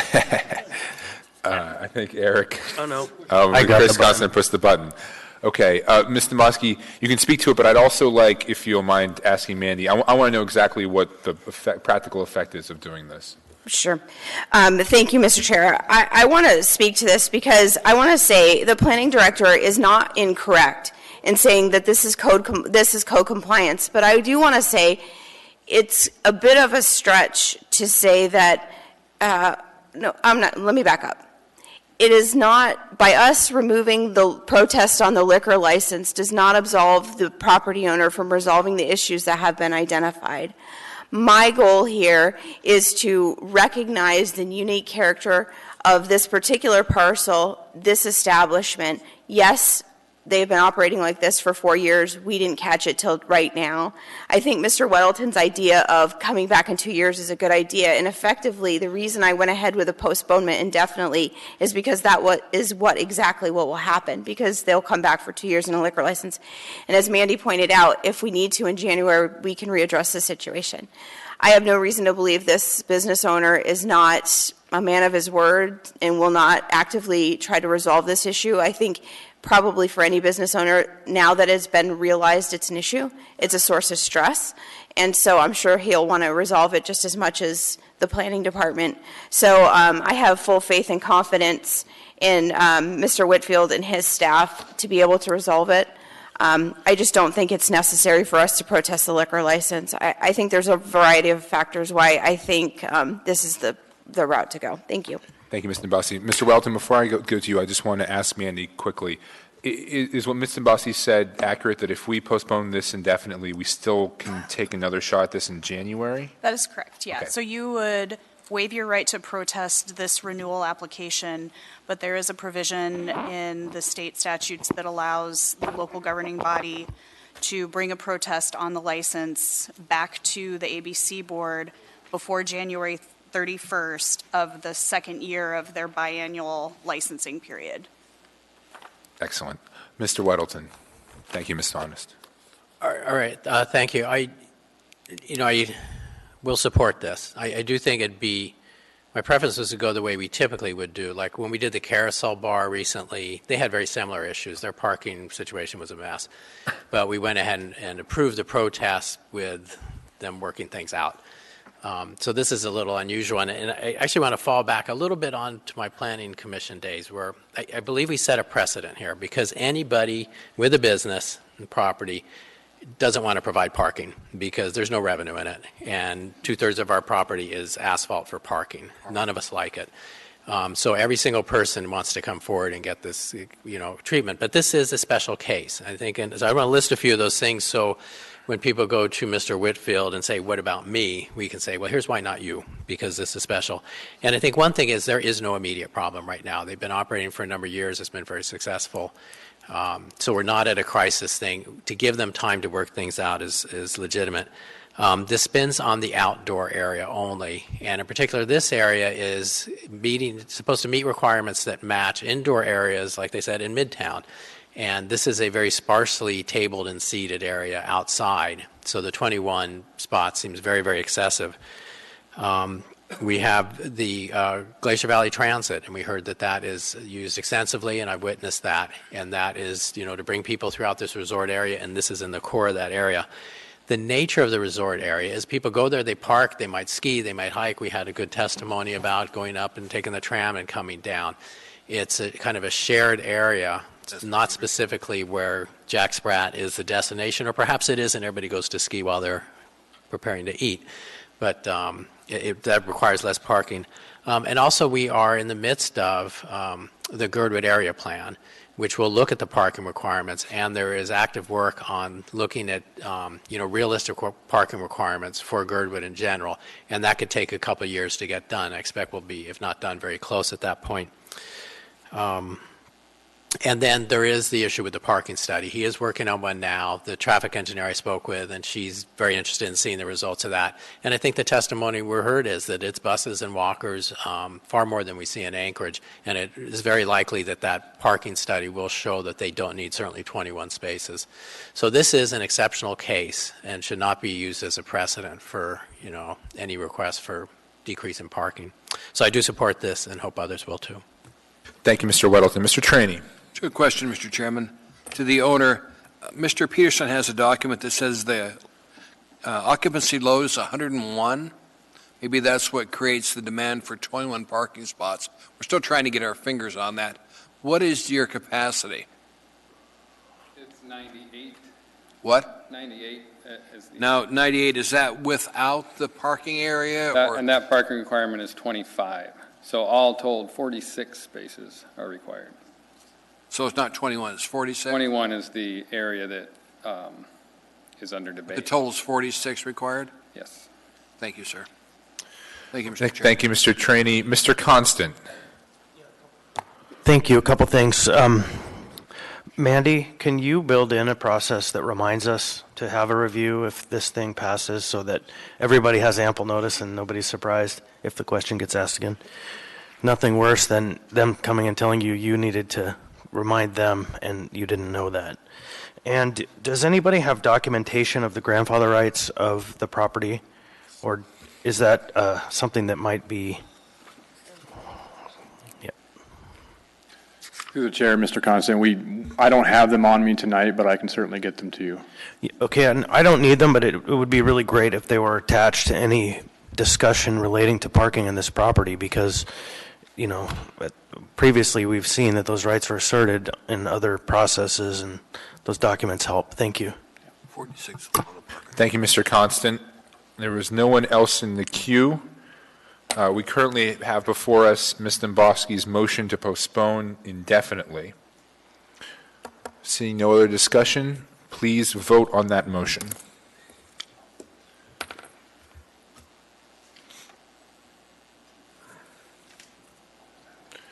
That motion passes 10-0.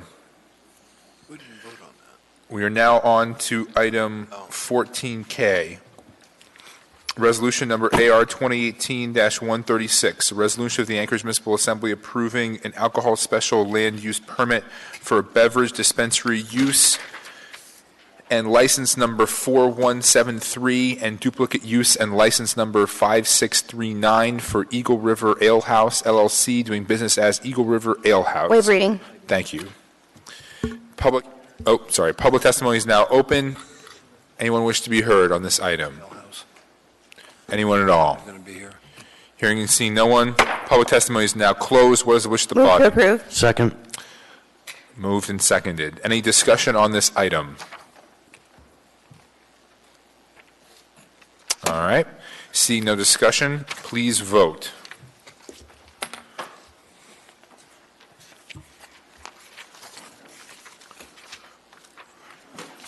That resolution passes 9-0. We are now on to item 14L, resolution number AR 2018-137, resolution of the Anchorage Municipal Assembly approving a marijuana license and special land use permit for Lightning Strike Organics, a marijuana cultivation facility with license number M10272, doing business as Lightning Strike Organics, and located at 9400 Old Seward Highway. Accompanied by 14L1, Assembly Memorandum Number AM 298-2018. Public hearing is now open. Anyone wish to be heard? He's a helpful guy. Anyone at all? Okay. Please state your name for the record and say where you're from. My name is Drew Malone, M-A-L-O-N-E. I am the owner of this facility and would just answer any questions that might be asked. Thank you. We have one from Mr. Weddleton. All right, thanks for coming. Hey, we got, this just today, well, I guess we got it today, a comment, I don't know when it was sent in. Someone, a neighbor said that he is with, it's unclear, cultivation facility issues, delivery nearby. It says there, did you get this comment? No, I Negative? did not. Just fairly simple. There is insufficient parking to support use of the location as a cultivation facility. We already have issues with delivery trucks at the nearby Brown Jug liquor store blocking our driveway at Lot 18, Betty Subdivision. This area cannot support the additional truck and delivery traffic that an agricultural cultivation would engender. And this is from Alaska Pacific Leasing Company. So they're an adjacent property owner? I don't know who they are. Okay. So this made me think, you currently have a retail operation there with your glass? Previously, yes, it's gone now. Okay. And between that and a cultivation, which would have more traffic and parking? The glass shop would have. Okay. So by making this change, you expect to decrease the amount of traffic? Yes, almost to zero. Okay. All right. Thank you. Thank you, Mr. Weddleton. There are no further questions. Thank you. Thank you. Anyone else who wish to be heard testify on this item? Hearing and seeing no one, public testimony is now closed. What is the will of the body? Move to approve. Second. Moved and seconded. Any discussion? Only, Mr. Falk isn't here. I know you closed public testimony, but sometimes it gets confusing. Yeah, right. Thanks. No. Mr. Weddleton. I just say we reviewed this very carefully at the Community and Economic Development Committee meeting on the 3rd and recommended approval. Thank you, Mr. Weddleton. Any other discussion on this item? All right. Seeing none, please vote.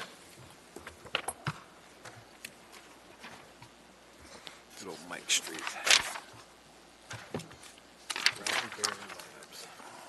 Resolution number AR 2018-137 passes 8-1.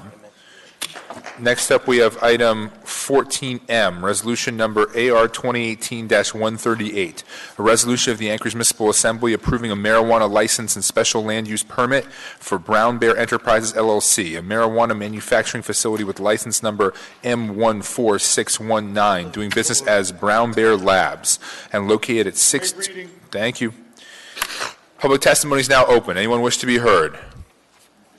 Anyone at all? Hearing and seeing no one, public testimony is now closed. What is the will of the body? Move to approve. Second. Moved and seconded. Any discussion? Mr. Weddleton. I'd like to make an amendment to remove conditions 6 and 7. Second. All right. Could you explain the amendment, please? Those conditions, this is the 3rd time these have been to us. This is for manufacturing. They've come up to us for a retail and a cultivation already, and the parking requirements that would be deleted here are already met. Or this is for change of use was already done, and the parking requirements are already met previously. Thank you, Mr. Weddleton. Is there any discussion on Mr. Weddleton's amendment? And I should say this was agreed to or recommended at the Community and Economic Development Committee on the 3rd. Thank you, Mr. Weddleton. Seeing no discussion, please vote on Mr. Weddleton's amendment to strike, I'm sorry, say again, 6 and 7? Requirements 6 and 7. Requirements 6 and 7. Conditions would be the proper phrase, I think. Conditions. That amendment passes 9-0. We are now back to the main motion. Any discussion on this resolution? Yep. Mr. Constance. Just briefly, so this is one more of these licenses in that tiny little corner of the neighborhood back there. And I just want to say that this is, in my opinion, a really good change of use for the whole area, because they're starting to see some positive and beneficial use back there that aren't just piles of cars. So I'm glad for this area to be seeing some investment and revitalization. Thank you. Thank you, Mr. Constant. Any other discussion on this item? Hearing none, please vote.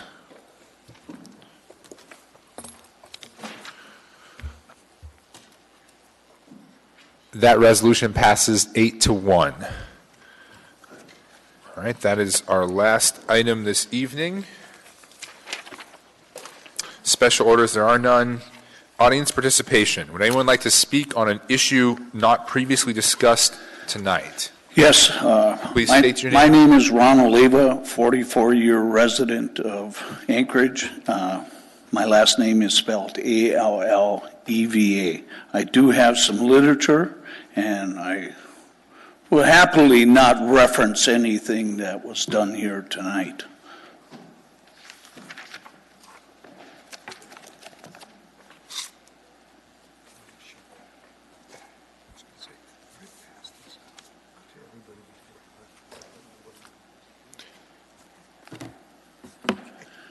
The three things I'd like to address is, number one, a brilliant attorney, Mr. Gates, and it amazes me that the signers there convey so quickly, and his mind is, boom, instantly fast and accurate.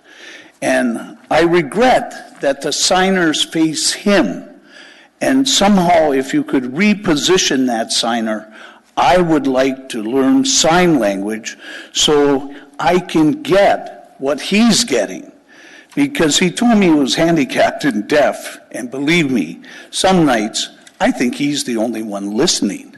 So if we can adjust the floor mat here and without objection from Mr. Gates, to face the signers to the audience and to the audience on camera, I think it would be of great benefit to everyone involved in recognizing handicaps, or if that is one, and I'm beginning to doubt it, but there's other issues out there, and this would be a good reminder and a tool of education for the entire municipality and everyone else who's watching.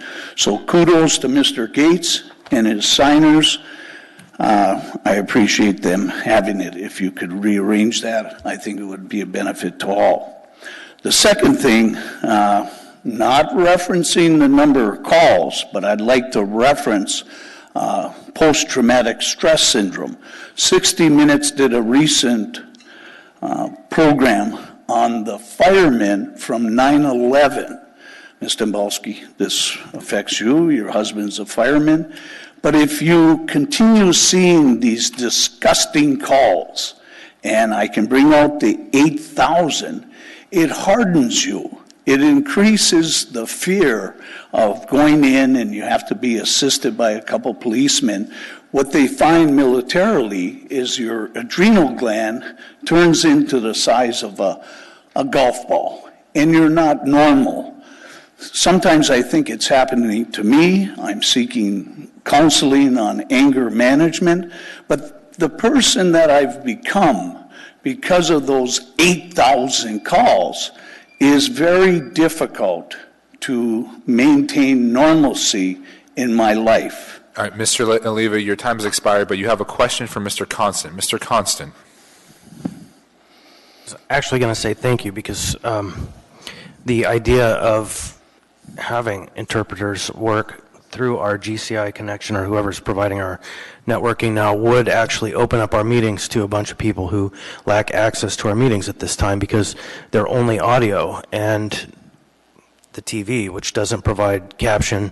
And so I think that's a great idea. Thank you, Mr. Constant. On that other stuff, we're just going to have to talk about it later. Mr. Leyva, there are no other questions. Thank you for your time. Oh, that's too bad. Thank you for your Because I had a lot more to say. Thank you for But I bless you all. Thank you, Mr. Leyva. As always, is there anyone else who would like to participate this evening? Speak on any matter not discussed? All right, seeing and hearing no one, we will now move on to assembly comments. We'll start with Ms. Dombalski. Thank you, Mr. Chair. I just want to say congratulations. I'm sorry, do I need to, Mr. Gates was in the queue. Is it something that I did? Oh, that's all right. Just to respond to recent comments and testimony, thank you. The interpreters are wonderful. However, I think our TV broadcasts are closed captioned for people with hearing loss, so they are accessible when the assembly meetings are broadcast on TV. And I actually like the interpreters where they are, so I don't really plan to make any changes. Thank you, Mr. Gates. Ms. Dombalski, I apologize for interrupting you. That's okay. And I do want to echo Mr. Oliva's comments. Mr. Gates is pretty amazing. But I also want to say a special congratulations to all of our graduating high school students. We're about to embark on a week or so of graduations here in the municipality of Anchorage. And to all of those that have attended assembly meetings as part of their government classes and all those students that are graduating, I just want to say congratulations. Thank you, Ms. Dombalski. Mr. Constant. Thank you. So this was a very interesting week, the last 9 days since that cleanup.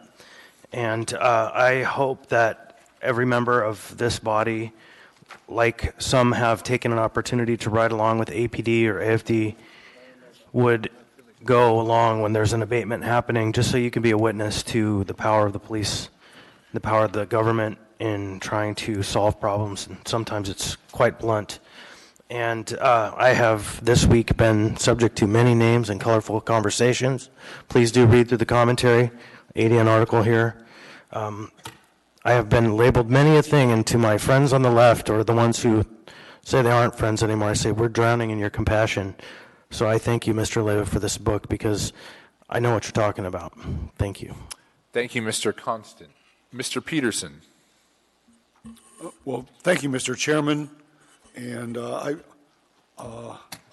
just wanted to remind everyone it's baseball season, And if you have nieces and nephews or grandchildren out there that haven't signed up to play baseball or softball yet this summer, get them out there and get them signed up, because there's some of us coaches out there that are looking for kids to coach.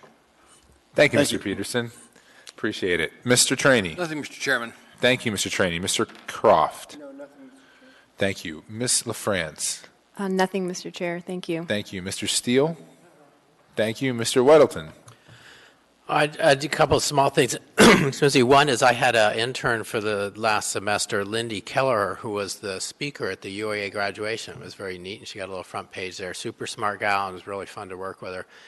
And she's destined for great things. I think she'll be mayor soon. It's in the paper, but Ken talked to me about that. And then I want to just say some words for Mr. Constant's little speech when we were looking at the 880 thing. And I think it was very powerful. You represent your area very, very well, and you made many very good points. I appreciate your passion for your area. Thank you, Mr. Weddleton. I will just say I want to echo what Ms. Nimbasi said about the graduating high school seniors. And as Mr. Weddleton pointed out, it was also UAA graduation recently. So congratulations to all the new graduates of our fine educational institutions. With that, I will entertain a motion to adjourn. Second. We are adjourned.